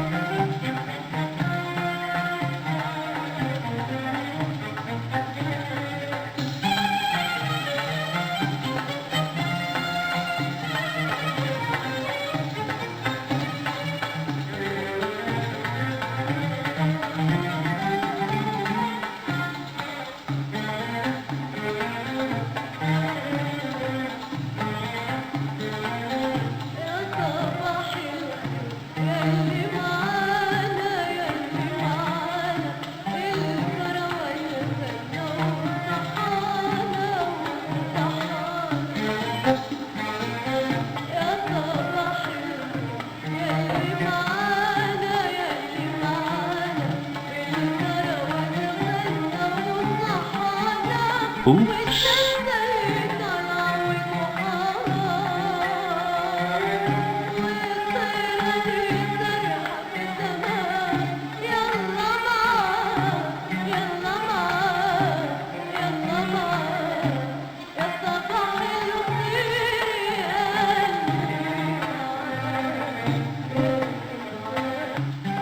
Hello again, Ultar. Praise be to Allah. I am blessed with your bountiful presence once more. What does Il Akal Kalb mean? Who teach you that? Nejo told me to say it to Arto. And Arto come after you with big knife, yes? Yeah, how did you know? I know Arto. You tell him in bad Arabic that his kebab's made from dog meat. I said he was using dog food? No wonder he went crazy. No. Ultar not mean meat for dog. Ultar mean meat of dog. Oh. Ugh. What do you make of that boy in the market, Nejo? Nejo? Ha! Ayub's boy. He's too big for sandals. I speak splendid English and he laugh. He say, Ultar, you big ox, you split infinitive. I say, I split your head if you stay still long enough. Ho, ho, ho, ho, ho, ho. Pretty funny, yes? Hilarious. You should be on cable. Have you seen this man before? Oh, most certainly. Was here only yesterday. Here? Yesterday? My God, he's close. Yes, he was asking a lot of questions, just like you. What did he ask about? He asked about American called Stoby. Stobart? Yes, Stobart. You know him. The killer knew my name. What else did he ask about? He asked about German man called Klobner. I tried to remember the name of the man the conspiracy had lost in Syria. Was his name Klausner? Sure, that is what Ultar said. Klausner. I told this man in the picture, Klausner wanted to go up to Bull's Head. Hold on, he wanted to go where? Bull's Head. Big hill, 10 miles out of town. Maybe 60. When was that? Oh, maybe a week ago. What can you tell me about this Bull's Head Hill? It's most magnificent. Lovely views. Worth visiting. Yes, by indeedity.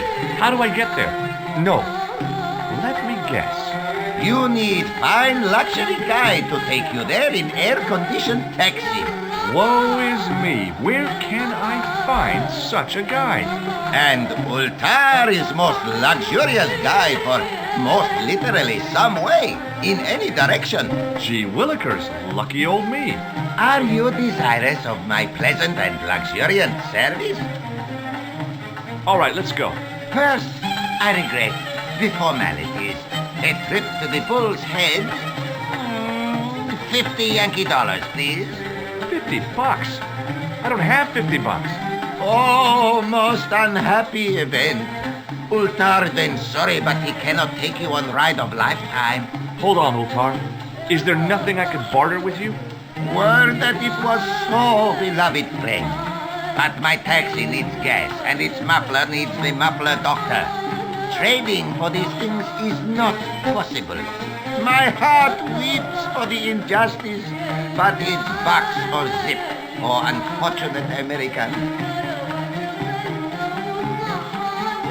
See you around, Ultar. Fare you most splendid, good sir.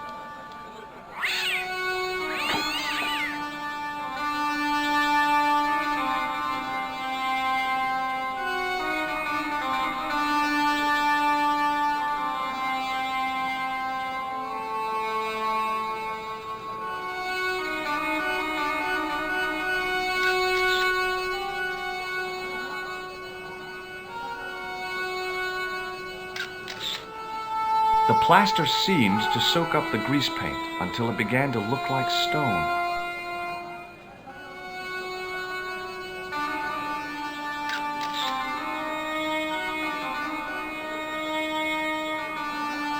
Hello. I was wondering whether you could help me. Why, hi there, handsome. What can I do for you? Hi, my name's George. I was just... Well, it certainly is delightful to meet you, George. My name's Mrs. Henderson, but you can call me Pearl, I'm sure. Okay, Pearl. I was... So nice to meet a friendly American face so far from home. Pearl? Yes, dear? I was just wondering if you could help me. Why, sure, precious. So, tell me a little about yourself, Pearl. Me? Oh, a gentleman's interest is always so flattering. Well, my husband and I run a greetings card company in a cute little place called Akron in Ohio. Akron? Cute? Little? Is your husband around, Pearl? Well, as a matter of fact, yes, he is. Sorry to disappoint you. Have you ever heard of a group of knights called the Templars? Sounds familiar. I remember. Dwayne had a book. The Holy Something and the Holy Something Else, I can't quite recall. I read a little of it. And? Seemed like a lot of hooey to me. Have you had anything from the kebab stand? Heavens, no, with my digestion. Have you talked to the boy on the bric-a-brac stand? Oh, you've met him? His name's Nejo, you know. Oh, he's just so cute, I could die. I'd love to bundle him up and take him back to Ohio. He might not thank you. I'm looking for something ancient, you know. Something to impress the folks back home. The poor boy was trying to do his best, but we still haven't found anything. Have you met the taxi man, Ultar? Heavens, yes. What a big man. Very muscular. But you didn't go for a ride. Why, George, you're absolutely the most... Oh, you mean a taxi ride? No, Dwayne wasn't interested, so it didn't happen. Have you ever heard of a hill called the Bull's Head? No. No, I haven't. Is it nearby? I'm not sure. Sounds awful romantic. The Bull's Head Hill. Do you know anything about medieval weaving? I do a little needlework, but gosh. It's okay. It was a long shot. I've got to go now, Pearl. It's been a pleasure, George. Don't be a stranger. Hi, I was wondering whether you could help me.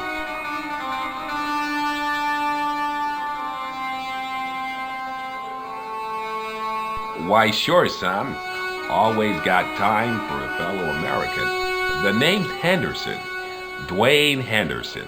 Pleased to meet you, Mr. Henderson. Hell, boy, I'm not in the office. Call me Dwayne. Oh, okay. Dwayne? My name's George Stobart. You're a long way from home, Dwayne. Could say the same about you, George. Me? Well, I'm just sightseeing, that's all. Without a camera? Kinda lags to come all this way. Not take pictures. Mind if I take a picture of you, George? What? Why? Ow! You could have warned me. You don't mind, do you, George? The folks back home will be real interested. What exactly do you do, Dwayne? Didn't I say? Oh, I run a greeting card company. Yep, we're based in Cleveland, Ohio. Cleveland? Pearl said you're in Akron. What was that? Nothing. Just thinking out loud. Pearl writes the poems for him. You ought to ask her to recite some. How long have you been married, Dwayne? Hell, must be 30 years now.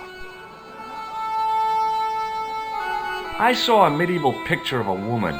Royalty or nobility, something like that. She was looking in a mirror, but the reflection was of a man with 3 faces. What do you think of that?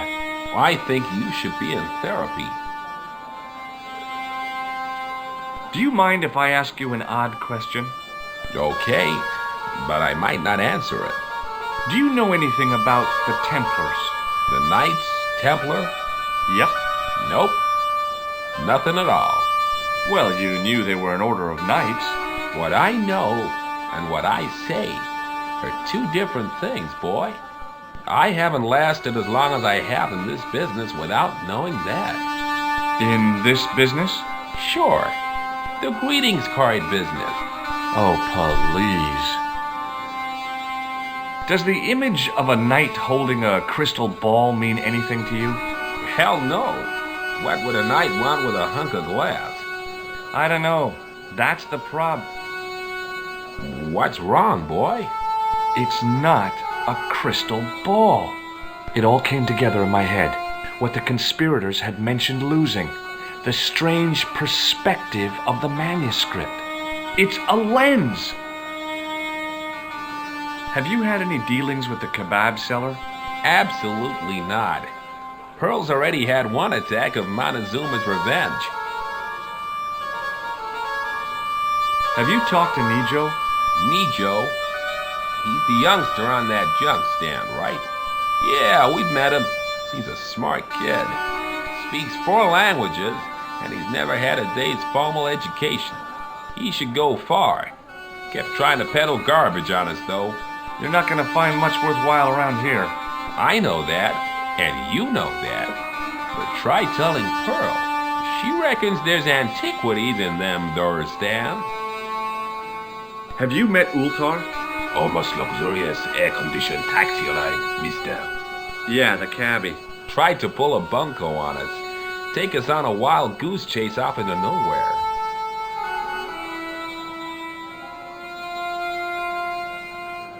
Have you ever heard of a hill called the Bull's Head? Can't say as I have. Where's that? I don't know. I'm trying to find out. Bull's Head, huh? I must remember that. Sounds scenic. What do you think of this? Good gravy. Looks old. Yeah, I had to turn this town upside down. Boy, your luck's better than ours. Looks Roman. I wouldn't know. What'll they say back home? How much do you want, George? Oh, I couldn't. It's the find of a lifetime. I mean, $50.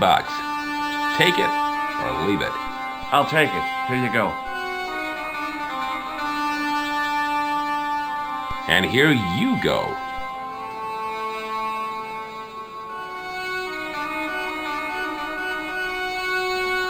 Okay, well, I'll see you around, Dwayne.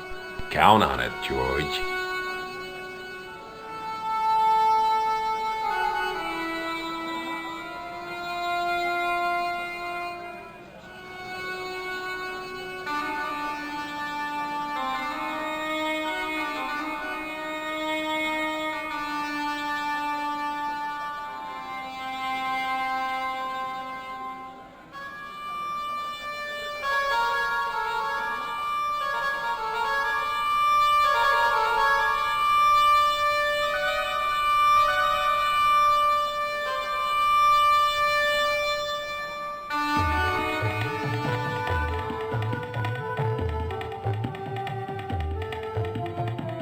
Hello again, Ultar. Praise be to Allah. I am blessed with your bountiful presence once more. Have you met the American couple? Have Ultar met them? Have Ultar met them? Yes, Ultar have met them. And? They most ungenerous. Ultar offer to show them wonders of countryside. They say, is there anything ancient? Ultar say, yes, of course. Nature is ancient. They say, no, anything ancient made by men. And Ultar say, have you seen Taxi? Fan belt older than Ozymandias. Ha ha ha ha! But they gone. About Bull's Head Hill. Are you desirous of seeing this most splendid place? Well, maybe. A terrific bargain. Only 50 of your Yankee bucks. 50, huh? Okay, it's a deal. Here's the cash. Ah, most splendid. As you say, the cash price moolah is correct. Mister, we make with haste. Where exactly is your taxi? Because the only vehicle I can see around here is an aging army surplus truck. Yes? Ah, okay. I'll be along in a minute.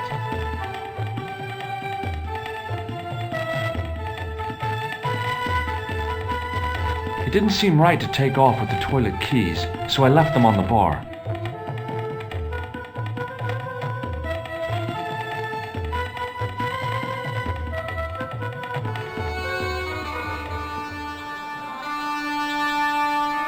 Hello again, Ultar. His most splendid and adventurous client. That's your taxi? Oh, yes, most assuredly.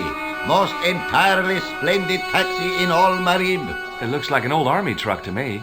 Bah! You Americans with your checkerboard caps and your jet hearses.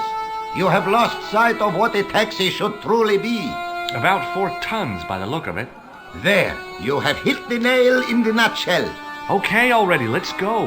Regrettably not, most esteemed pair. There is a minor problem of a tiny nature. The fan belt has taken it upon itself to break. So, what are you gonna do? What can I do? I must wait for a ride to the garage for a replacement. How long is that gonna take? 1 day, maybe 6. I can't wait that long. We gotta get moving. But how, my friend? I'll think of something. Is this any use to you? My friend, the very thing, yes.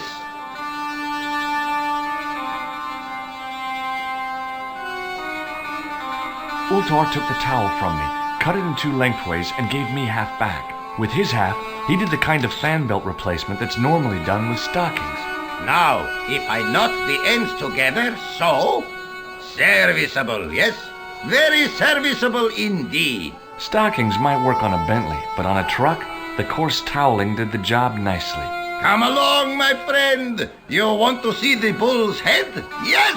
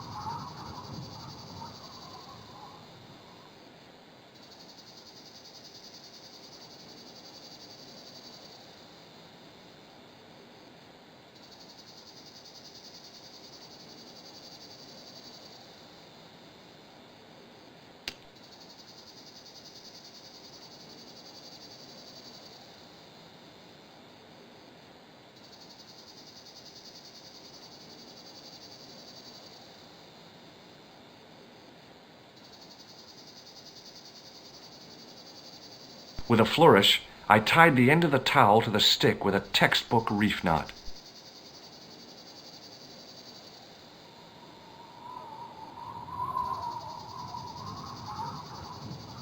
I could see that crack would make a good anchor point.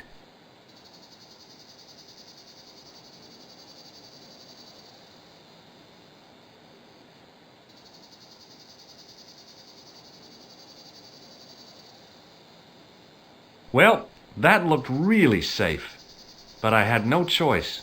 I hadn't anticipated...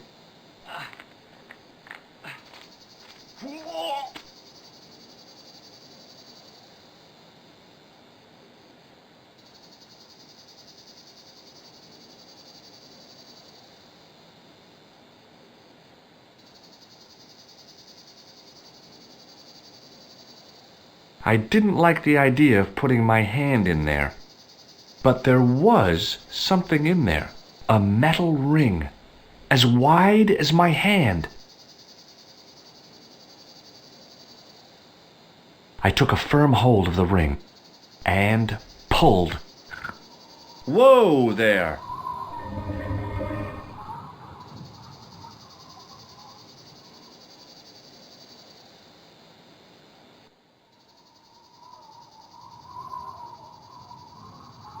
Around the corner, I found the corpse.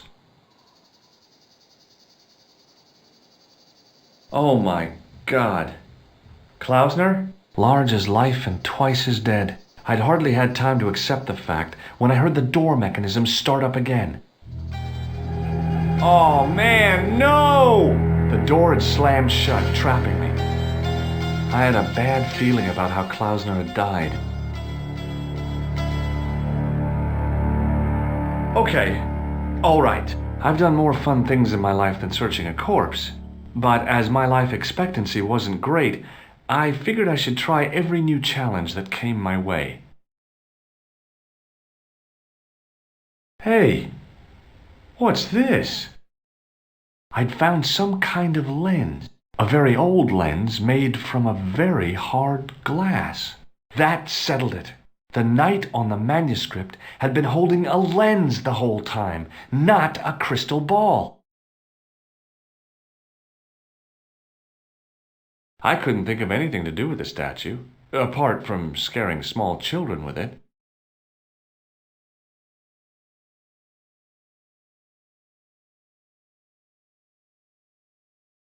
I couldn't take the inscription with me, and I didn't have a notebook or a camera to record it. All I could do was stare at it and try to memorize it.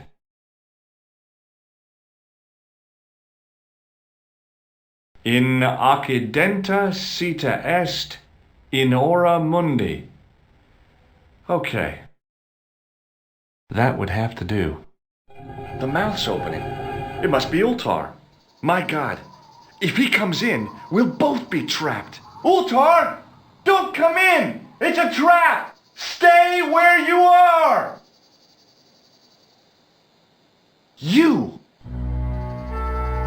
Hello, Mr. Stobart.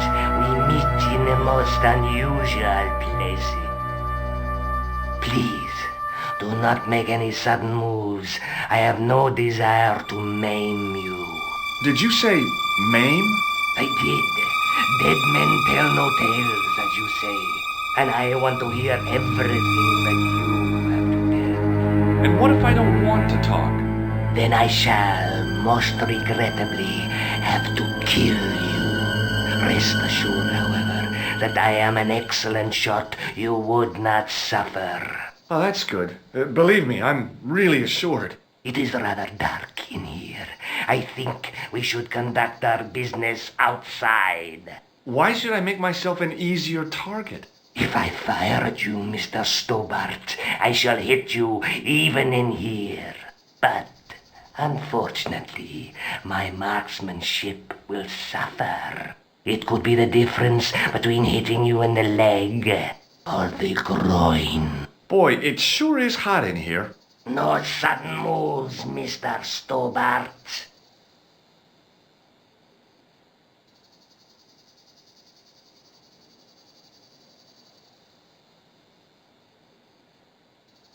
Now then, where shall we start? How about being bosom buddies and you putting that gun away? Klausner, do you know where he is? Yep, he's dead. Just around the corner of the cave. You want to look? I'll take your word for it. How did he die? Starvation or dehydration by the look of it. He was caught in this trap you were shouting about? Yes, I suspected as much. The Templars were not ones to give away their secrets lightly. Was he carrying anything of importance? Yeah, he was carrying some sort of lens. I've got it with me. Give it to me. I don't think so. Don't be a fool, Mr. Stobart. If I give it to you, what's to stop you killing me? What is to stop me killing you anyway? You might hit the lens. Not if I shoot you in the head. When I fall, the lens might get broken. Yes. You plead convincingly, Mr. Stobart. Perhaps you'll live to see another day.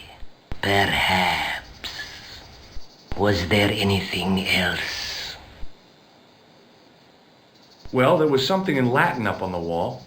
What did it say? In accidenta cita est, in ora mundi. Ah, the words of Caesar. Yes, that makes sense. Well, I know that roughly it means to the west, to the edge of the world. But what the heck is that about? It tells me where the sword of Baphomet lies.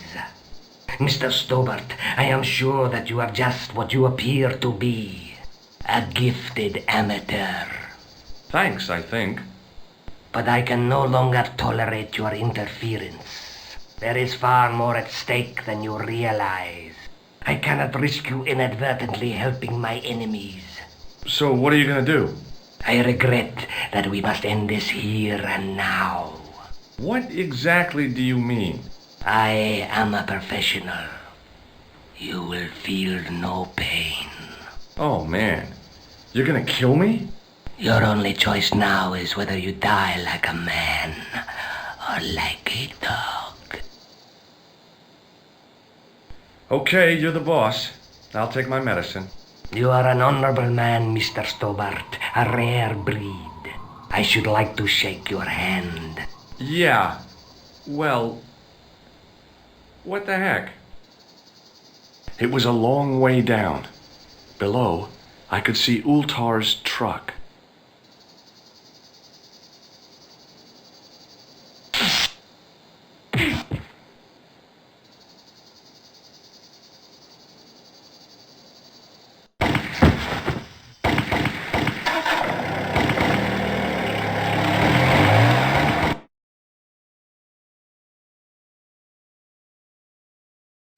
Luckily, the canopy on Ultar's truck broke my fall. Thank goodness for that. The worst part of the experience was Ultar's driving. What about the lens? Is it still in one piece? Oh, yeah. Well, it's good to see you again, Josh. Really? Well, I have to say, I'd have enjoyed Syria a lot more if you'd been there. I wouldn't have been much help. Anyway, you did just fine on your own.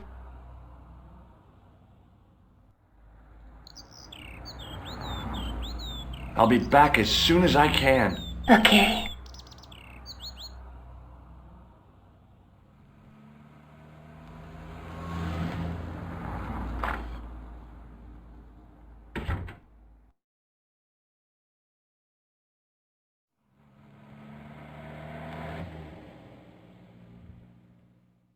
Oh, hi. Hello, my handsome friend.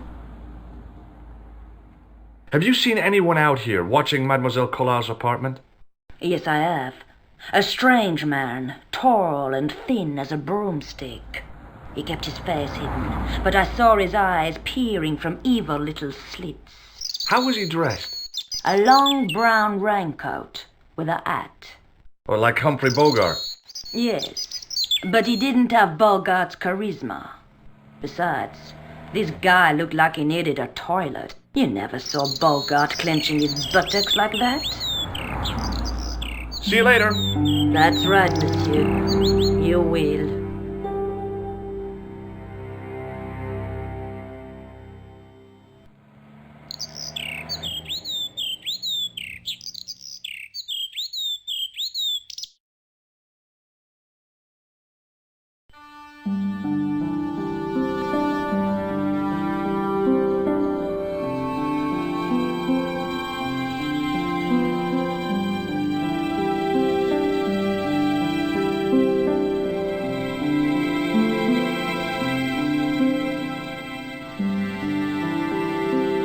Hi, Andre. Hello, Georgie. What's with the long face? Haven't you heard? The tripod was stolen. No kidding. I just don't get it. So many other treasures, and the thieves choose the tripod. A modern-day alchemist, perhaps? Who knows? There's no shortage of crazies in Paris. Hey, I visited Nicole's apartment. Yeah, she told me you came by. Ooh, quite a fine Georgie boy. I didn't expect anything quite so sexy. I hope you're referring to the manuscript. Oui, of course. Where have you been? Nicole said you were away. I just returned from Syria. Syria? On the trail of the Templars? It's a long story, but I found the bull's head. It was referred to on the manuscript, remember? Yes, what is it? A secret cave built into a high cliff face. In the cave, I discovered a map bearing a phrase in Latin. In occidenta sita est in ora mundi. The island of Britain. Lies at the edge of the world to the west.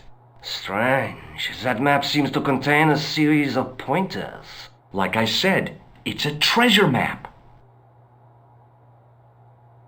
What did you make of the manuscript? It dates from the time of the Crusades. We guessed that from the Templar seal. It's a story and pictures like a modern-day comic book. What story does the manuscript tell? I don't know. It was probably produced for the tourist market. Tourists? Oh, oui, pilgrims in their thousands on their way to Jerusalem. The tourist trade is nothing new, you know. It's been around for centuries. Ever since Joshua made a packet selling souvenir bricks from the walls of Jericho. Have you deciphered any of the images on the manuscript? There's very little I can be sure about. The slang of the bull could be a reference to Mithras. Who's he? A Persian god, almost as popular as Christ at one time. The only thing I can be sure of is the knight. He's Spanish. How can you tell that? The writing on the shield, the reference to Ave Maria. No self-respecting knight from Northern Europe would have borne a coat of arms like that.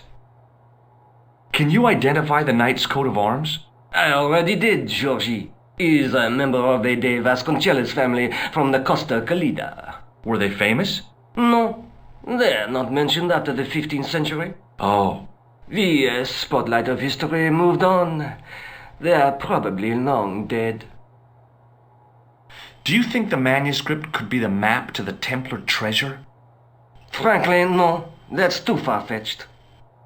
The manuscript is interesting enough and a rare find, but that's all. Wouldn't it be terrific if it was a map, though? The treasure of the Knights Templar. A romantic notion, Georgie, but extremely improbable. What can you tell me about Philippe le Bel? He was responsible for the extermination of the Knights Templar. I know that, but why was Philip so hot to get rid of them? Mostly because he wanted to get his hands on their treasure. He had an enormous debt and a lifelong war with England to fund. The trouble was, the Templars were a highly respected holy order. If the Templars were so powerful, how did this Philippe dude wipe them out? By underhanded, dishonorable means, of course. The Pope was Clement V, a Frenchman. French, huh? Handy for Philippe. Fate had nothing to do with it. He was Philippe's puppet, planted to further his political ambitions. Philippe wanted the wealth of the Templars and used Clement to get it. So what was Philippe's plan? What happened? Sealed orders were sent out all over France, not to be opened until the appointed day. That day was Friday, July 13th. That's the origin of our superstition regarding that date. At dawn, throughout the whole of France, the Templars were arrested. It was the biggest bust in the history of the world. What happened to the Templars after their arrest? Philippe was out for blood, so he handed the Templars over to the Inquisition. Not surprisingly, they confessed to a sensational and sordid list of blasphemies. Like what? Oh, the sort of things you read about in the gutter press. Devil worship, lewd sexual practices, spitting on the Holy Cross, that kind of thing. Well, that must have given their lawyers some headaches. Whether or not the accusations were true, this was not good publicity. Most of the charges were probably cooked up, but so were the Templars, literally. Hundreds of them were found guilty of heresy and flame grilled at the stake. They died protesting their innocence. But surely Philippe had no proof of his charges against the Templars. A man will admit anything under torture. The Inquisition fabricated some nonsensical demon called Baphomet, and then suggested to their victims that this was what they worshipped. But they didn't have to agree. The records show a Templar coming to trial with both feet burnt off. Fragments of flesh and charred bone falling from the stumps. What would you not admit to stop such torment? So there was no truth at all in the Baphomet accusations? Not a shred. Almost every victim described the idol differently. No, Baphomet never existed outside the sick minds of the Inquisitors. So Philippe stole the Templars' riches, huh? Oh no, they weren't stupid. The king's troops marched first on the temple in Paris, then to the Templar home port at La Rochelle.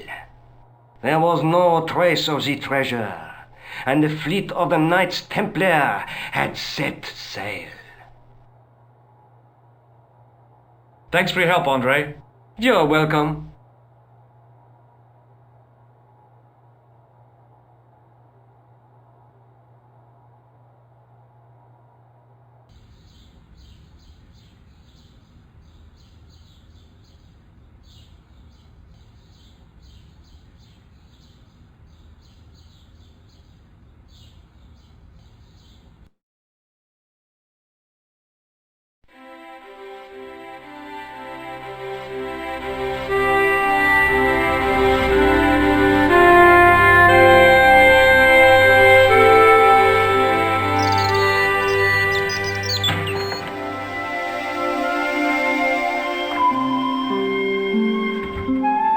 Hey, Nico. Oh, hi. Come in.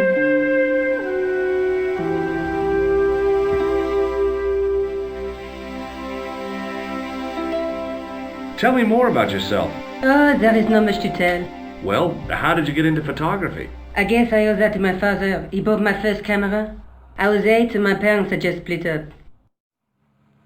Did you live with your father? Yes, my mother went off with her new boyfriend. I don't mind. Papa was all I needed.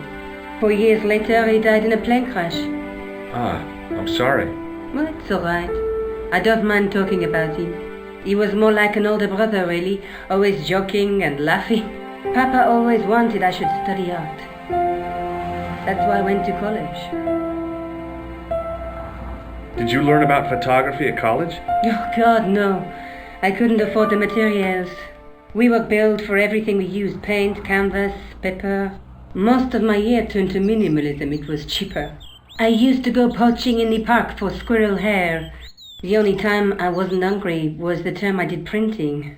I used to eat the potatoes. You're making fun of me, aren't you? Oh, no. Do you have a boyfriend? Not anymore. There was someone. A guy in my final year.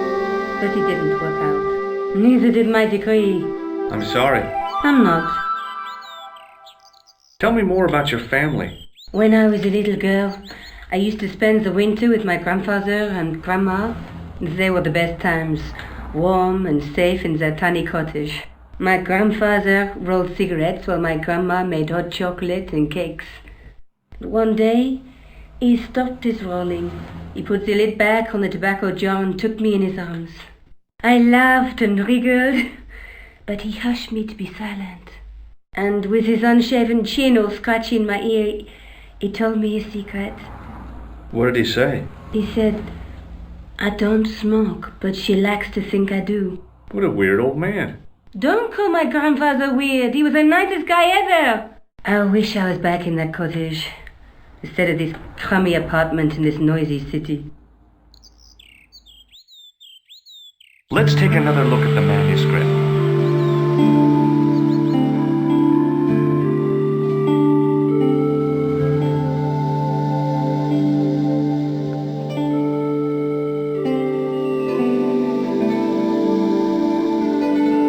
That's the face of the statue I saw at the bull's head.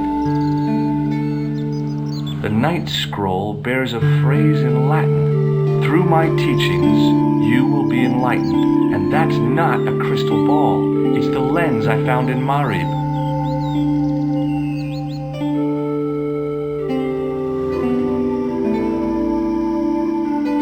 I'll be back as soon as I can. Okay.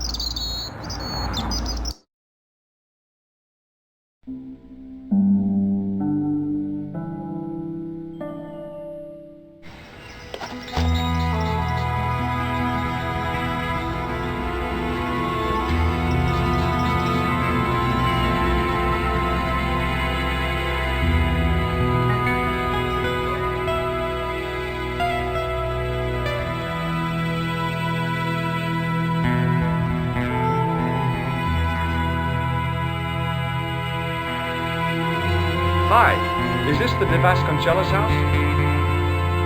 Who wants to know? I could tell the old coot was going to be trouble. My name's George Stobart. I was wondering whether... The house is not open to the public. This is the De Vasconcelos house. And what business is that of yours, senor? Look, all I want is to speak to the head of the household. There is no household. Only the Countess and myself. Tell me about the Countess de Vasconcelos. She doesn't receive guests. That's all you need to know. You don't even know what I have to talk to her about. She hasn't won the lottery, has she? No, she hasn't won the lottery. A more cunning man might have claimed that she had. Oh yeah? They might have, might they? And that more cunning man would have been kicked off the premises. The Countess doesn't do the lottery. What do you know about the Templars? Who wants to know? Are you angling for a bribe or something? You have nothing that I want, senor, except the pleasure of your absence. The guy was obviously protecting the Countess against the whole world. But why? Okay. Well, I'll see you around. Adios.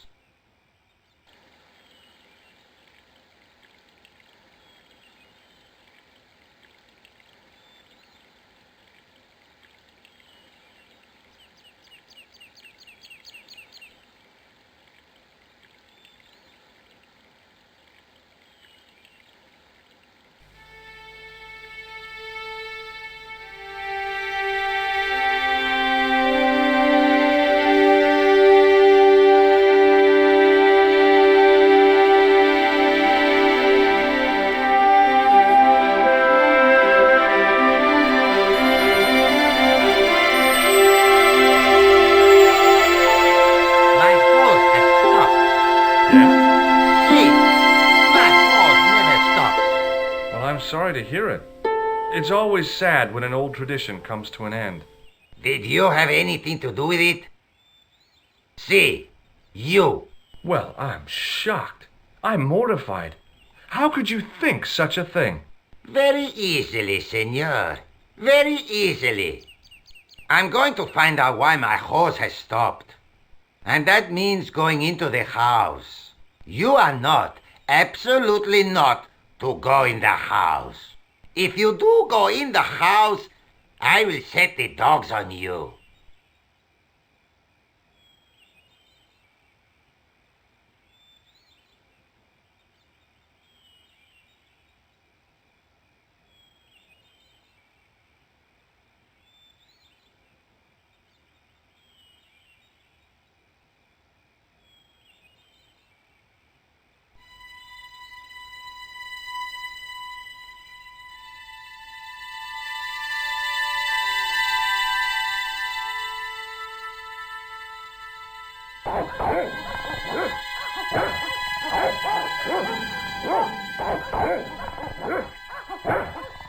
I hid behind the armor and waited for developments. Hey, you! I know you are there, American. All right, you dogs, I'm coming.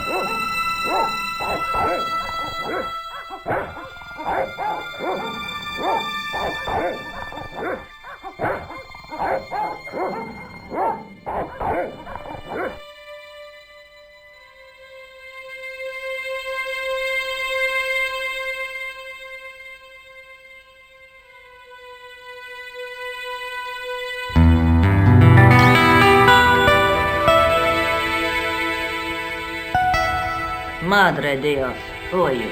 My name's George Stobart. I'm sorry to burst in like this. You must leave at once. You're not wanted here. Please, if you just listen a minute. Very well. State your business, Senor Stobart. There's been a series of murders, part of some conspiracy. Anyway, the trail led me here. Here? There is nothing for the outside world here. Over 600 years ago there was. What do you mean? This whole thing ties in somehow with the Knights Templar. The Knights Templar are dust. They had a secret that was so important, they went to a lot of trouble to hide it. I do not see what this has to do with my family. Your family had a strong connection with the Templars, right?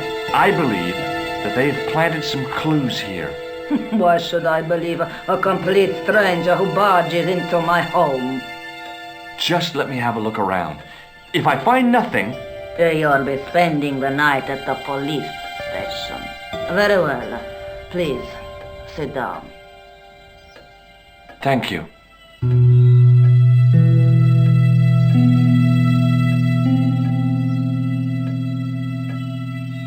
I know your family is involved with the Templars, but I don't know how.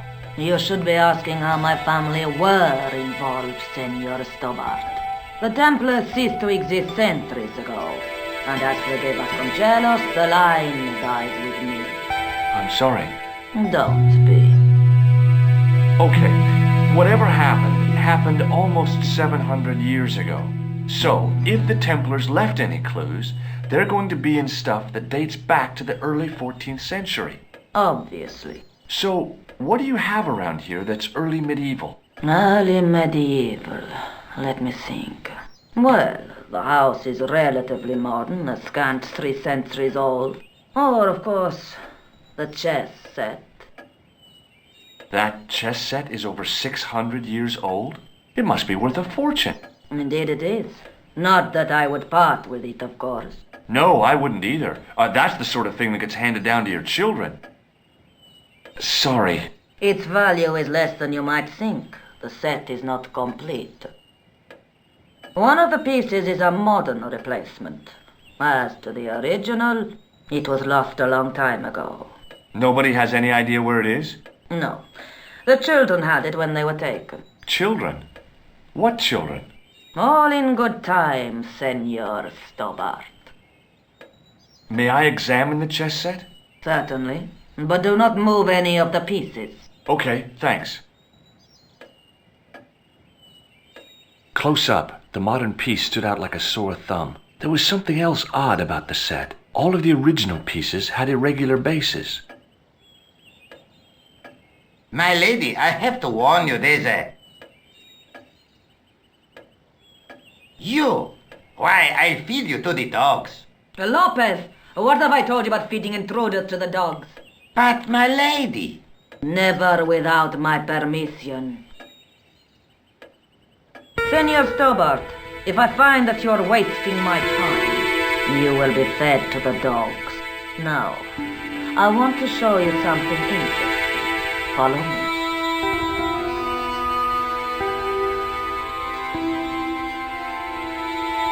Lopez, unlock the door, por favor. This is the only remaining structure on the estate contemporary with the Templars. Nice. What is it, a summer house? A mausoleum, Senor Stobart. Oh. Come with me. Hey, senor. Yeah? I do not know what you have told my lady to be shown these favors, but I do not trust you. You've got nothing to worry about. Aren't you coming in? No, the dead do not interest me. My garden is a living thing. I will be there.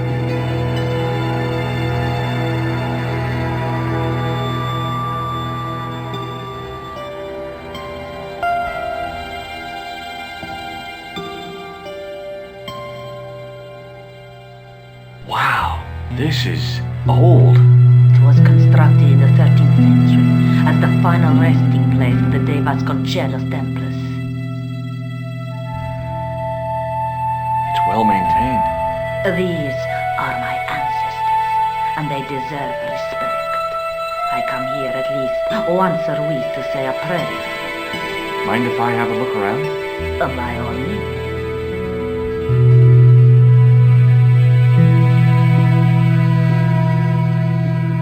On removing the Bible, I found a pattern on the lectern top. Hey! It's a checkerboard! Close up, I could see that the pattern was made up of glass squares over a checkerboard pattern. Some of the squares had little jagged holes in the middle.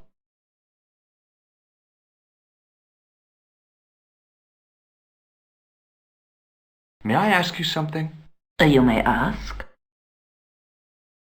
You certainly know your history. What's your opinion of the Templars, Senor Stobart? The Templars? Well, they seem no worse than a lot of the knightly orders. You are mistaken. Compared to the simpering politicians of the Hospitallers or the brutish Teutonics, the Knights Templar were the embodiment of chivalry. The filthy, money-grabbing French king and his pet pope did a great wrong. A bane settled upon my family at the whim of that self-seeking tyrant. It was all a long time ago. Some things don't die. Injustice is one of them. What's the story with the glass chessboard? Glass chessboard? Oh, the pattern on the lectern, purely decorative, I'm sure. There are pieces of glass missing from it. It has been like that since I was a girl. The gaps in the glass chessboard look awfully deliberate. No, it is ridiculous. What possible significance can it have? It's part of a chessboard, and the gaps are for... Senor Stobart, you cannot mean... This place was built for the Templars. Your chess set is as old as the Templars. It's kind of suggestive, isn't it? I think this must be it. This is what the manuscript is pointing to. This is extraordinary.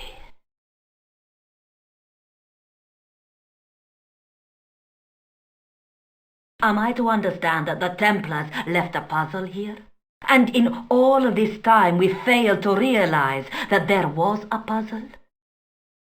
It was wonderful to watch the Countess change before my eyes. Right. Well, no time for wallowing in self-pity, eh, Senor Stobart? This mystery has had a good long run, but it ends here and now. All those years of fatalism were falling away from her. Lopez! Lopez! Put that hose down and listen! Go to the house and get my chess set. Yes, the old chess set! Oh, damn the game! Now hurry!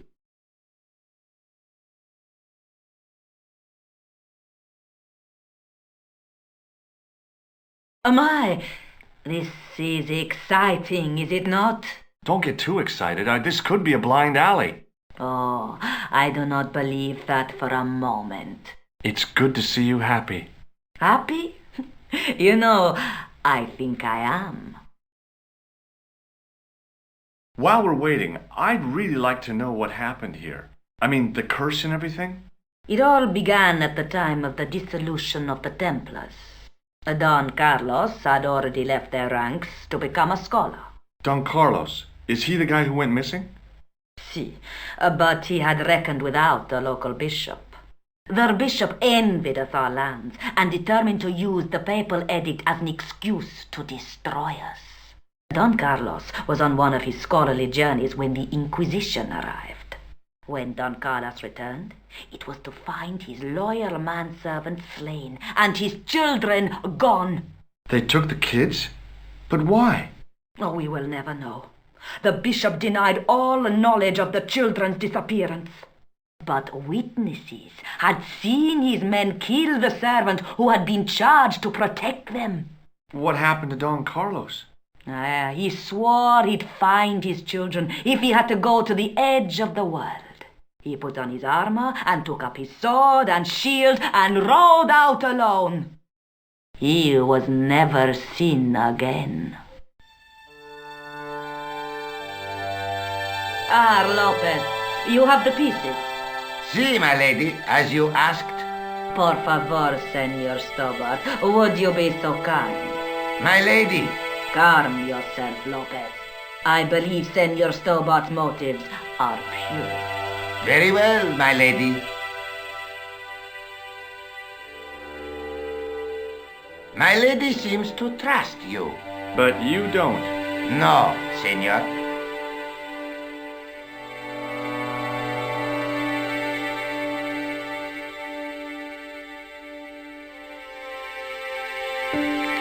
It fits, Senor Stobart. It fits. Working quickly, I found which pieces went into which holes.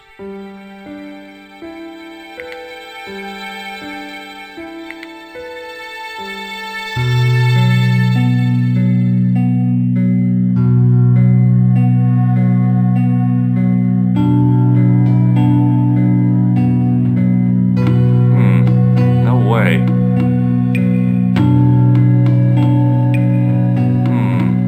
Maybe not.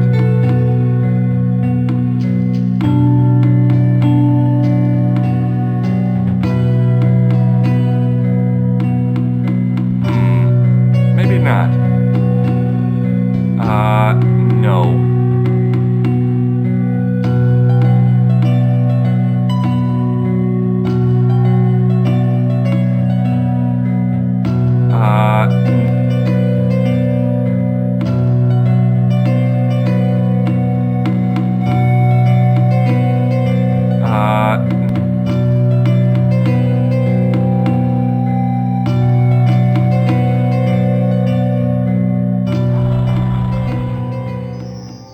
Senor Stobart, look!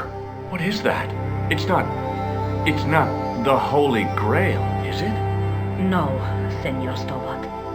It is the communion chalice of the De Vasconcelos, missing for almost 700 years. Wow! Well, go on. I cannot. I can hardly believe it is real. Go ahead. Live a little. I'm sure. This is your moment of triumph, Senor Stobart. Sure, I'm sure. The possibility of death traps only occurred to me a few days later.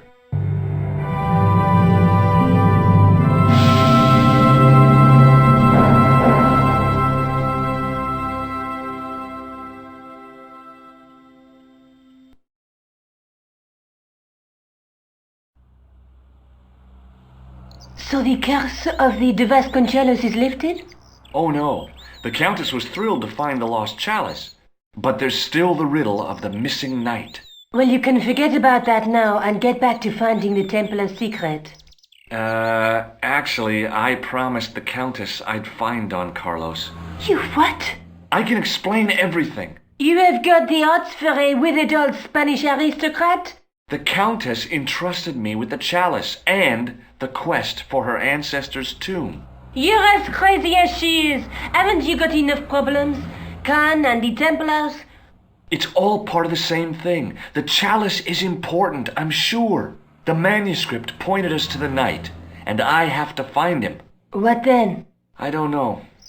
But when the knight and the chalice are reunited, maybe I will. I'll be back as soon as I can. Okay.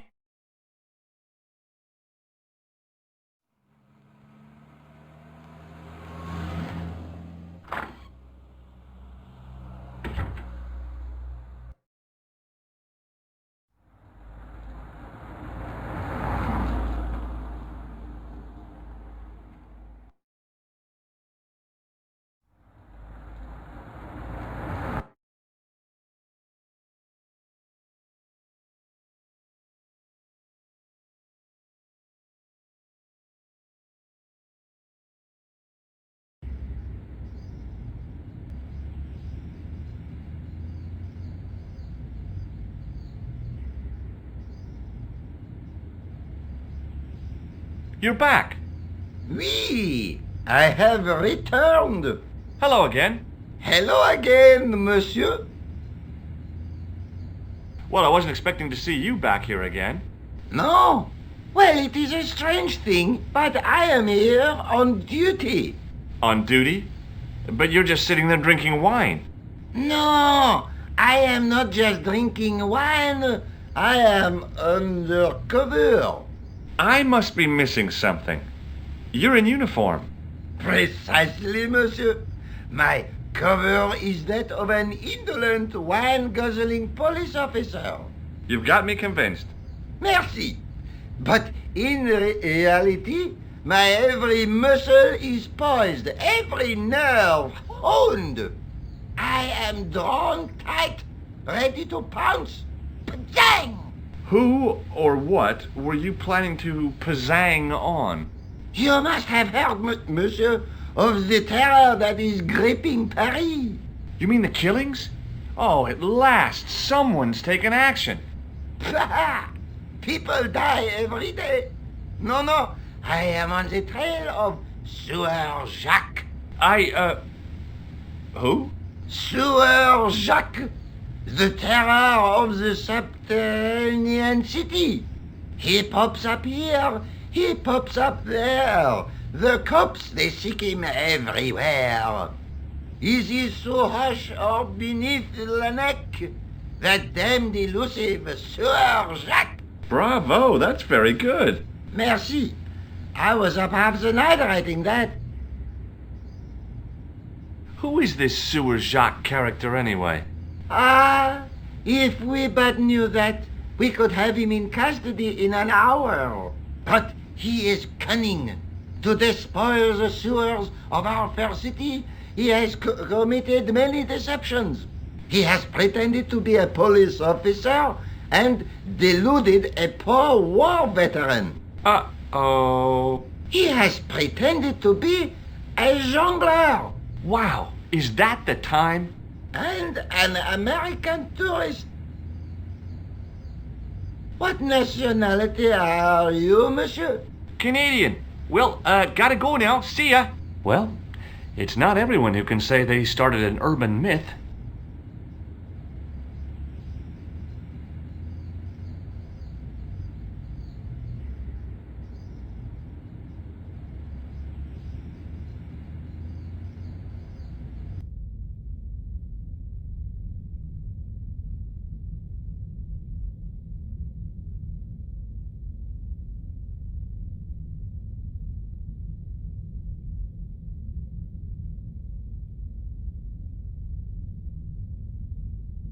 Excuse me, Father.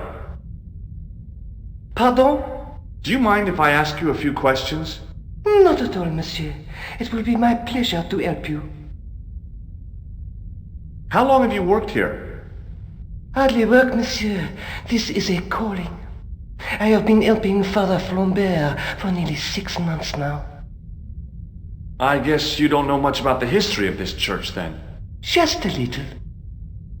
You've got quite a shine on that candlestick. Ah oui. Anything less than best would be an insult to the Almighty. I guess so. I never thought of it like that. What do you know about the Knights Templar? You have come to the right place, if that is your interest. Many of them were executed in the square outside. It was a disgrace to France. Well, the Pope was right behind it, though. Clement V was a man of mammon, not of God. That's kind of forthright for a priest, isn't it? You think so? It is hard to be sure what happened. It is so long ago. What do you make of this chalice? It certainly looks very old. About as old as this church, I think. There seems to be an engraving on it. Yeah? What does it say? I do not know. It is very tarnished.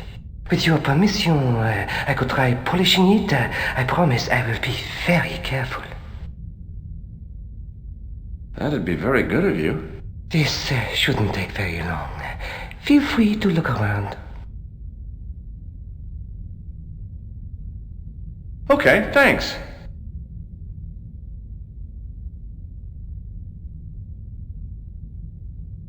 the statue had any secrets, it was concealing them pretty well. A statue of a knight holding a staff and a scroll.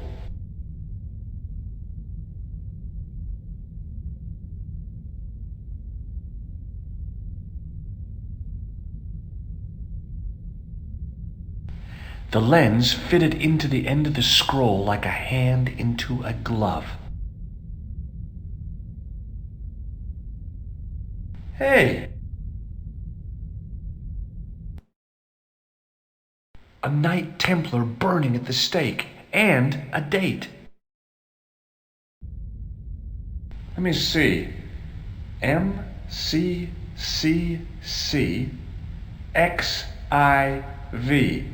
That's 1314.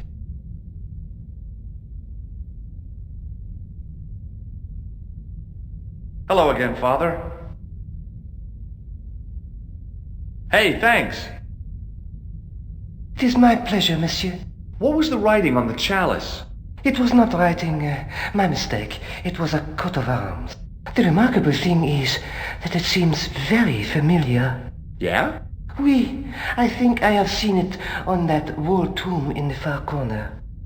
That winged horse is quite distinctive.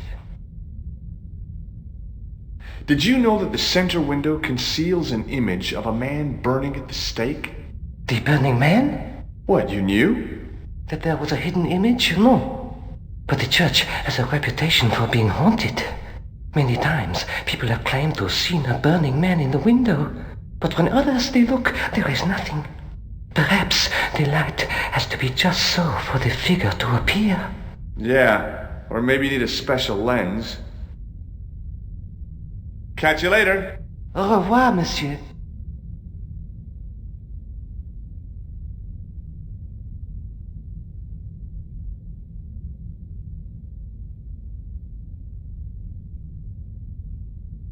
Waiting in prayer for the judgment day.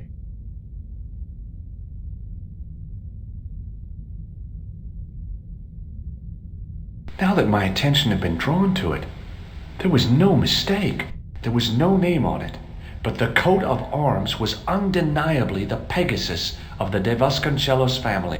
I'd found the last resting place of Don Carlos. My eye was drawn to the biblical references carved into the edge of the tomb. Hey, maybe these biblical references mean something. Psalms 32:7, John 4:11, Corinthians 1:4-5, and just one more, Psalms 22:21. I may not be perfect, but I've got a memory like a steel trap. The chalice had led me to these inscriptions, but it looked like a happy coincidence to me. After all, the De Vasconcelos arms were already on the manuscript. Nope, I was still convinced that the chalice had some significance all of its own.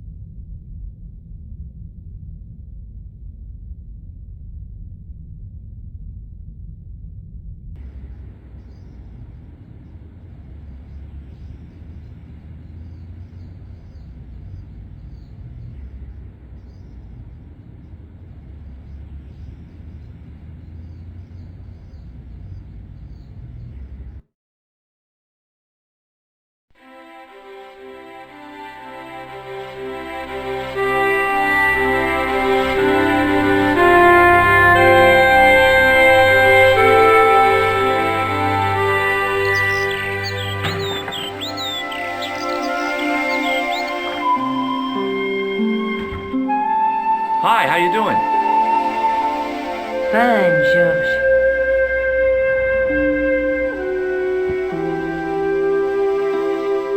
I sold a story this morning. It won't make me Journalist of the Year, but I can't afford to pay the electric bill. What have you been up to? Listen, remember the missing Spanish Templar? I found his tomb in the church at Montfaucon. So he's dead, then? I wish you wouldn't be so sarcastic. I was only joking, Georges. The Countess will be delighted. Yeah, maybe this'll help lift the curse. What now? Are you going to dig up his bones? There's no need for that. Well, not yet. What I still don't understand is the significance of the chalice. Yes, there must be something we're missing. Look at the chalice now, Nico. What happened? It's shiny. The priest at Montfaucon buffed it up for me. That's incredible. Yeah, looks as good as new. No, you found a use for a priest. That's incredible. I'll be back as soon as I can. Okay.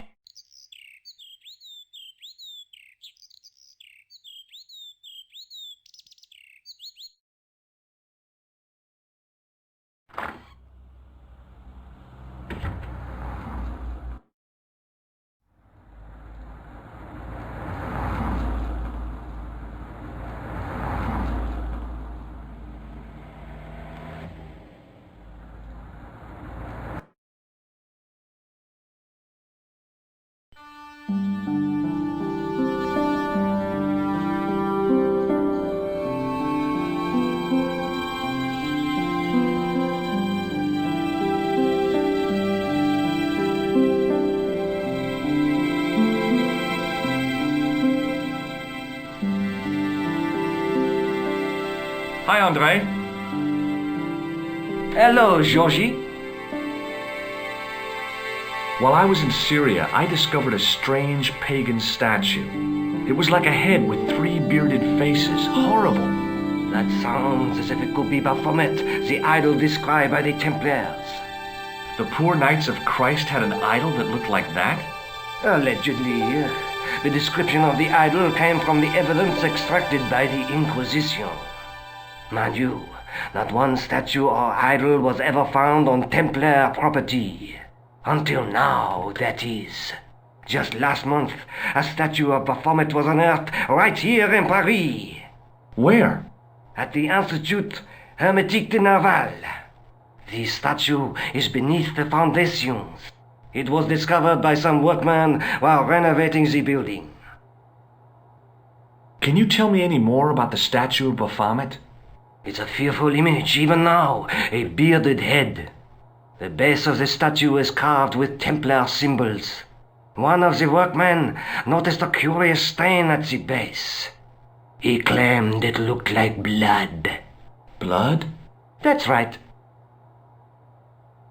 What do you make of this cup, Andre? It's a 14th century communion vessel. Spanish, probably. You sure know your onions. Thanks for your help, Andre. You're welcome.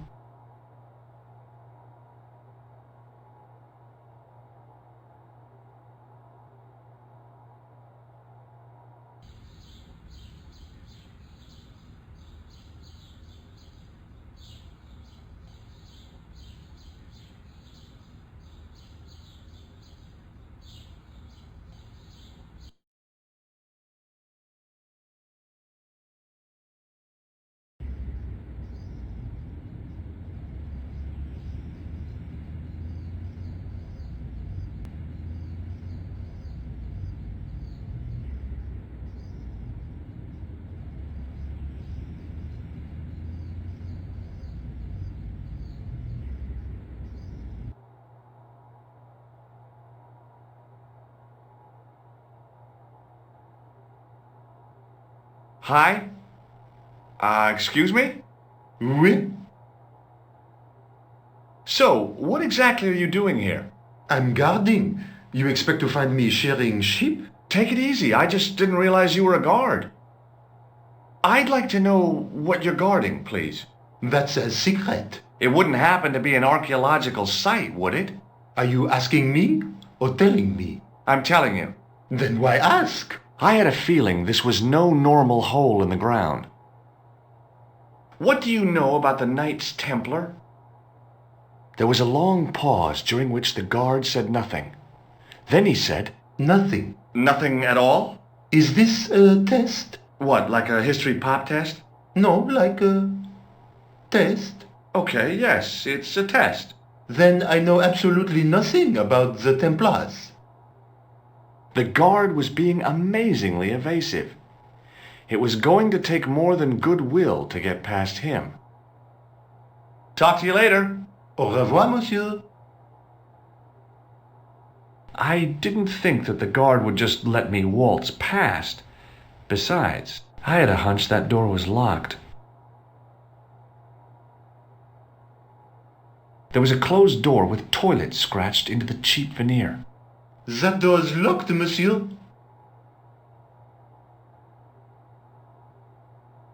Hi again.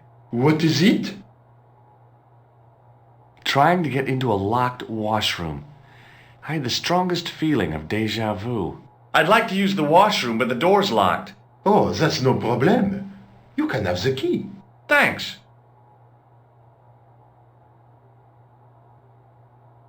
Talk to you later. Au revoir, monsieur.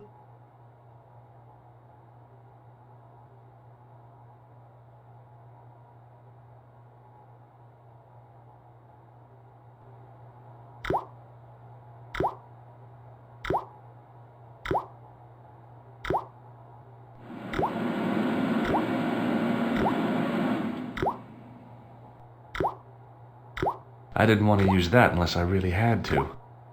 A filthy wash basin hung on the wall. The cold tap's washer looked to have failed. It was just dribbling down the sink.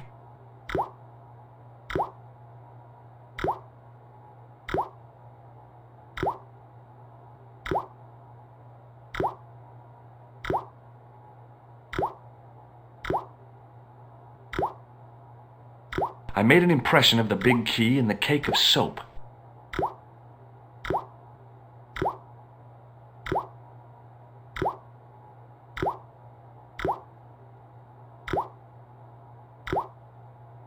I carefully sprinkled the plaster into the soap mold I'd made of the key.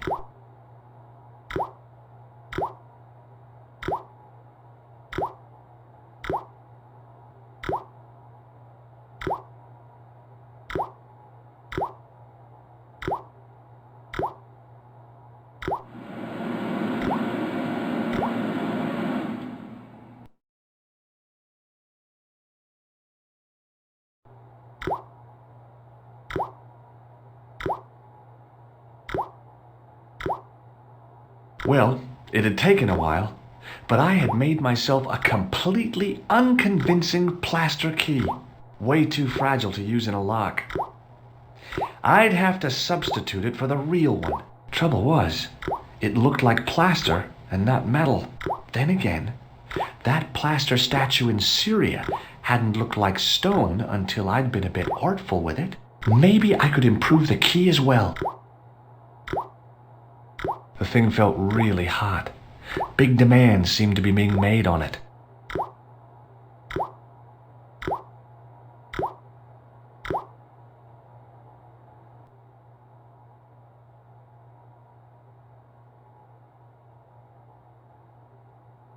I couldn't imagine what I'd achieved by turning the dial.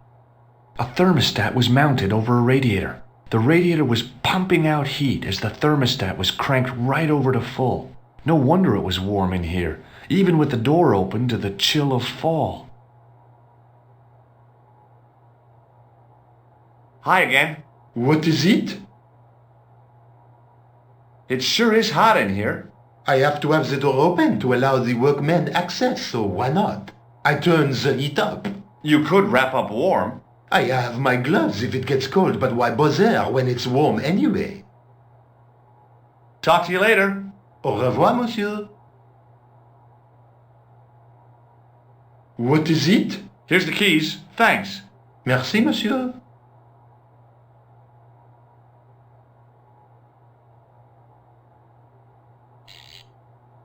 I turned the heating off.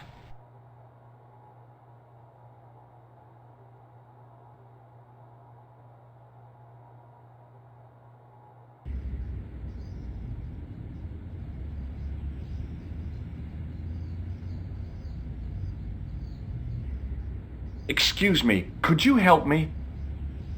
What is it? I've got a few questions. You're doing a fine job. Merci. I have my professional pride. I don't think I've ever seen a Gauloise smoked so stylishly. It's a natural talent. I'm being sarcastic. I'm being indifferent. You're very good at that as well. Merci. Vive l'indifférence. So, what are you doing here? I am having my break. Yeah, I mean when you finish your break.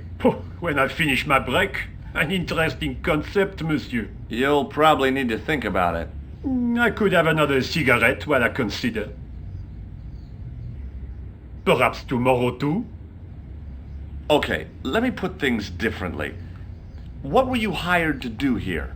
I was hired to keep the archaeological dig in the basement of this building clear of debris, and to touch up damage to the door frames with my little pot of paint. It's a very responsible job. Unfortunately, I'm not a very responsible person. What does the word Templar suggest to you? Templar? Nothing. Nothing.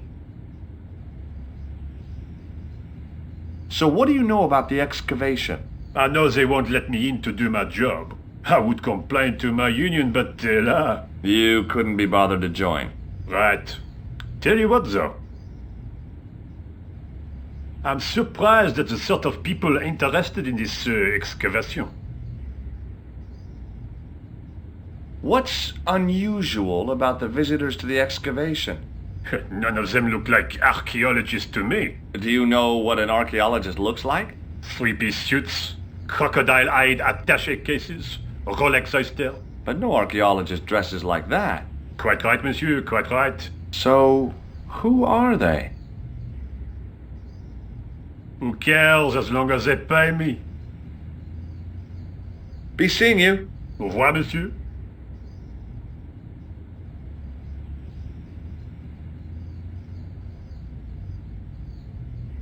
Hey, monsieur! Get away from my paint pot! Okay. I should think so. Meddling with a man's paint pot. Puh!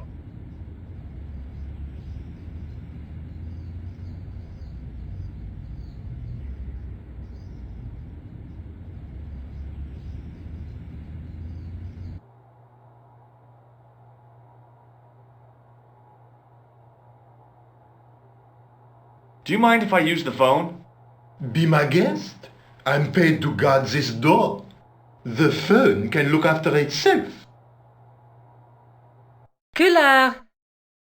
Hi, Nico. It's me. I'm at the excavation site. Hi, Georges. What's happening? I'm at the excavation, but they won't let me in. Damn! We need to know what's in there. Don't worry. I've got a scheme. I'm going to need your help, though. Okay, what do you want me to do? I want you to keep somebody on the phone for a while. Who? A painter. I need to get at his pot. Oh, okay. Stay on the line. I'll go and get him.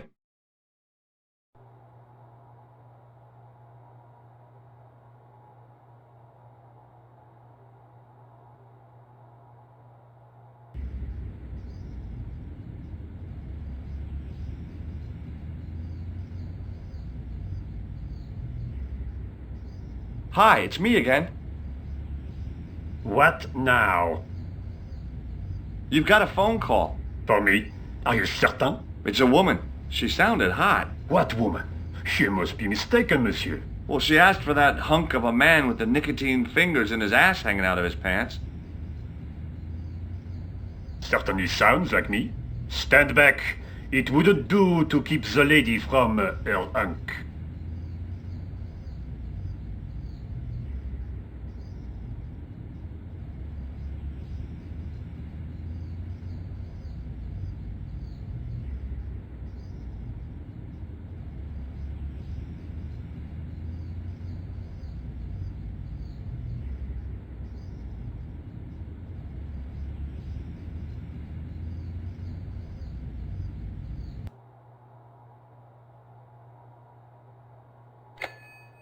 Well, monsieur, what a strange woman. She was all over me and then suddenly, nothing but abuse. Really? Why, abuse. Ah well, I have a cigarette to finish. And monsieur, if she calls again, I am not available. «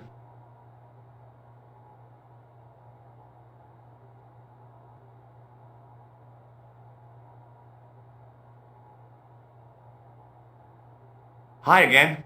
What is it? I need to use the toilet again. Again? Already? I have this problem. How technical do you want me to get? Never mind. Here's the key.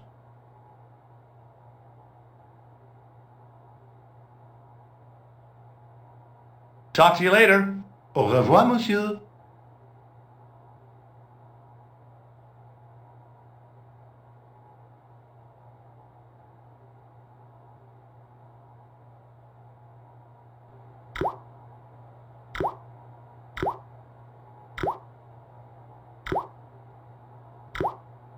Quickly and without fuss, I swapped the fake key for the real thing.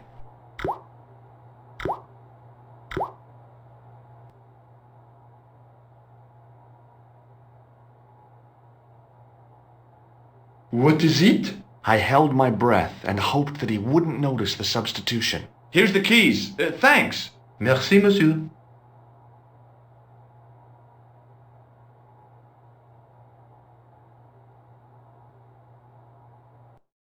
Hi, Nico. It's me again. I'd guessed. What do you want this time? What did you say to the painter? I shan't repeat it, Josh. Look, I need to get the guard out of the way. Could you call back and ask him to get the painter again? Okay, I'll call back soon.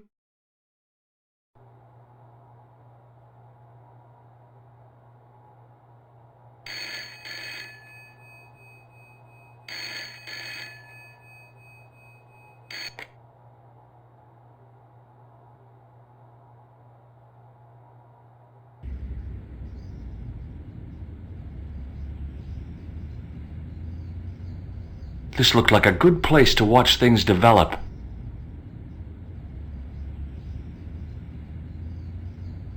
Hey, you! It's the phone. Yeah? Who is it? How should I know? What am I, your social secretary? It's not a chick, is it? Yes, it's a woman. Are you going to answer it? Does she have a warm, sensual voice like molten chocolate? Yes, she has a really sexy voice. Now get a move on. I'm not talking to her. I can see that. You're wasting time talking to me. No, you don't understand. I refuse to talk to her. You refuse? You refuse? I'm wasting valuable time. Don't make me laugh. Your time valuable? You just stand around all day. I have a highly responsible job. Pah! Don't pah me, you elephantine oaf. My job is important. Impossible. They would have hired somebody competent in that case. Meaning what? Instead of which they hired a dismal rent-a-cop like you. All epaulettes and no brains. Why, you... This looked set to carry on for some time. It was too good an opportunity to miss.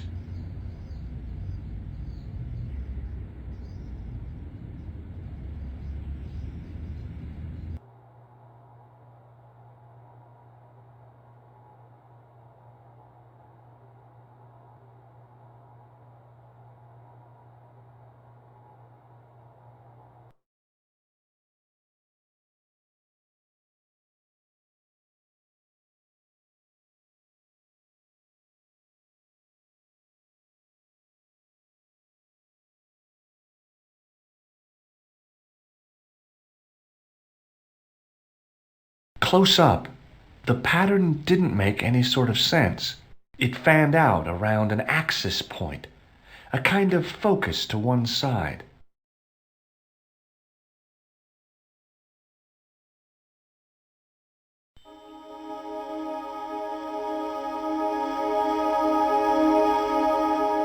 And there it was, decoded by the curves of the chalice, the image of a church.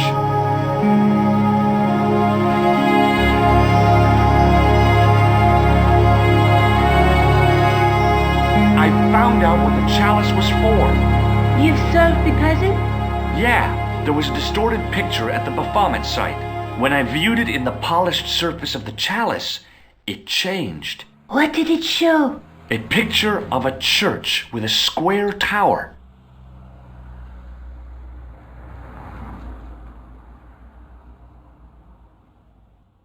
I guess I'd better return the chalice to the Countess. Hurry back, Georges.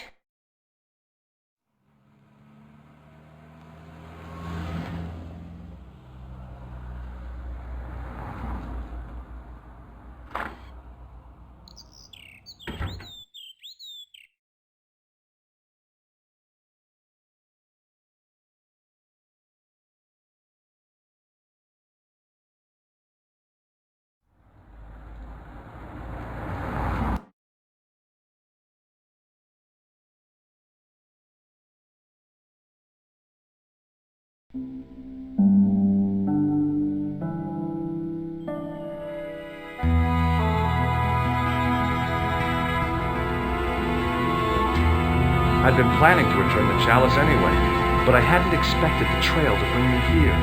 The Villa de Vasconcelos was as picturesque as ever. The weather was still clear, and Lopez was still watering the damn lawn. I was beginning to suspect that he was surgically attached to that hose.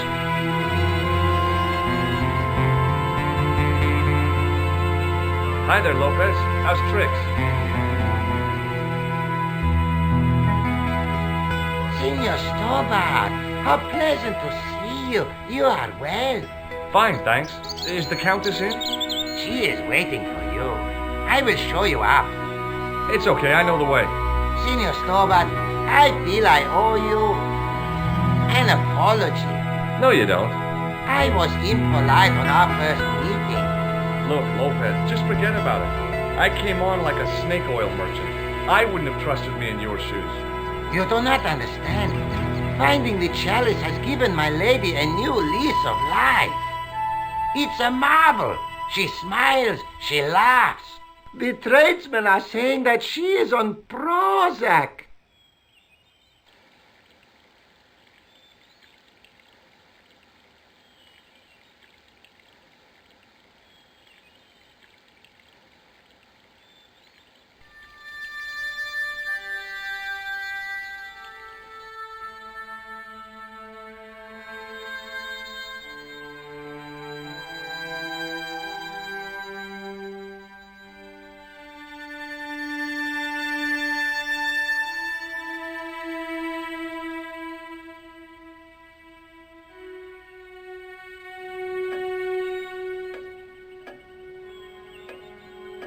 Senor Stobart, oh, what a pleasure.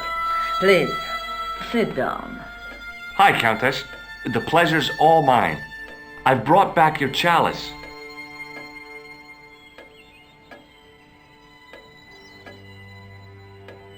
Why? You've had it cleaned.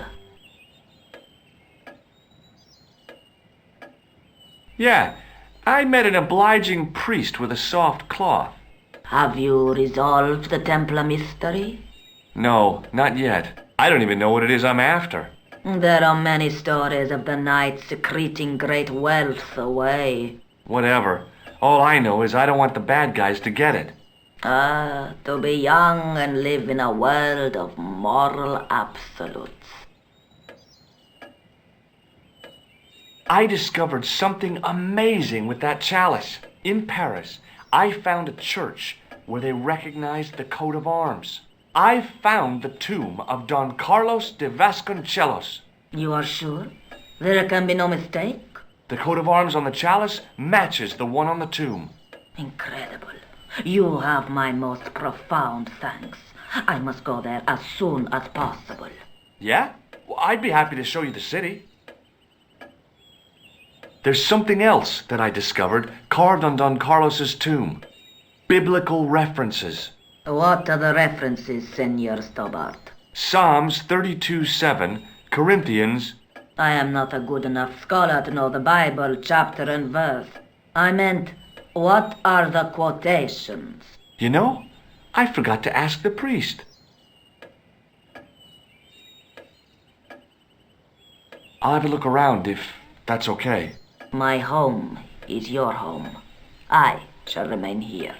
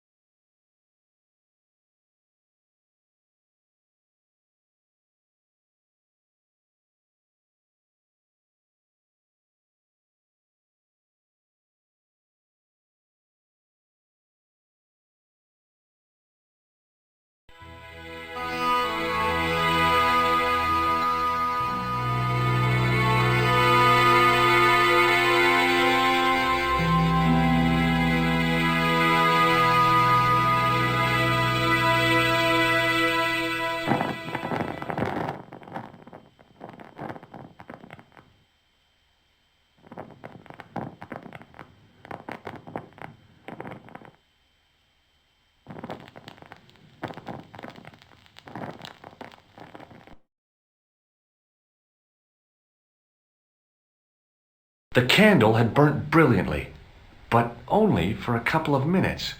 Some kind of special formulation, I guess. And had yielded up this. A complex shape expertly cut in stone. I figured it was some kind of key.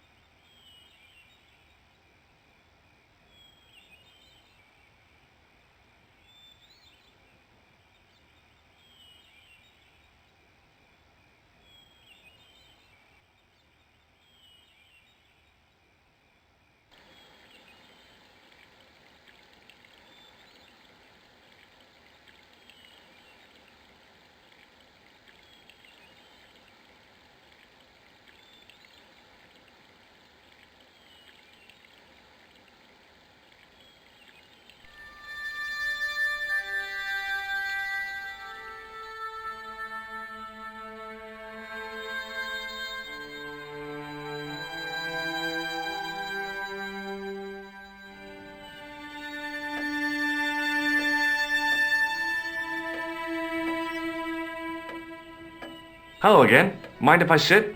Please, be my guest. Here's the Bible from the mausoleum.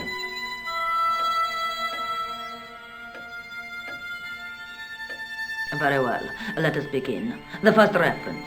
Psalms 32:7. Thou art my hiding place. Thou shalt preserve me from trouble. Thou shalt compass me about with songs of deliverance. My hiding place. Don't get your hopes up too high. This might just be leading us to where we found the chalice. You are right, of course. The next. Okay, John 4:11. John 4:11. Here. The well is deep. The next. Quickly. Okay. Corinthians 4:5. Here it is. Will bring to light the hidden things. Any more? Just one. Psalms again. 22:21. Save me from the lion's mouth, for thou hast heard me from the horns of the unicorns. The last is confusing. Lions, unicorns, what does it mean? I can't guess. Salient points seem to be a hiding place and a deep well. In no sense is the mausoleum a well, Senor Stobart. Is there a well in the grounds? I do not know. I suppose that there must have been once upon a time. Lopez is the man to ask about anything pertaining to the estate. What do you make of this? It looks like some sort of key. Where did you get it from? It was buried inside the great candle in the mausoleum. Inside it? What have you done to it? I, lit it. But it is irreplaceable.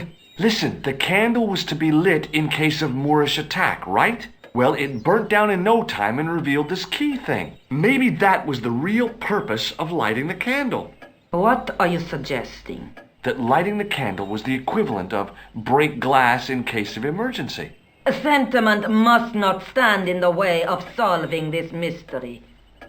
You did the right thing. I'll just have another look around. Very well.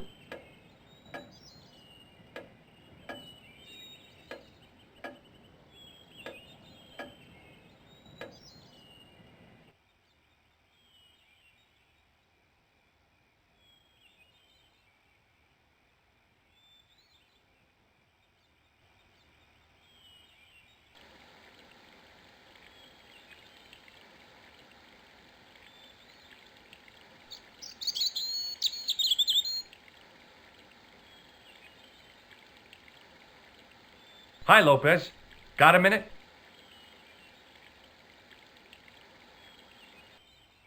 Certainly, senor. How can I help you? You must know just about everything that there is to know about this place. See, I have lived my whole life here in the service of the De Vasconcelos. Do you know of a well anywhere around here? A well? Si, senor. This used to be a fortified villa. How can you last a siege without water? Great! So where is it? How should I know? The well was covered over in the last century. It was dangerous, you see. And you have no idea where it was? None. It was hidden even before my grandfather's time.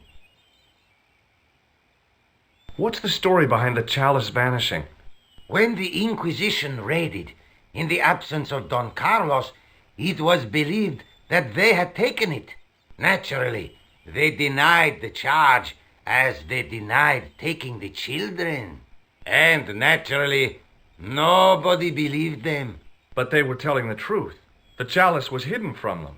You don't suppose they were telling the truth about the children as well, do you? Madre de Dios! I had not thought of that. But then what happened to them? I don't know. If the Inquisition didn't take them, then who did? You must speak to my lady of these. Count on it. So the Countess feels that the curse is lifted. I would not put it so strongly. Your discovery of the chalice was proof that the Templars never abandoned the De Vasconcelos. It counts for a great deal with my lady. Well, you must have a vague idea of where the well is. It must have been in the old house's courtyard, so that would put it around here. Here? Okay. Now, how do we find it? There might be a way. Let me think about it. Any ideas yet? We are looking for a source of water, see? Yes. For generations, the Spanish country folk have had a secret way of locating water, even if it is meters beneath the ground. Ah, you're not talking about water dousing, are you? Eh? You know, you get a stick and walk around until the stick twitches and dig there. Oh, you've heard of it. Yeah, I think most of the planet has. Okay, let's get a stick. Uno momento. It must be a special stick. A Y of hazel. Right.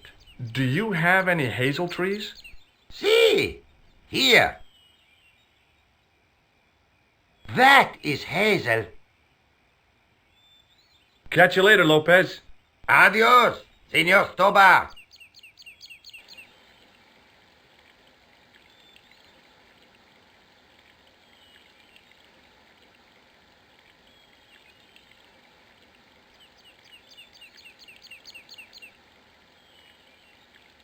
I went over to find a suitable stick. Aha!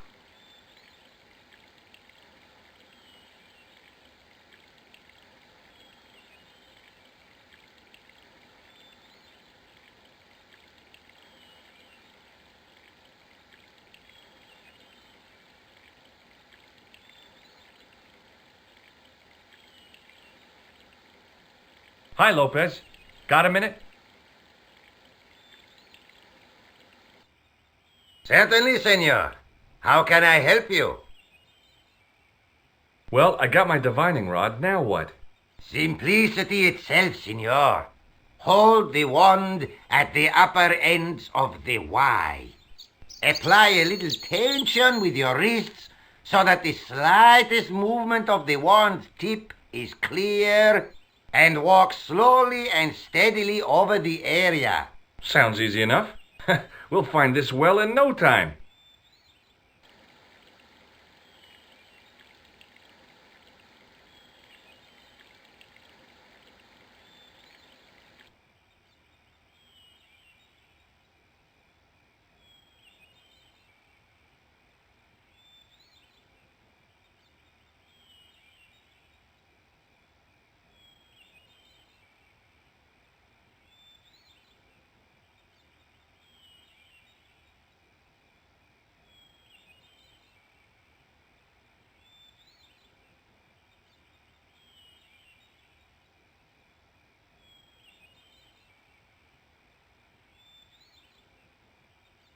Senor Stobart, you've found something.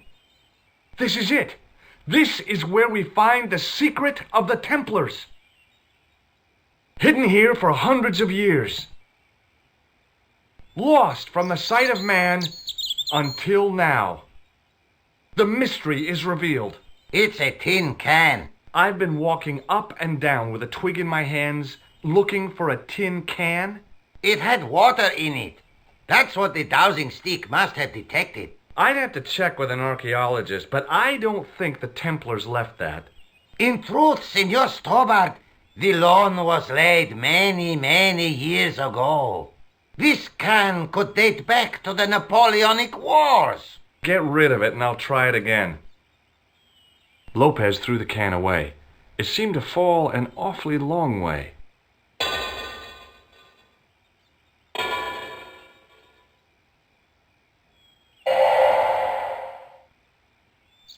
The splash at the end confirmed what we both suspected. Well, I'll be a monkey's uncle. It has been here all the time. All those years and nobody found it. Stood in awe for a moment, marveling at the secrets all around us. I could have fallen down that.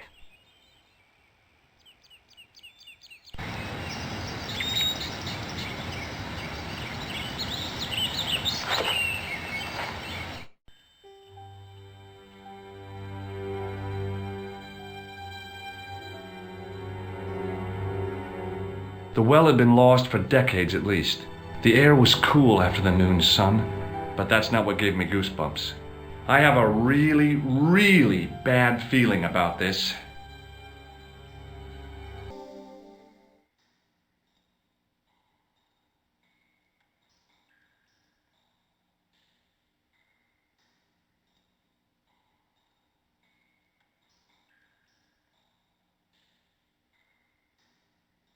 From a distance, the lion's head had been impressive. Close up, it was frightening. Hey, one of the fangs is a separate piece.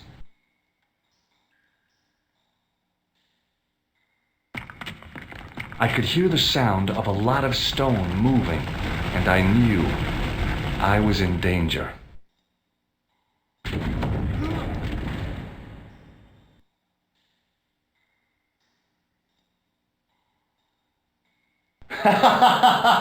Oh, very funny, you psychos! Senor Stobart! Senor Stobart! Are you all right? It's okay, Lopez, I'm fine! Que susto me has dado! You gave me a scare! Nice try, Templars.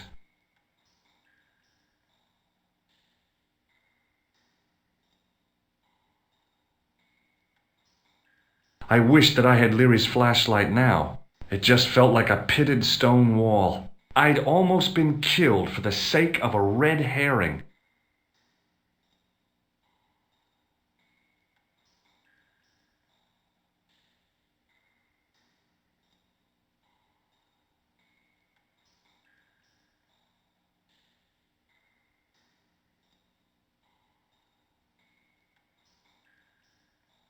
There, in the middle of the door, I could see some kind of socket. It looked like this wasn't quite the dead end it had seemed.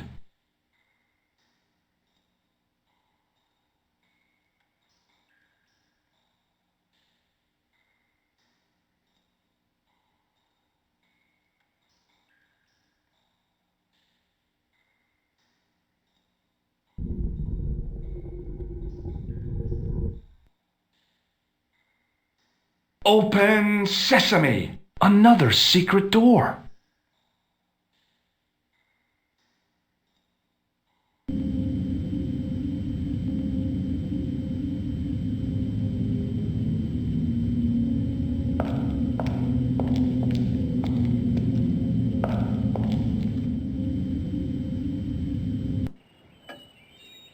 Before I left, though, there was one last thing to do.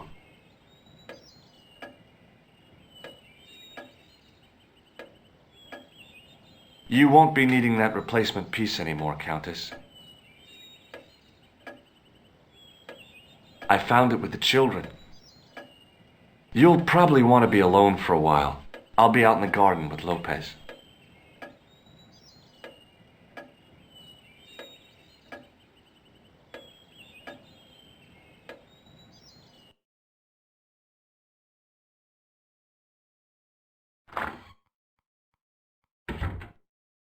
George, welcome back.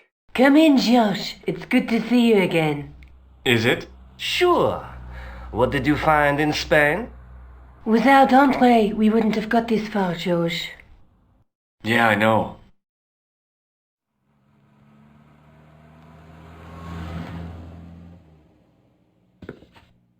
The clues led to an underground chamber at the bottom of a well. The Templars had left a tapestry showing a chessboard. The white pieces were vastly outnumbered. There was a stream running across the board, and a Templar knight on a horse. Does it mean anything to you, Andre? No, nothing. Maybe we should tell Andre what else you found, George. There's a map and a Latin inscription to the west at the edge of the world. George found that in a cave in Syria. Yeah, where the assassin almost killed me. Then we've got the burning of Jacques de Molay and the date, 1314. From the window of the church in Montfaucon Square, one of the few places where nobody tried to kill me. Then we have the image of a church that George found at the excavation. I don't recall anyone trying to kill you there either, George. And finally we have the tapestry in Spain. Did I mention I almost got killed there? Not yet, but I'm sure you're about to. It was only my cat-like reflexes that saved me from certain death. Cat-like reflexes, eh? And while I was risking life and limb, where were you, Andre? Getting your glasses fogged up over an Etruscan vase? That's enough, boys. Can we get back to saving the world? Of course. My apologies. He started it. Well, the Latin phrase are the words of Julius Caesar. He was describing the island of Britain. Are you sure? The map didn't look much like Britain. How come Caesar described Britain as being at the edge of the world? To the Romans, the Mediterranean was the center of the universe. Britain was a remote, unfriendly place, inhabited by blue-painted savages. It hasn't changed much. They've stopped painting themselves blue. Except when they go to a football match. They used an extract from a plant called woad, Icetis tinctoria. The Scots were using it until fairly recently in their wars with the English. Fairly recently? I don't recall the Scots being at war with the English. How recently are you talking about? I believe William Wallace's men used it in the 13th century. They might well have been using it as late as... You can't remember, can you? 1314. Ah, we're back onto that, are we? Andre, what is it? What do you mean? 1314 in Scotland. The Battle of Bannockburn. That would explain the stream on the chessboard. That's what a burn is. Right, Andre? As in Bannockburn? Right, George. And it gets better. Tradition has it that the Scots were helped by a shock force of, well, can't you guess? Knights Templar? Yes, a group of outlawed Templars. They are said to have turned the tide for the Scots. And it all ends at a church in the Isle of Britain at Bannockburn in a church. What are we waiting for? I'll call a cab.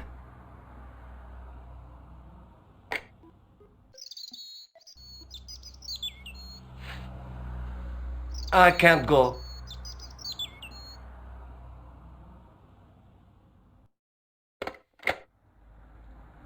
Andre, you've been loads of help, but... What George is trying to say is that you shouldn't feel guilty. I was? We understand you've got commitments. Oh, listen, we have to hurry. Let's go, George. We'll see it through. Oh, and, don't worry about us.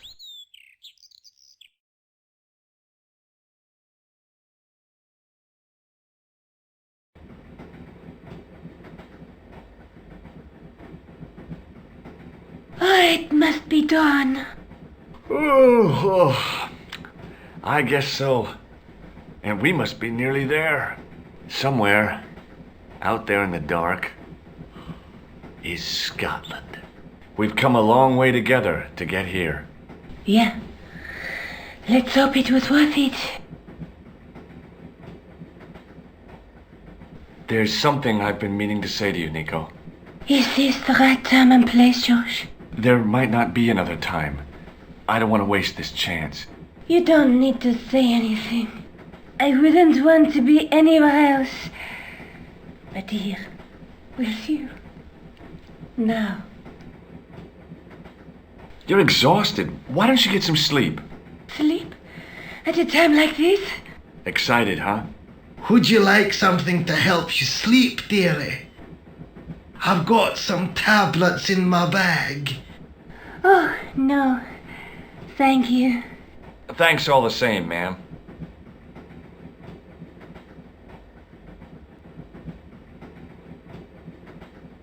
Pardon me? Yes, my dear. Do you know what time? 6:15, but we're running 8 minutes late. Do you know Sterling well? Yes, I do. Is that where you two lovebirds abound? Yeah, It's one of the places we thought we'd stay on our holiday. Be sure to visit the castle, won't you? Oh, I'm sure it's a neat place, but we are not really interested in history, are we, George? No. I suppose espresso bars and boogie-woogie are more your cup of tea. That's right. There's nothing George enjoys more than a good boogie. Is there a church called St. Ninian's at Sterling? Yes, there is, and I know why you're going there. You do? Of course I do. It's obvious you're in love.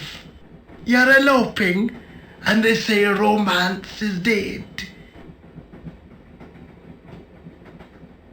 What's the book you're reading? Oh, it's something I picked up at the station.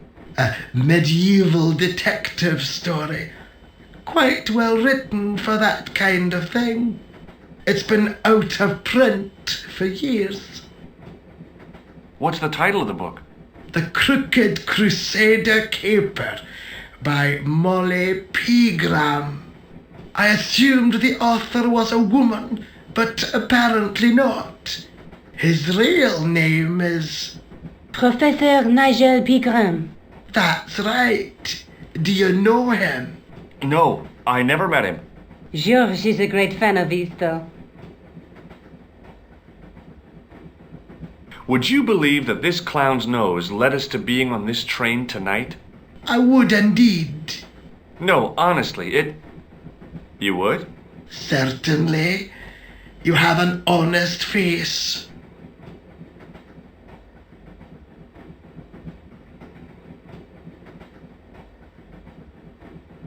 Where are you going, George? Do I need to spell it out? Don't snap at me. If you're going to take a leak, why don't you say so? Okay, I'm going to take a leak.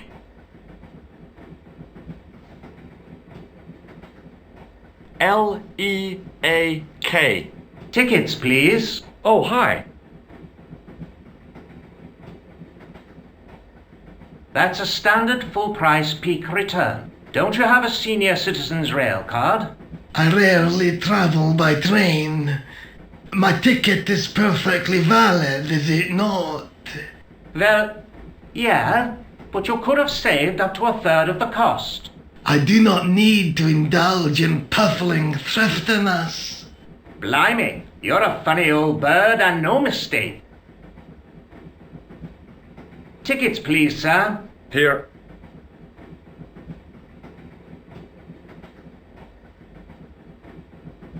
Off to Sterling, eh? Yes, we are. Well, I hope you won't be disappointed. It's a miserable place this time of year. Still, there's plenty of pubs and a lovely view from the castle. Thank you. I don't want to worry you, but there was something familiar about that guy. Are you sure? You're tired. Perhaps you're mistaken. Maybe. But I didn't like the look in his eyes when he spoke to you. Can't you sit still, George? I need to go to the John. While you're there, check out the buffet car, George. Unthinkable though it is, I am hungry enough to eat English food. Okay.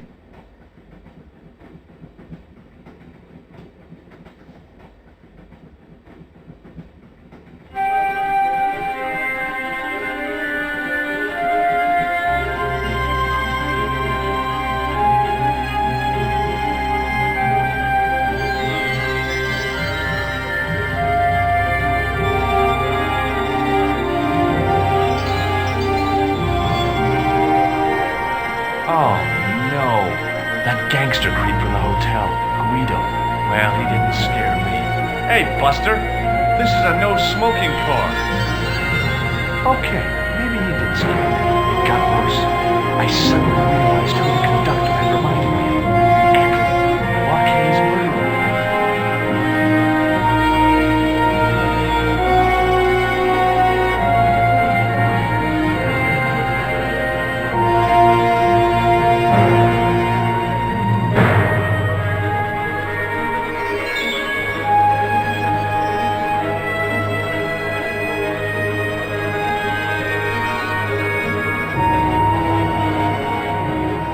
I should have known better than to leave Nico and the old lady alone. Suddenly, the sword of Baphomet took second place to finding the girl I loved.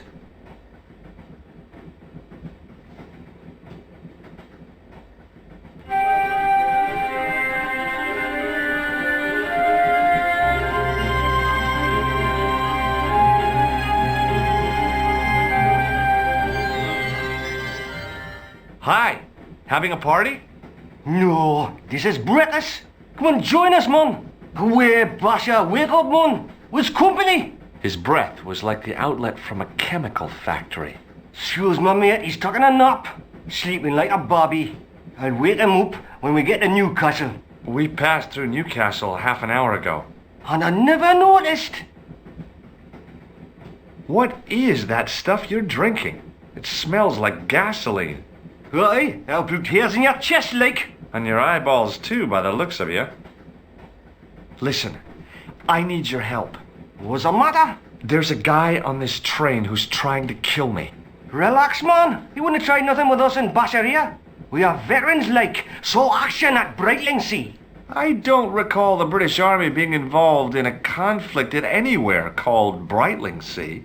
Well, you just take it from me, pal. You're in safe hands. Did you see what happened to the young woman in the next compartment? No, pal, I didn't. Have you lost her, like? She's disappeared. The old lady, too. I think they're in trouble. Oh, yeah, man. An old lady, too? Yeah. You gotta help me. Maybe they went to the toilet, like? I don't think so. They never go on their own. Always in pairs, you know? No, she's been abducted. I'm sure. I've got to go look for her. What's stopping you, pal? The conductor.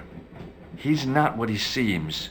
You want to avoid him, like? That's about it, yeah. No problem. See you later.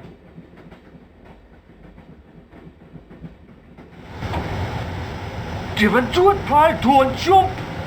I don't intend to jump. I'm going to climb on top of the train. You're kidding, aren't you? Just watch me.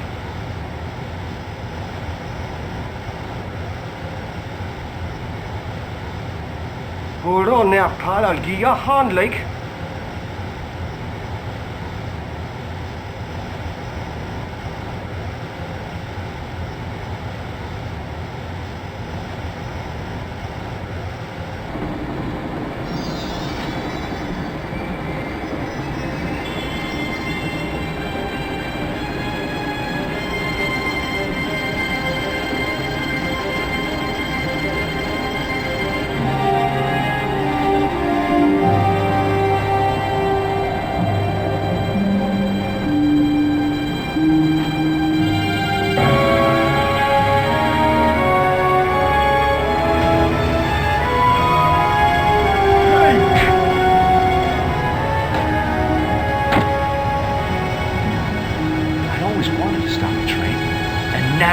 Was my chance.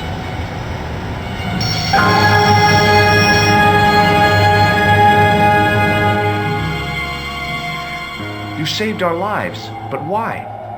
We were always on the same side, stubborn, different causes, but a common enemy. The Knights Templar? Don't call them that. The real Templars were a noble foe. These barbarians have no right to that name. These men are no better than dogs. What are the Neo-Templars after? What is the Sword of Baphomet? Not what you think, my friend. It is a weapon, yes, but one which our enemies will find difficult to wield. A double-edged sword. A power older than Solomon. We'll stop them. You and me together. And Nico. No, George. My journey ends soon at the Garden of Paradise. You're talking in riddles. Can't you tell me straight what they're after? The sword symbolizes a colossal energy caused by the alignment of the Earth's natural power fields, which are focused at the energy endowed the Templars with the power which made them great, a power which made them charismatic to such an extent they could control the will of all around them. How did you escape from the bull's head? It is a long walk from the cliff of the bull to the village, Stobart. Fortunately, I know the ways of the wilderness. Also, I have a sister who keeps a garage just around the corner. Maybe not. May Allah guide you to our enemies. Thanks. One last thing. What? What is it? He's dead.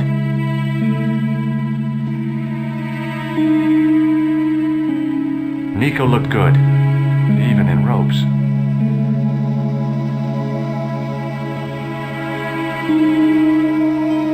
Nico looked good, even in robes. Where do you think you're going? Don't worry, I hadn't forgotten about you. Answer me this instant, George Stobart. I will, when I'm ready.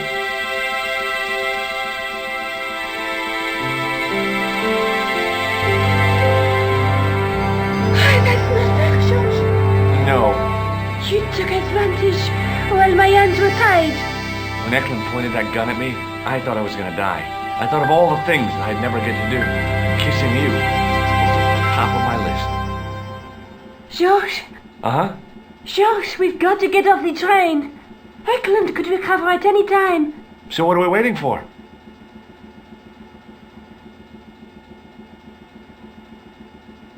What are you doing? I'm out of here. Not that door. Do you want to end up like Flap? Not especially. What remains of him is well on his way back to London. I hope he was traveling on a return ticket.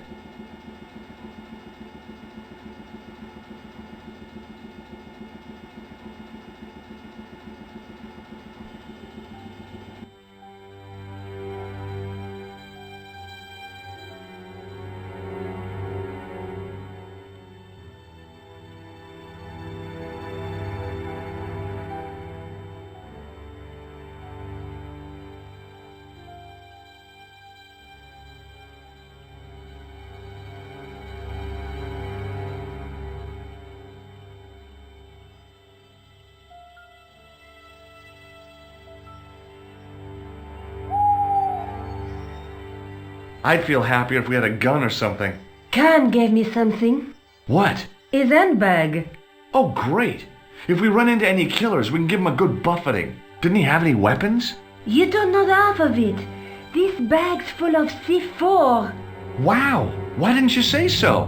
Boy, we'll show him now. What's C4? Plastic, George. We're going to shop our way to victory? 2 kilos of plastic explosive. The detonator's broken now. No problem. We'll buy a box of matches somewhere. It doesn't work that way. It takes a small explosion to start the big explosion. Well, that's not much use then. What does that sign say? Apparently during the English Civil War in the mid-17th century, this place was used as an arms dump. Yeah? What happened? Look at the state of this place, George. You work it out. Oh, stray spark? You got it.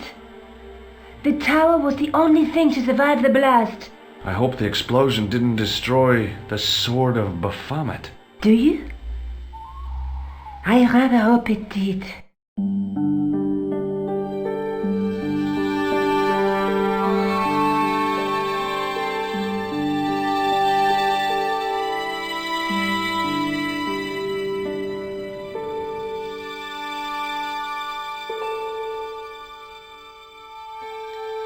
I scrabbled around in the rubble and found an old clay pipe with a broken stem.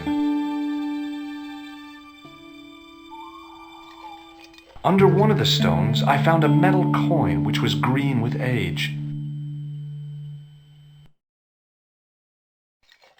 It was caked with soil, but what I'd found was a small cog and spindle. With mounting excitement, I felt something between my fingers. It was short, hard, and black. Something I hadn't expected to find here. It was a plastic pen top. I didn't find anything.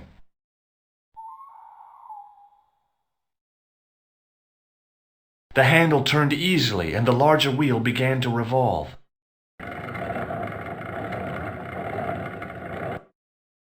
Damn! Then the handle came off in my hand. The wheel turned reluctantly with a creak of complaint. There was no obvious way of removing the wheel from its housing.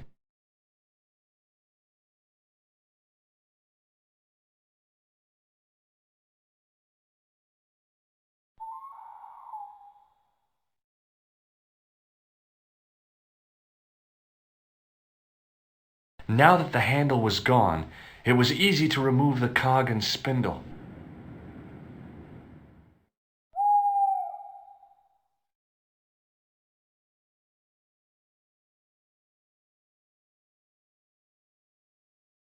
The cog slipped neatly into the eye socket.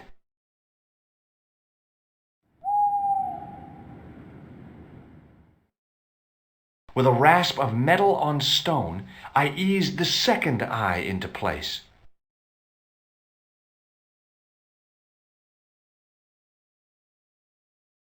I pushed the handle into the demon's mouth. The cogs all meshed. I began to turn.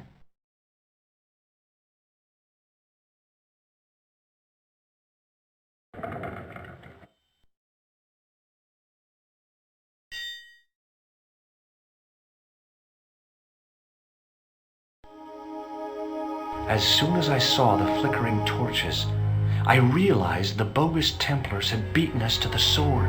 But where were they now? And why was it so quiet?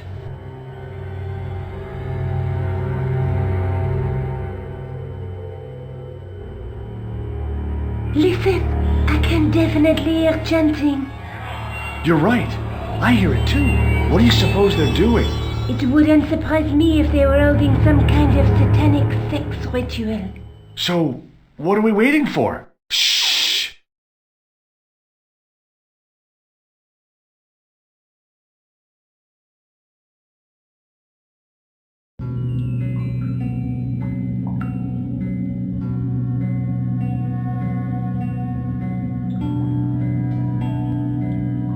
Will you look at that? Baphomet. Labino was right. This place was ancient even to the Templars. This whole place? This is Baphomet? Finally, the truth. The Templars had never worshipped this graven image, no more than they'd worship a rainbow. But, like a rainbow, they regarded it as a symbol of a covenant with God, who'd revealed this place to them. Rosso! Why, the double-dealing treacherous? On the contrary, Inspector Rosso has been the model of obedience, an important quality in a true Templar. Now be quiet and watch if you wish to live much longer.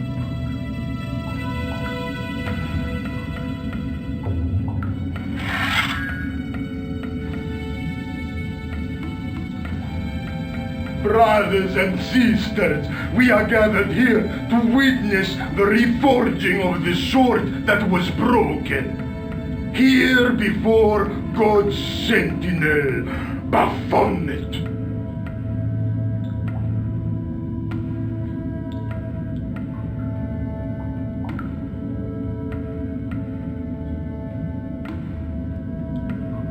Grand Master Master and Knight of Baphomet, we salute and pledge our obedience to you.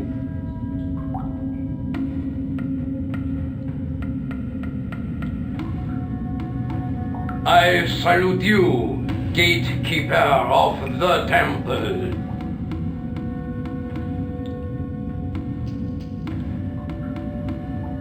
Seven centuries ago, our greatest weapon, the sword of Baphomet, was lost to us. Now we prepare to reforge it, to wield against new enemies. As the tired millennium dies, and this world looks for new leaders, we shall not fail. We shall lead the people to a new order, wherein all borders will dissolve. All will be united under the red cross of the Templars.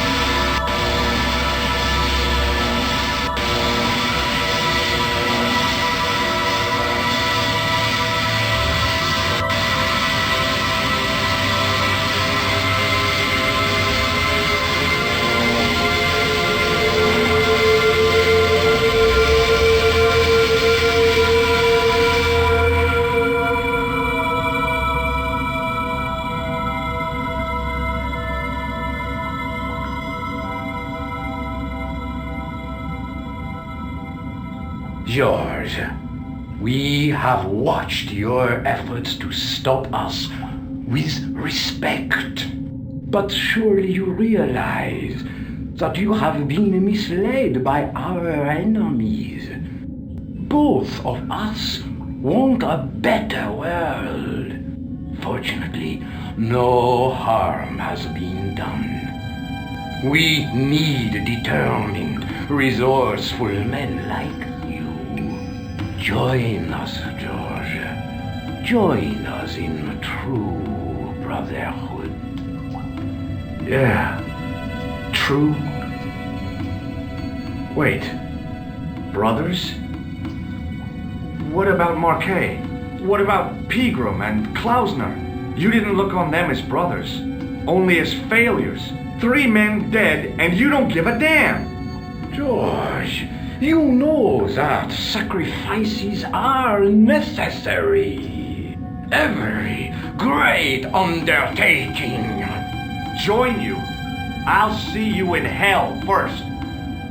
Oh, George, I had great hopes for you. C'est la guerre. Eglund, kill him.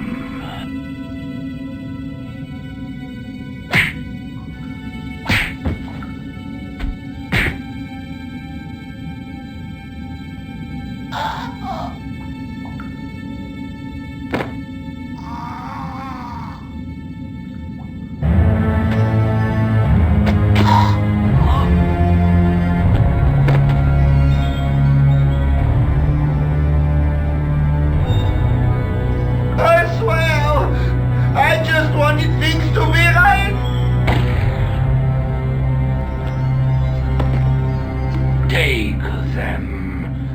Kill them. They will not escape.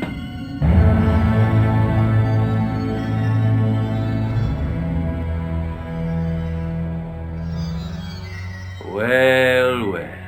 If it isn't the great detective and his beautiful assistant, it's going to be a pleasure killing the pair of you. George, what are we going to do?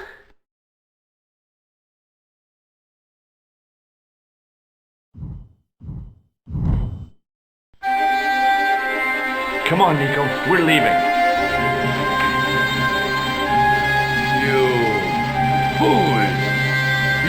cannot escape us. Guido! Stop them. But master, the powder! That powder is from the English Civil War. You fool. It's over 300 years old.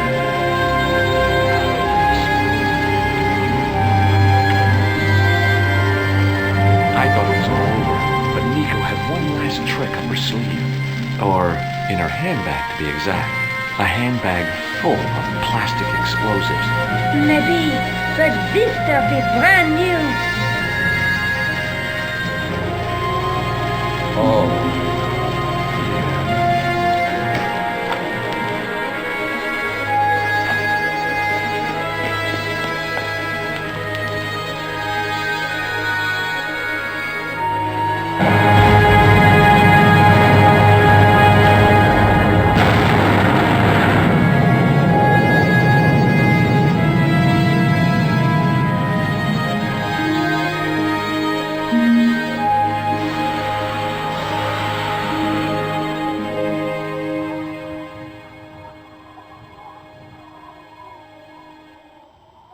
You know, you'll never be able to write your story now.